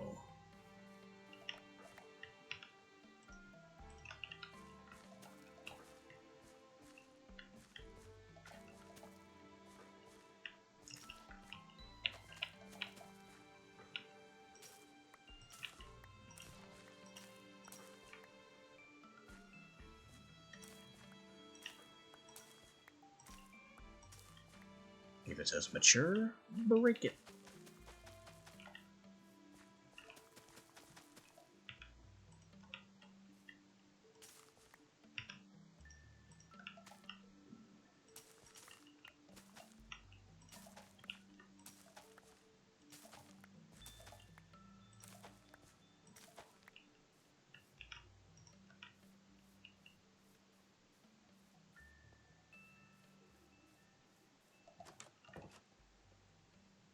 Okay. My Demon's Dream stock needs to continue to grow.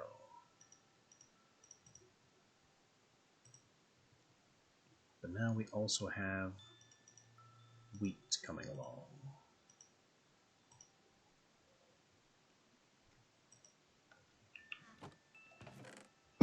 And other articles of interest innumerable.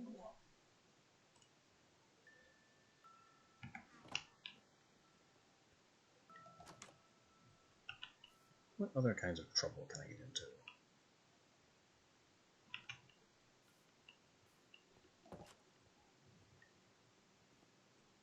Well, we still need lots more wood.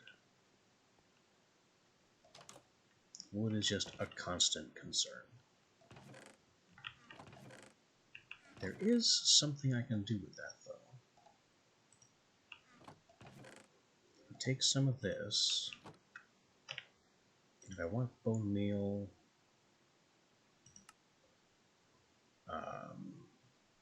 werewolf bone.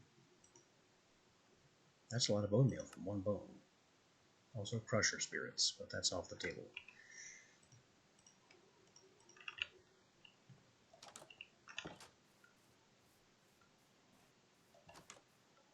Hey you. Right this way, please.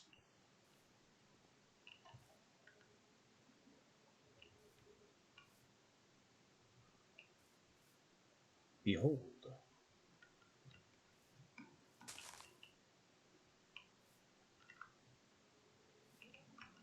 A sapling. Poof.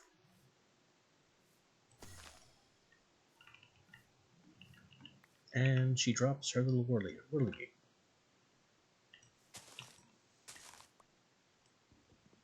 That is how to impress a whirly sprig. It's one of the many nature spirits that Ars Nouveau just causes to exist.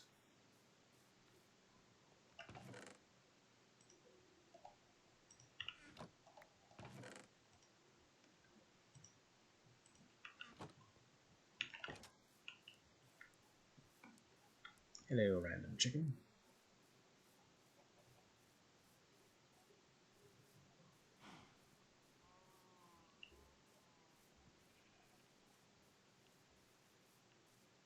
Uh-huh. Hey, little dude. These guys like gold nuggets.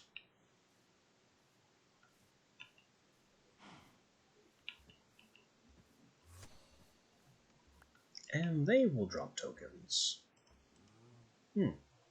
This one is a unique one.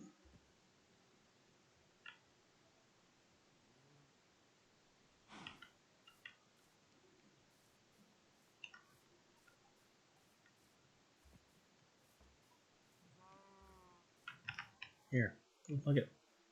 Come and get it.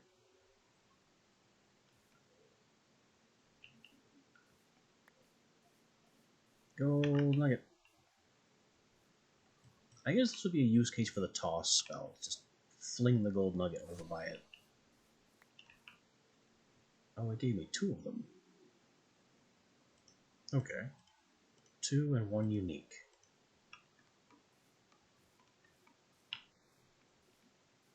I see some other markers over here that are just gray and don't have portraits.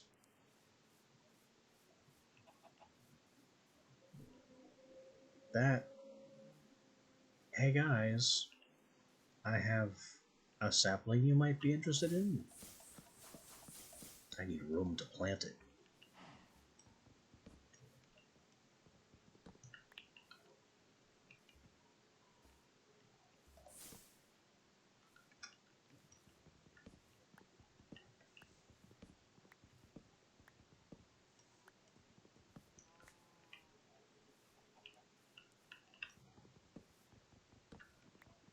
I'll never be able to showboat this sapling without a clear view of the sky.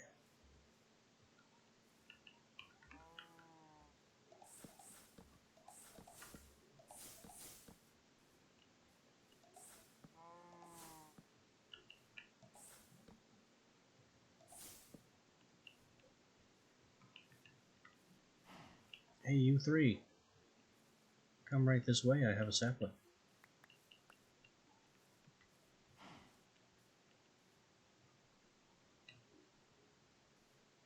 I don't know why they're so focused on the cow, but okay. Poof. All three of them.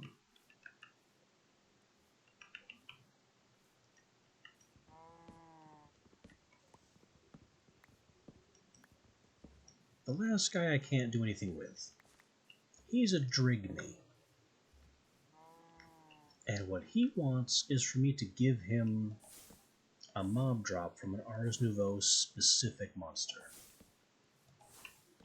We have found, well, we have encountered none of those yet. But I do know where some can be found.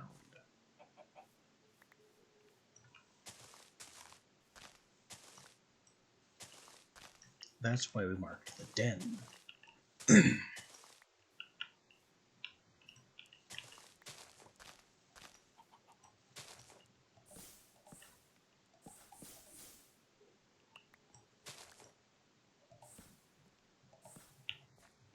That den is the hiding place of some Ars Nouveau beasts.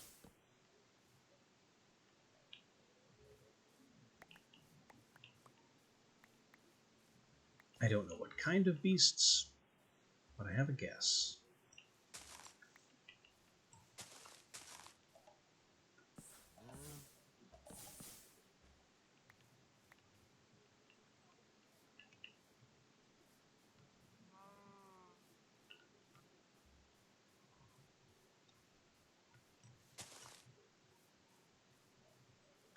Okay, I did double duty with enough saplings.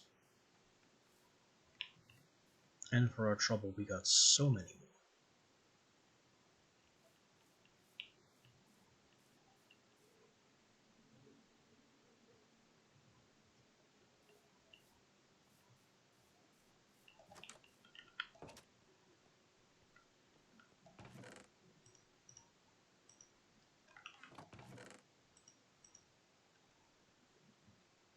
Lots of wood.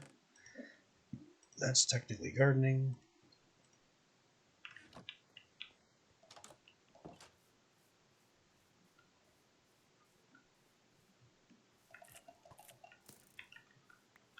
Ignore me!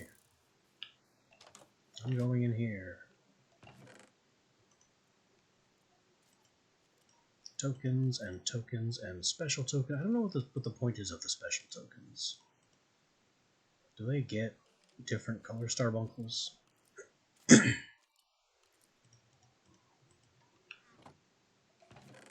Oh. And of course, cycle another amethyst block.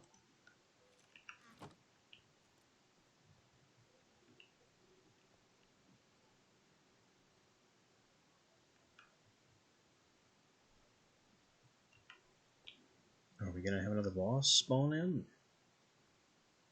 I wouldn't mind. Might want a better weapon though. Stone axe is not gonna do it.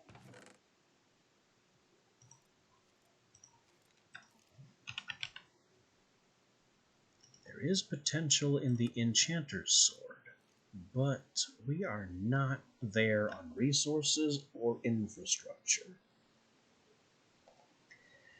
The advantage of the Enchanter's Sword, on top of its 1 point of damage over the Diamond Sword,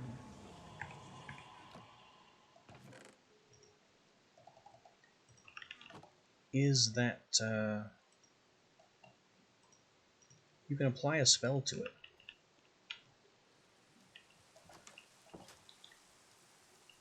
And that spell will be cast every time you hit something with the sword.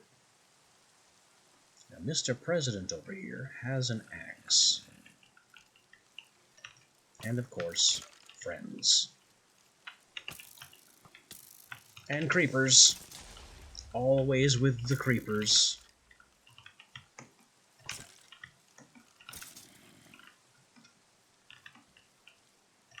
Alright, Mr. Legendary. Are you seriously slightly too tall?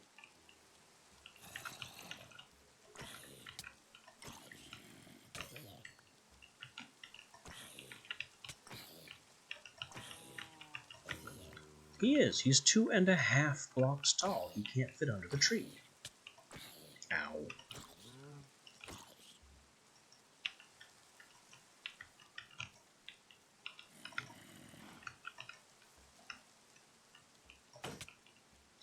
Okay.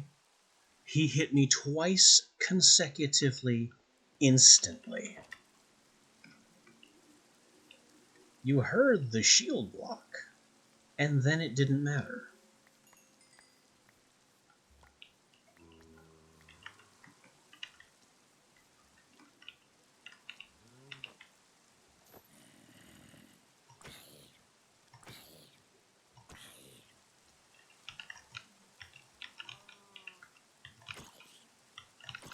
No, creeper. No, creeper. No! Well, there goes half my stuff.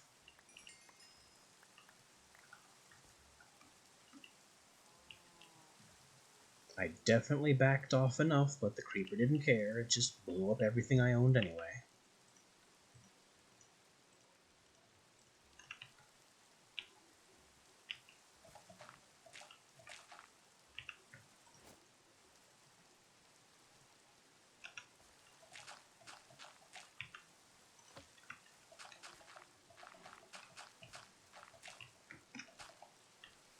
What did I lose in the blast? There was definitely still some dropped items around here.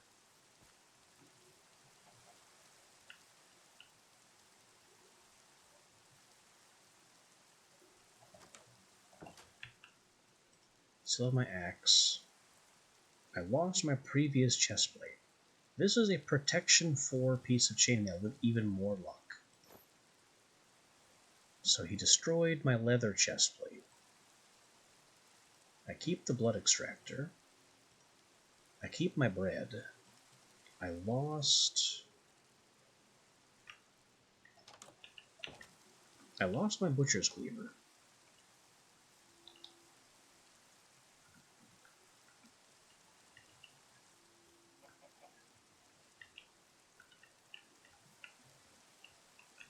And the stone axe. That was almost broken anyway.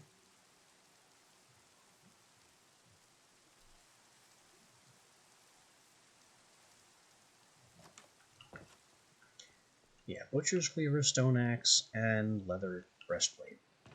Seems to be pretty much all I lost in that.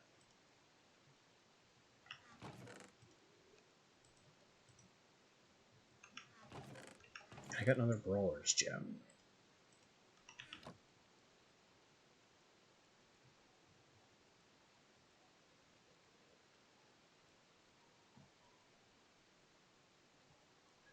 Wait a minute. These aren't my same leggings. I lost my socketed leggings and got some entirely different leggings.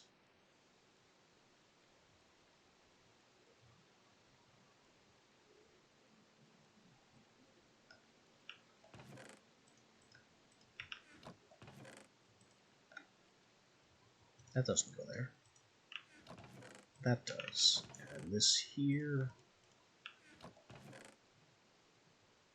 And I need to get some charcoal going.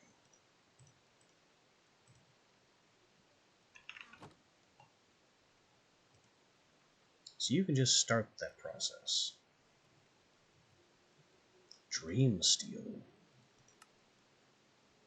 Dream steel infused with slashing. What is dream steel? Made of nuggets. Transmuted from netherite. But how? I don't know. Alchemancy is not a mod that I understand. I just put it in because it was interesting.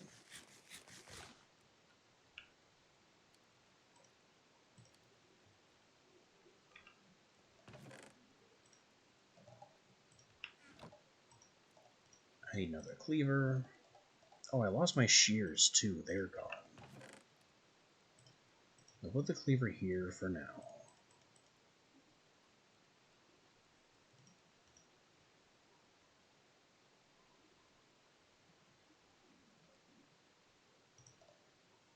I think it's time to go back into the mines.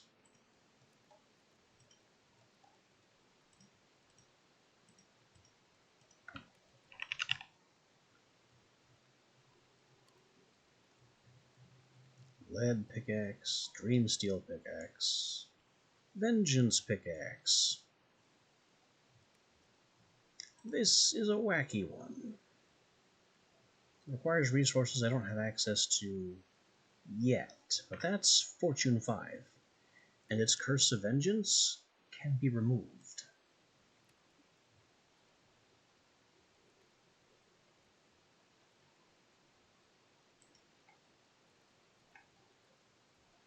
Maybe I should be looking at more blood and more evil craft.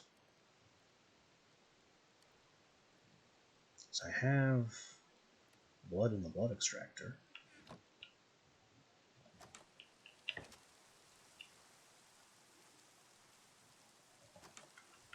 I think it's time to take an evil craft step.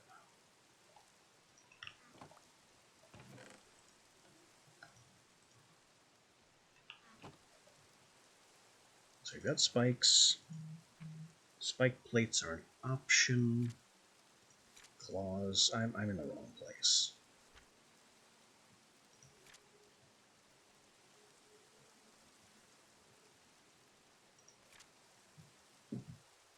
Here we got the blood extractor. The powers of blood and blood infusions what we want to look at.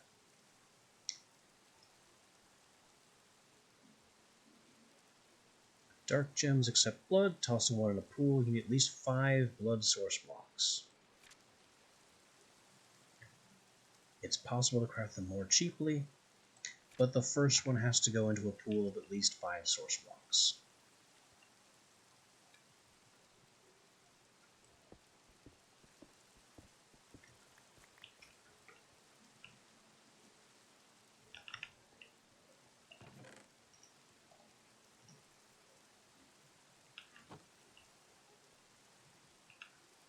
So we take our blood extractor, place the 5 source blocks, throw in the dark gem, and that makes us a dark power gem.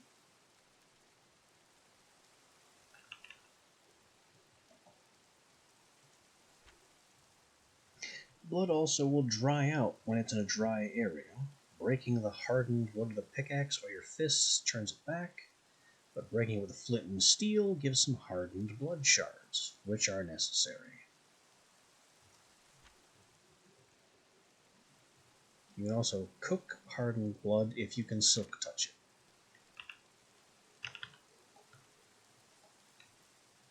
So I want to place those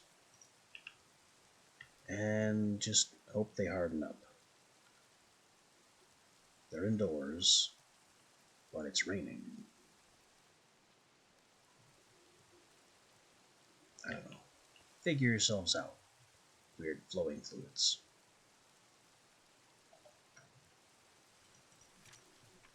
Where we're going with this is the blood infusion cores, not the blood chest. Forget the blood chest. This is what I want. The blood infuser, which can infuse dark gems far more cheaply, and also has numerous other recipes. Aha, one has dried. That gives me not enough.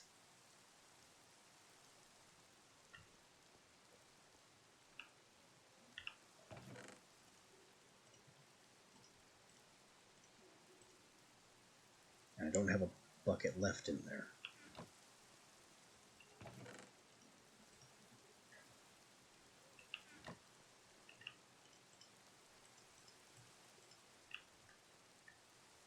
This one needs to dry too. I just don't know when that plans on happening.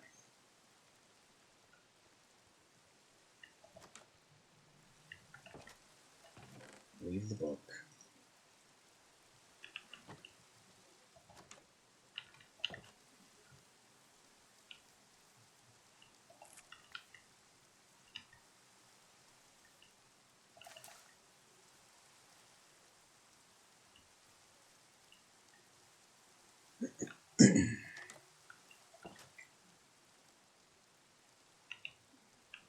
I still need to get down into the mines. Much more digging on the horizon, especially of iron. The need for iron has not yet abated.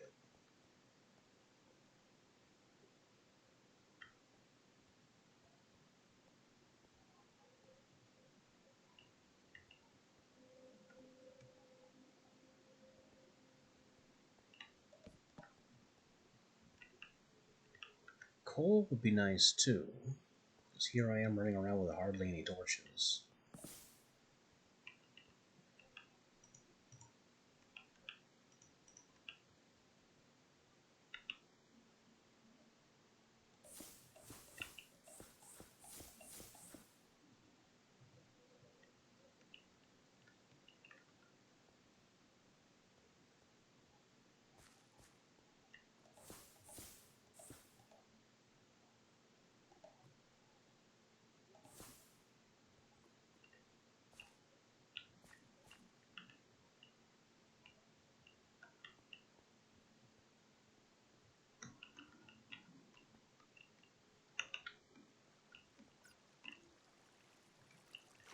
Progress.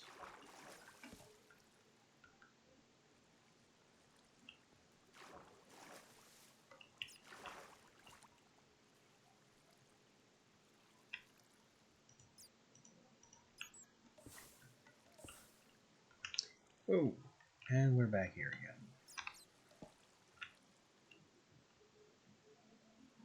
With our bats on fire, burning to death. Oh look, iron. Let me just vacuum that off the ceiling. And there's more.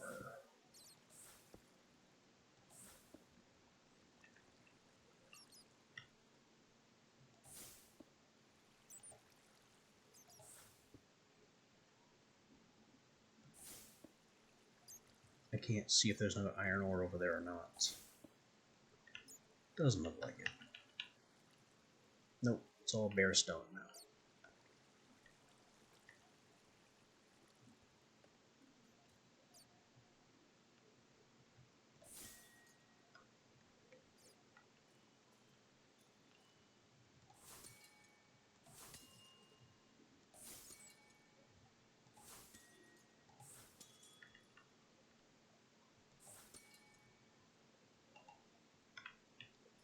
More fun with amethyst.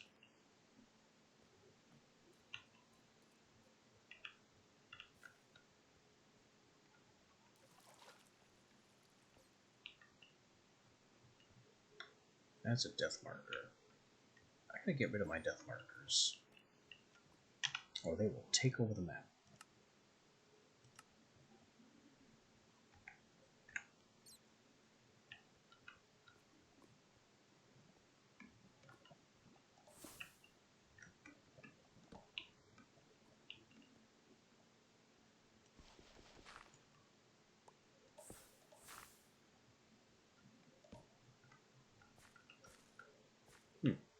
Okay.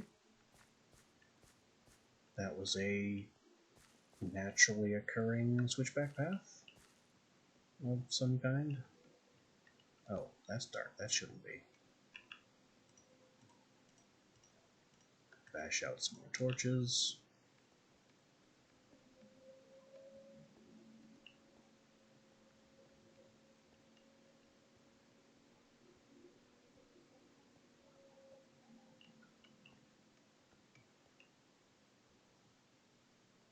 There's water here.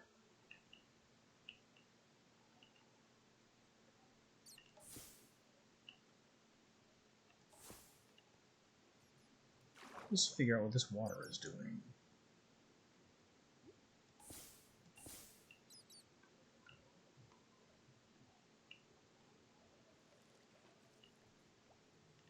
There's nothing here in the water. Oh, there's coal in the water. I'll take that.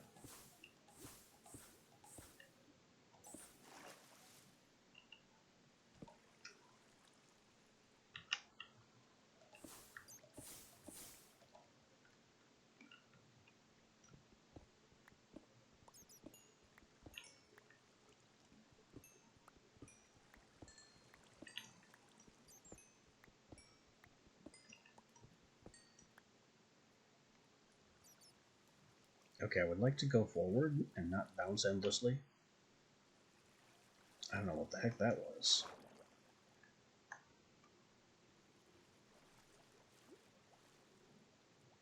And there's still nothing up here.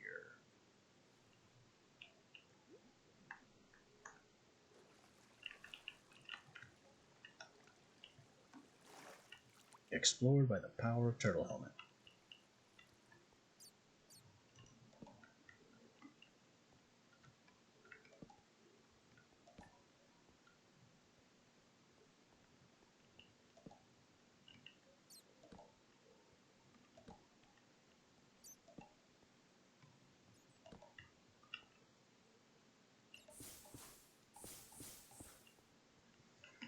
Now, I really don't understand why Minecraft was changed to make ores less common if they're exposed to air. Because the old strategy was strip mining, and they didn't like strip mining. They wanted to encourage caving instead.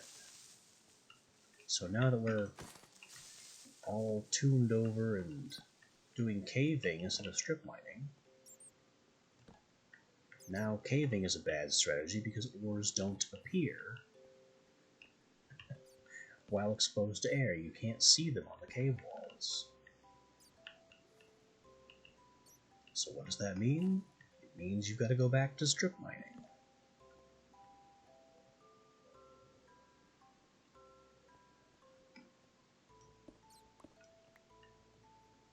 Madness.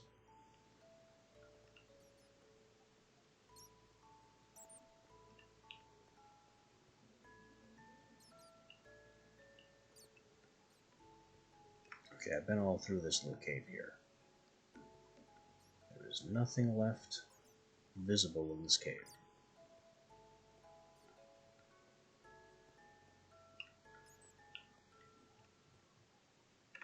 Oh, those are my attempted stairways.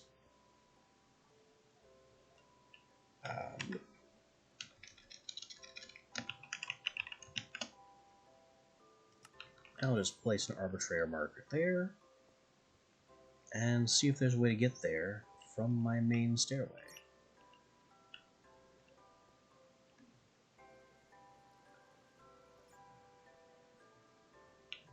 Because that might help me shortcut around too.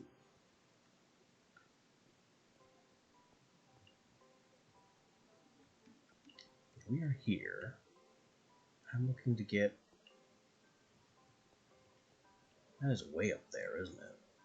I didn't really have a hope, did I?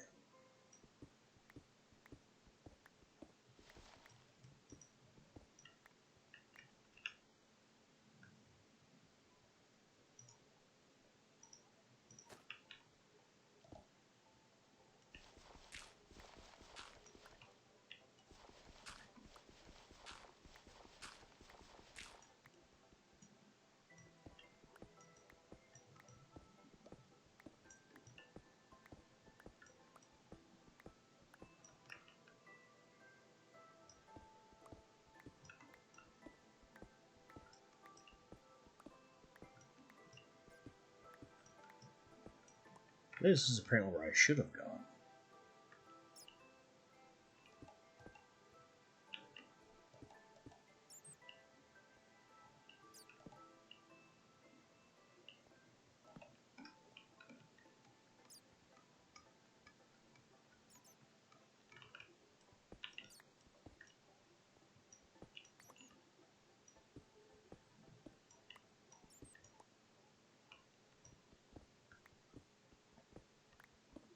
And stumbling over more iron is always nice.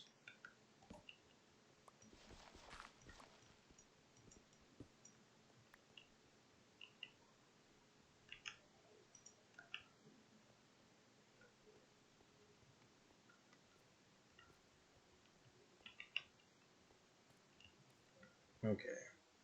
I'm getting frustrated by this little doozy. There is a way to solve it. I need to make another glyph. The place block spell glyph should solve my dilemma rather neatly. It won't be neat, but it'll be a solution. So how do we get to place block?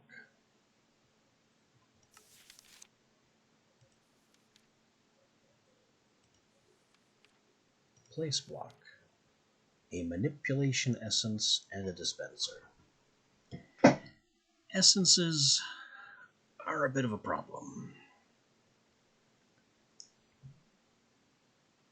because they also have infrastructure demands we cannot match.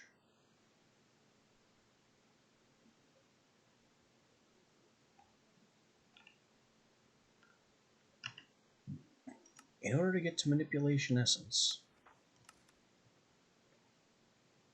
I need the imbuement chamber to do something else. There are sub-ingredients. It's not going to tell me from here how to get there. I need to go to enchanting apparatus and make arcane pedestals out of source stone.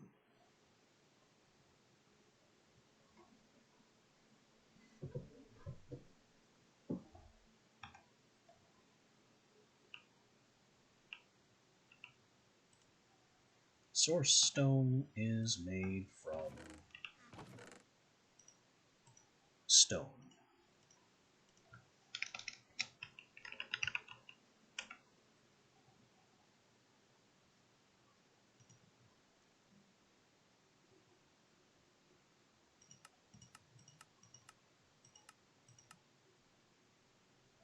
Oh. Any non-cobbled stone. Finally, a use for diorite. How do I not actually have any diorite? Oh, probably because I threw my small amount of diorite away already.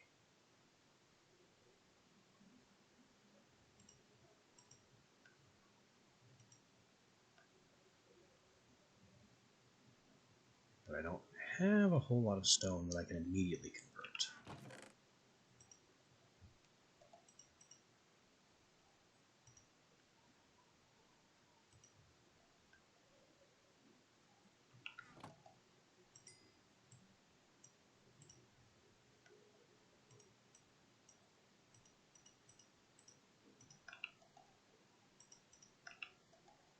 So we're going to have to perpetrate some cookery.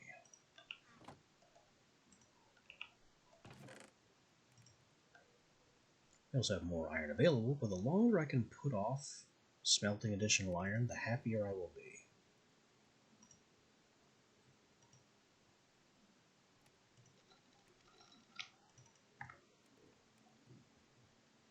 We need to get down the occultism road, and that'll get us to ore multiplication.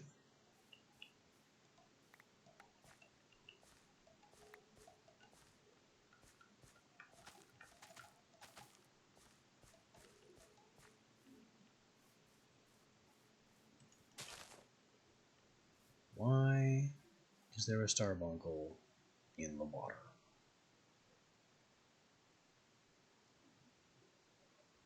Buddy, you are so lost.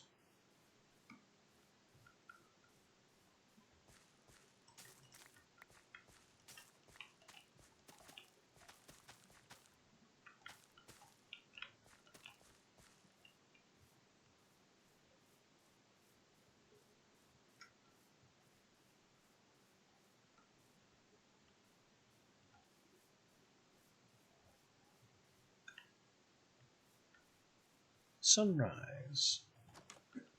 I can do things out and about now.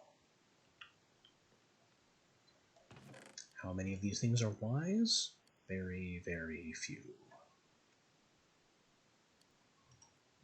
But at least one.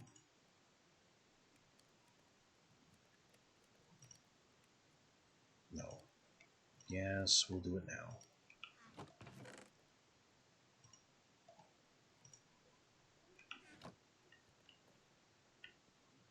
Okay.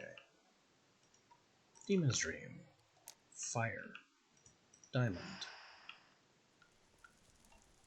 Spirit Gem. bunch of sticks, divination rod.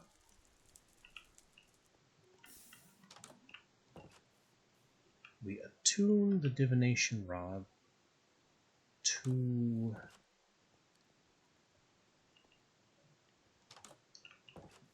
any oak or andesite. I'll do oak.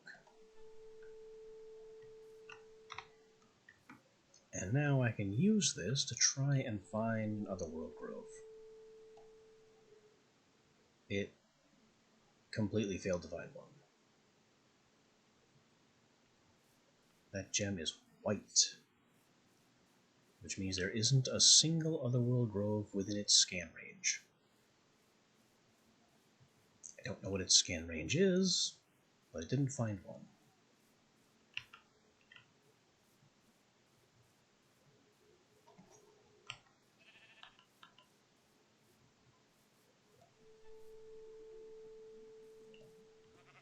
Still nothing.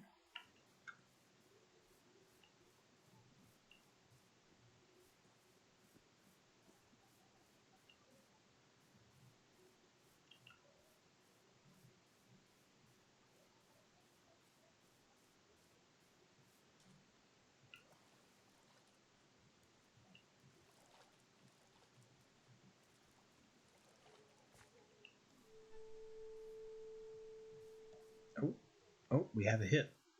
That glowing lock down there is an otherworld log. Unfortunately, I can't do anything about that, because I did not bring with me any more Demon Stream.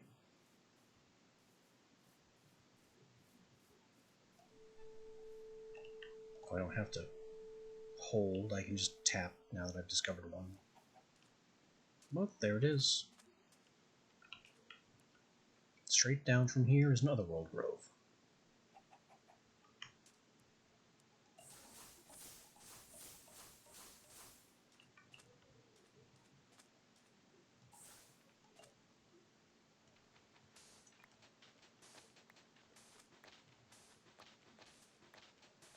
And I would like to dig it up.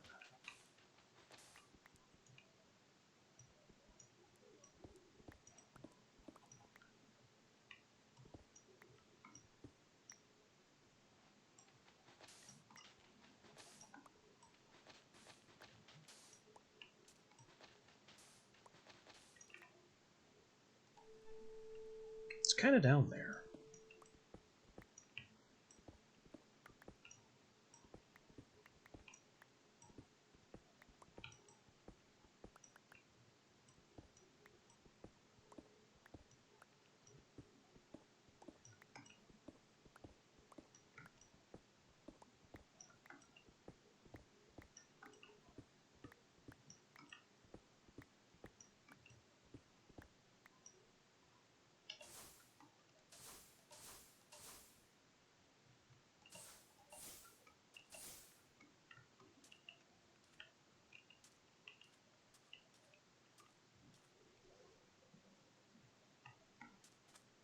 But yes, I do intend to staircase all the way.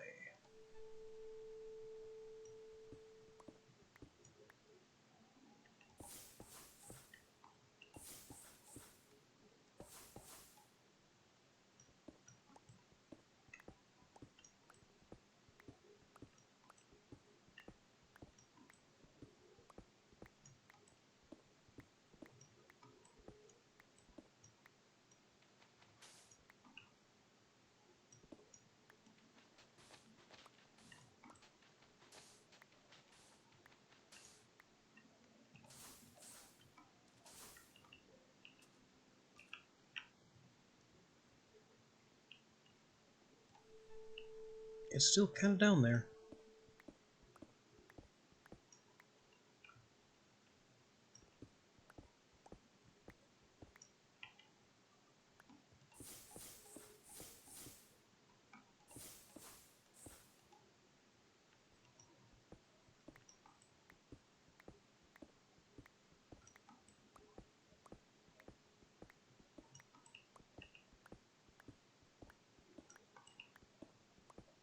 wonder how that other blood source block is doing, if it's dried yet. If so, I need to bust it with my flint and steel.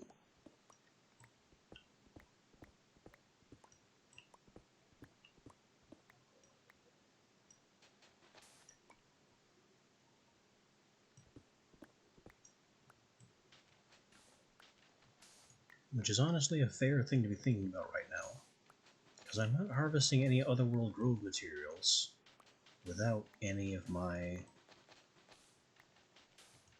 without any more Demon Stream.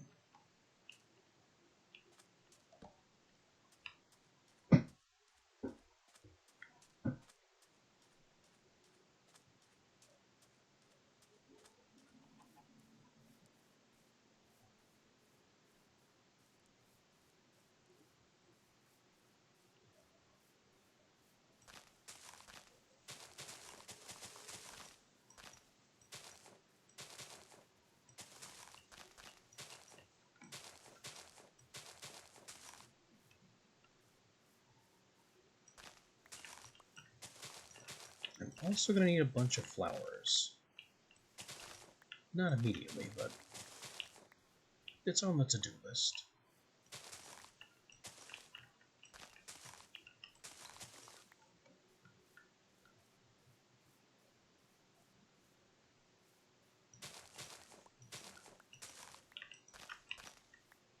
I'm actually surprised I haven't come across a ruined portal yet. I mean, not all that surprised. I haven't exactly left home very often. Gone very far.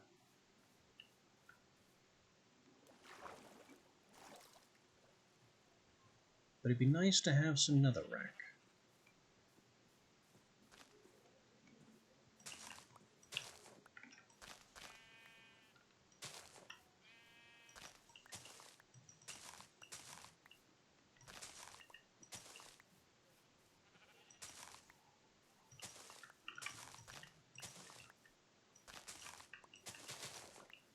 The value in netherrack is that I could set one Demon's Dream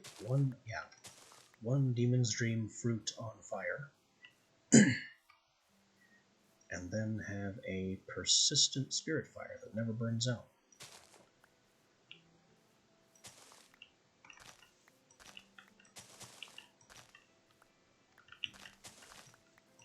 It would save on flint and steel durability.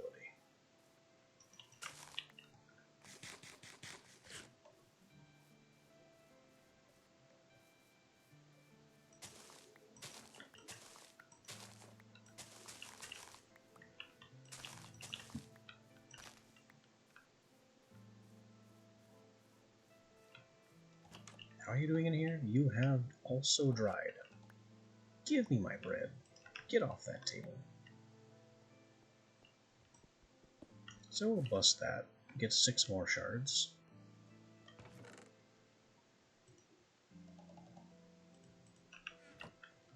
Which means we have a core and an infuser. The first of the Evilcraft machines is ready. But we don't have enough blood to do anything with it, so it's kind of a futile start.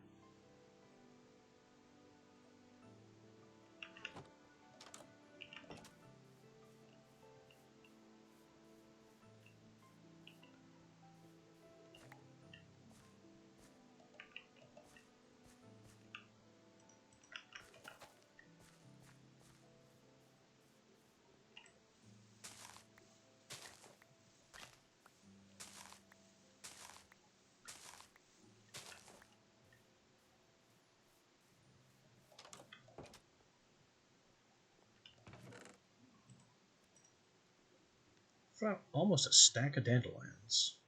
That's some good flower work.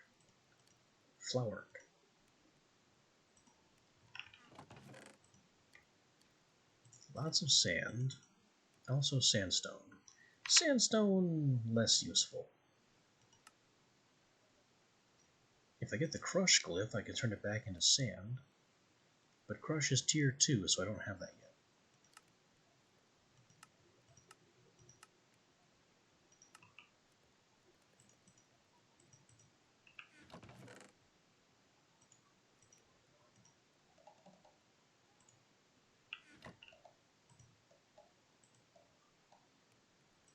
Demon's Dream Essence, which is a start, but I left the wrong thing. I need to purify this before I can think about using it. The stone is coming.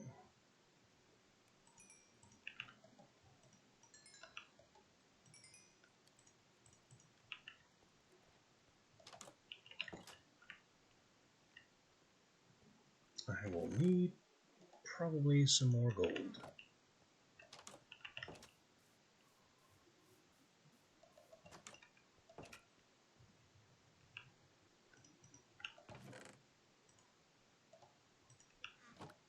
Let's swap that over.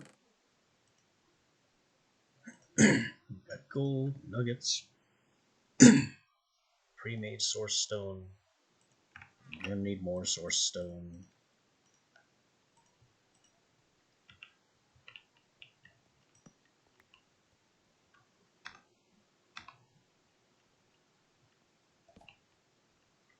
So for this little thing, I think I need to move it up a block. I think.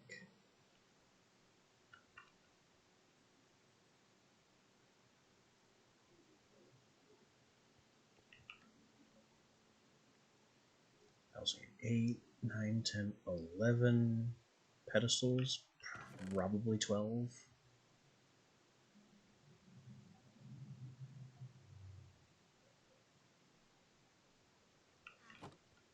That's a lot of source stone.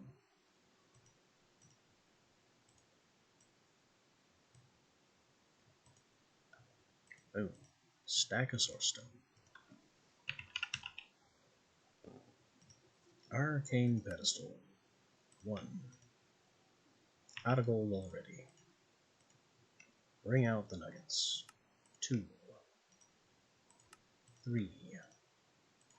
4. 5. 6. 7. 8. 9. 10. 11. I think 11 is how many I need. And one more for a ritual brazier, but I might honestly find a ritual brazier. Now, 3 of these get transmuted. Another 4 get transmuted. Can I turn these back? I can. So we'll just go ahead and do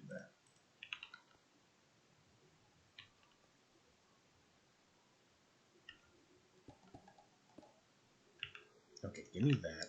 You don't need that.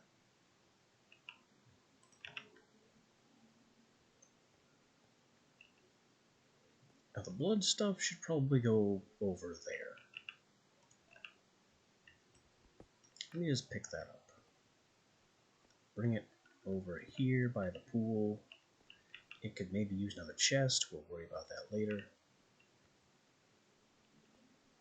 I think I can use this corner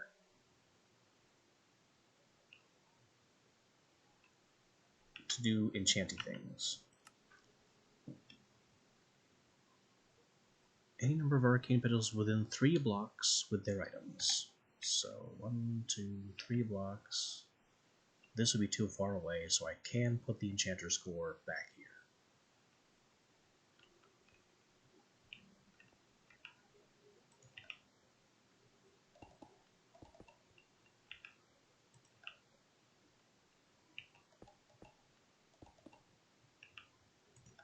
And that works out, that works out.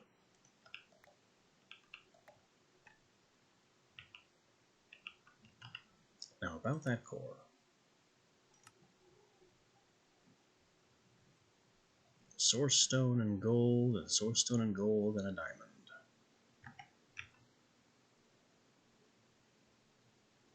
Why is it not any more source gems? Seems a bit weird.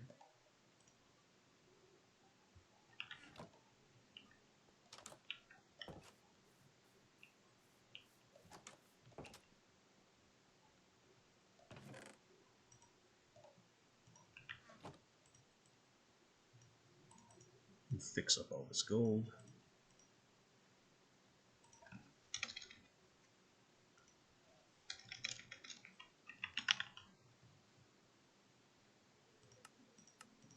None of this. I want an enchanting apparatus, like so, and an enchanter's core. Core. I don't see it.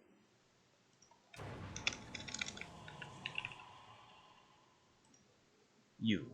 Oh, I do need a source gem.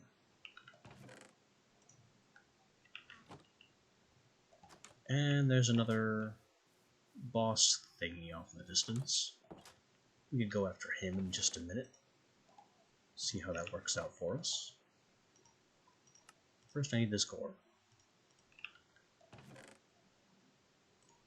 Then we place core and apparatus, and we can deal with that shortly. You over here in the distant.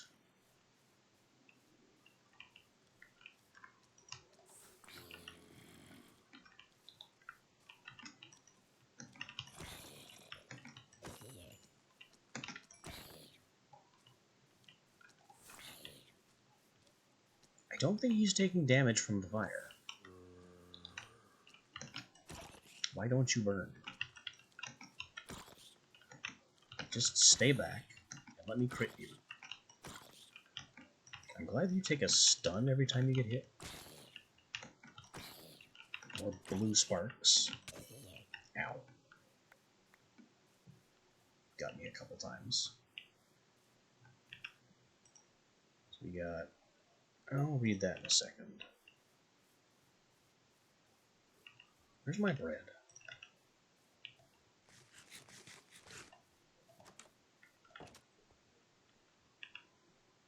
Okay. That's Luxman Swift the Dragonborn, stalwart cowskin great helm of the Defender. Reduces projectile damage and ignores durability damage, and also has mana boost. That is 100 max mana. And we have another friend. Can I get you too before sunrise? You're kind of distant.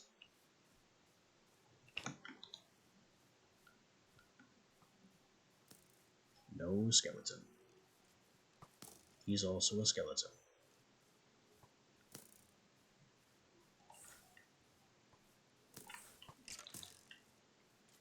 Also immune to fire.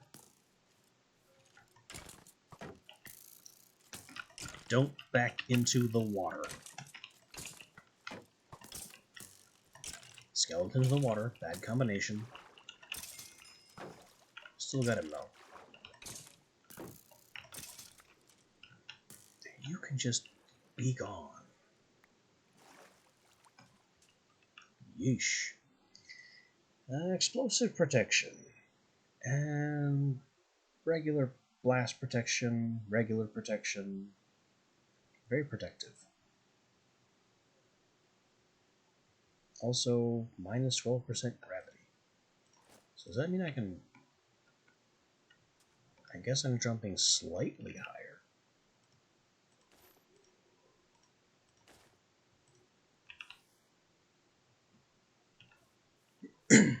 I'll take that mana boost.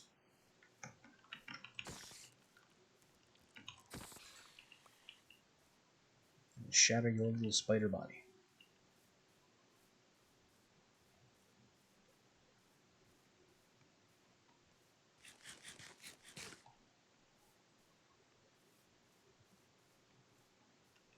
So we've got a lot of luck building up on all this random equipment.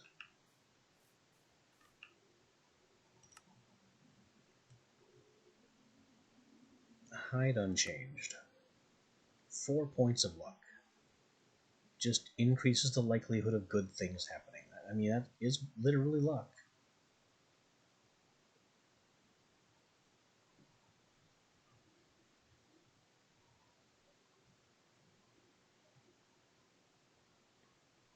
There's an empty socket on the Great Helm.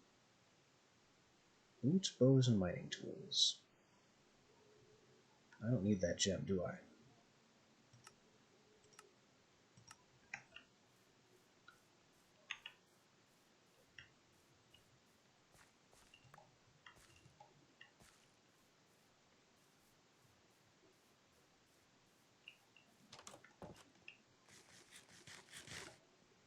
Oh dear.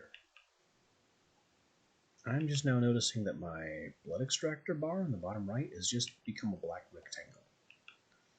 Something is broken about my ability to see that. Don't put those there. Actually, do put those there.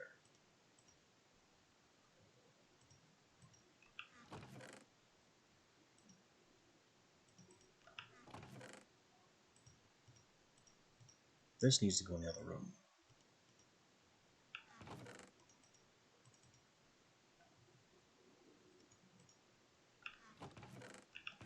I've got stone. Got this thing.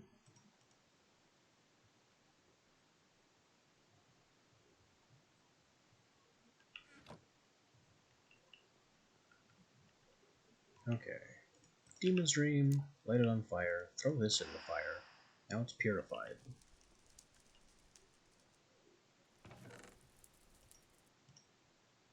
And now I can use this to mine demonic materials.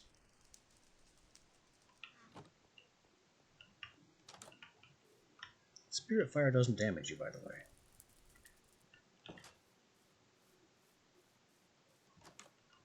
It's perfectly safe.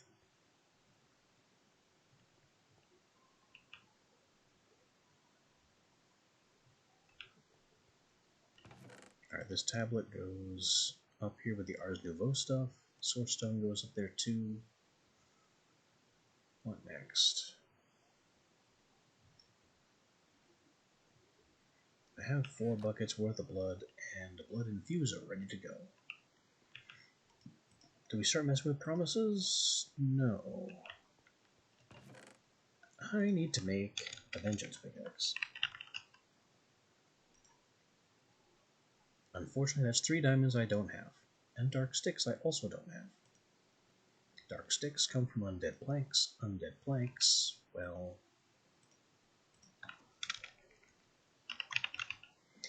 come from undead trees. Undead trees come from infusing saplings with blood, or dead bushes with blood.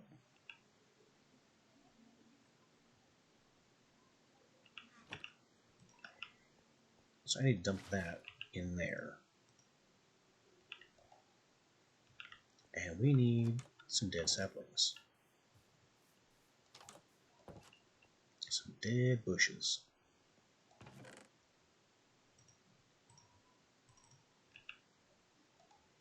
Which means I need some more of these. And to go looking for some.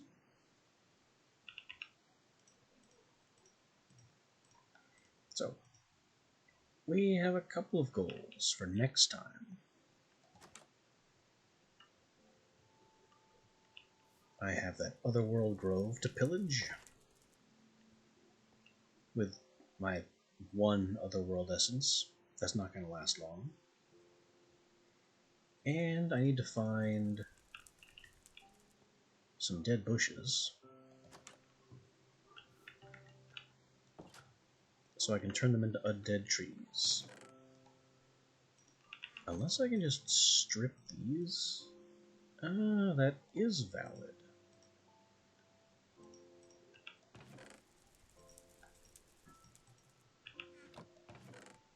I thought that might work.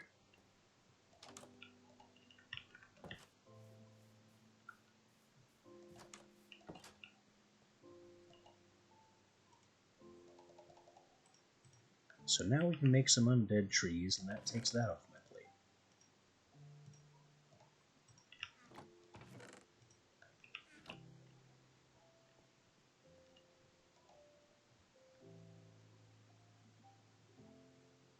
I never did test to see if these successfully drip in this version.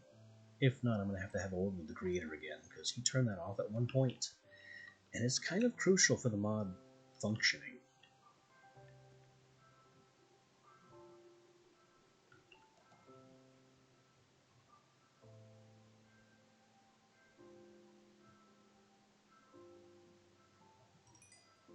I guess that is something we will find out.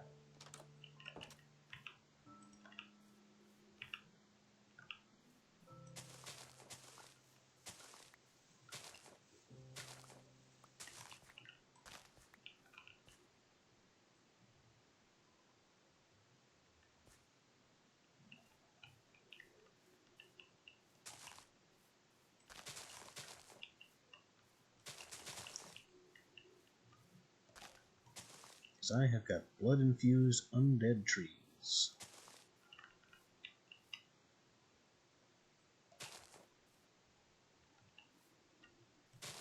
That need to be kept a certain distance away from each other for optimal coverage, under the assumption that they do work as designed. That should do.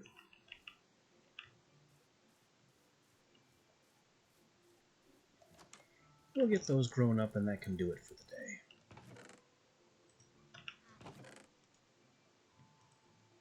Unless they don't feel like growing up on 4-bone meal, which would just be a bit of a disappointment. I guess I can grow at least one with this, right? Apparently not.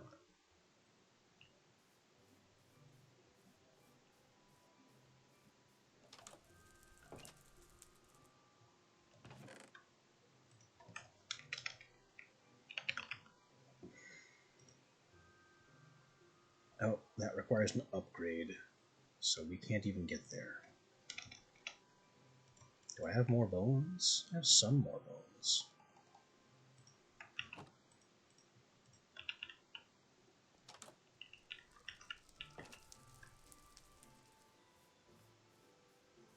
I said grow.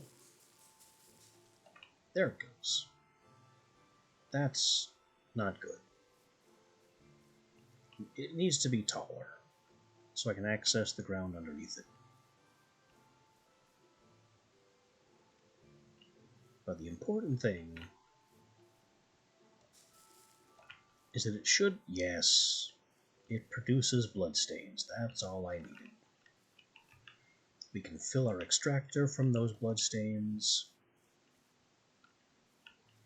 and then put that into the extractor here, or into the infuser here, and that's it. Evilcraft is go. So tomorrow, we're going to go back over there and get that extracted. Hopefully this will involve a larger Demon's Dream supply, because our current supply is very much lacking.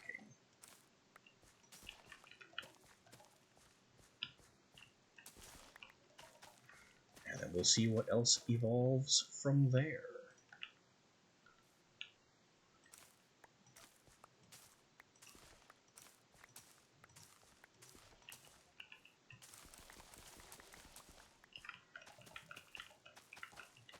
There also could be a bit to be said about selling potatoes to that farmer back in the village.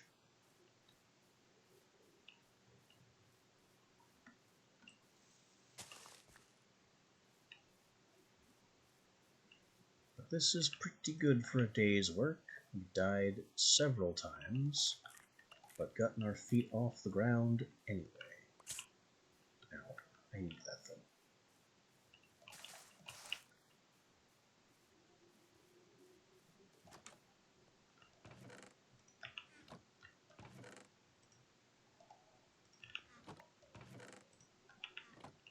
And this thing is now ready to produce other types of essences that we can use for other projects, such as preparing the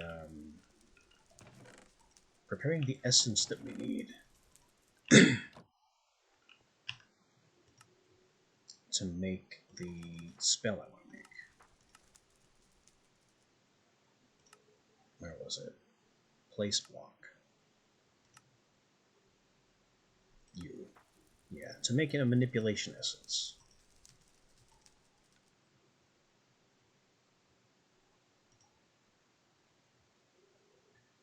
So I guess I'll bookmark it, because this is a target.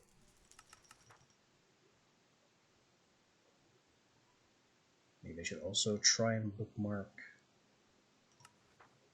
manipulation essence if I can.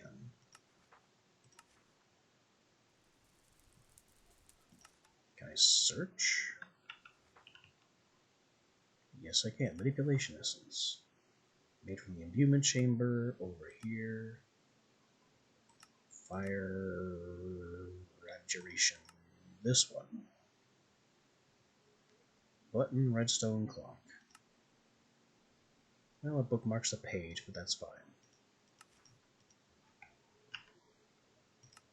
And now I have marked the two things I intend to do. So, with all that handled,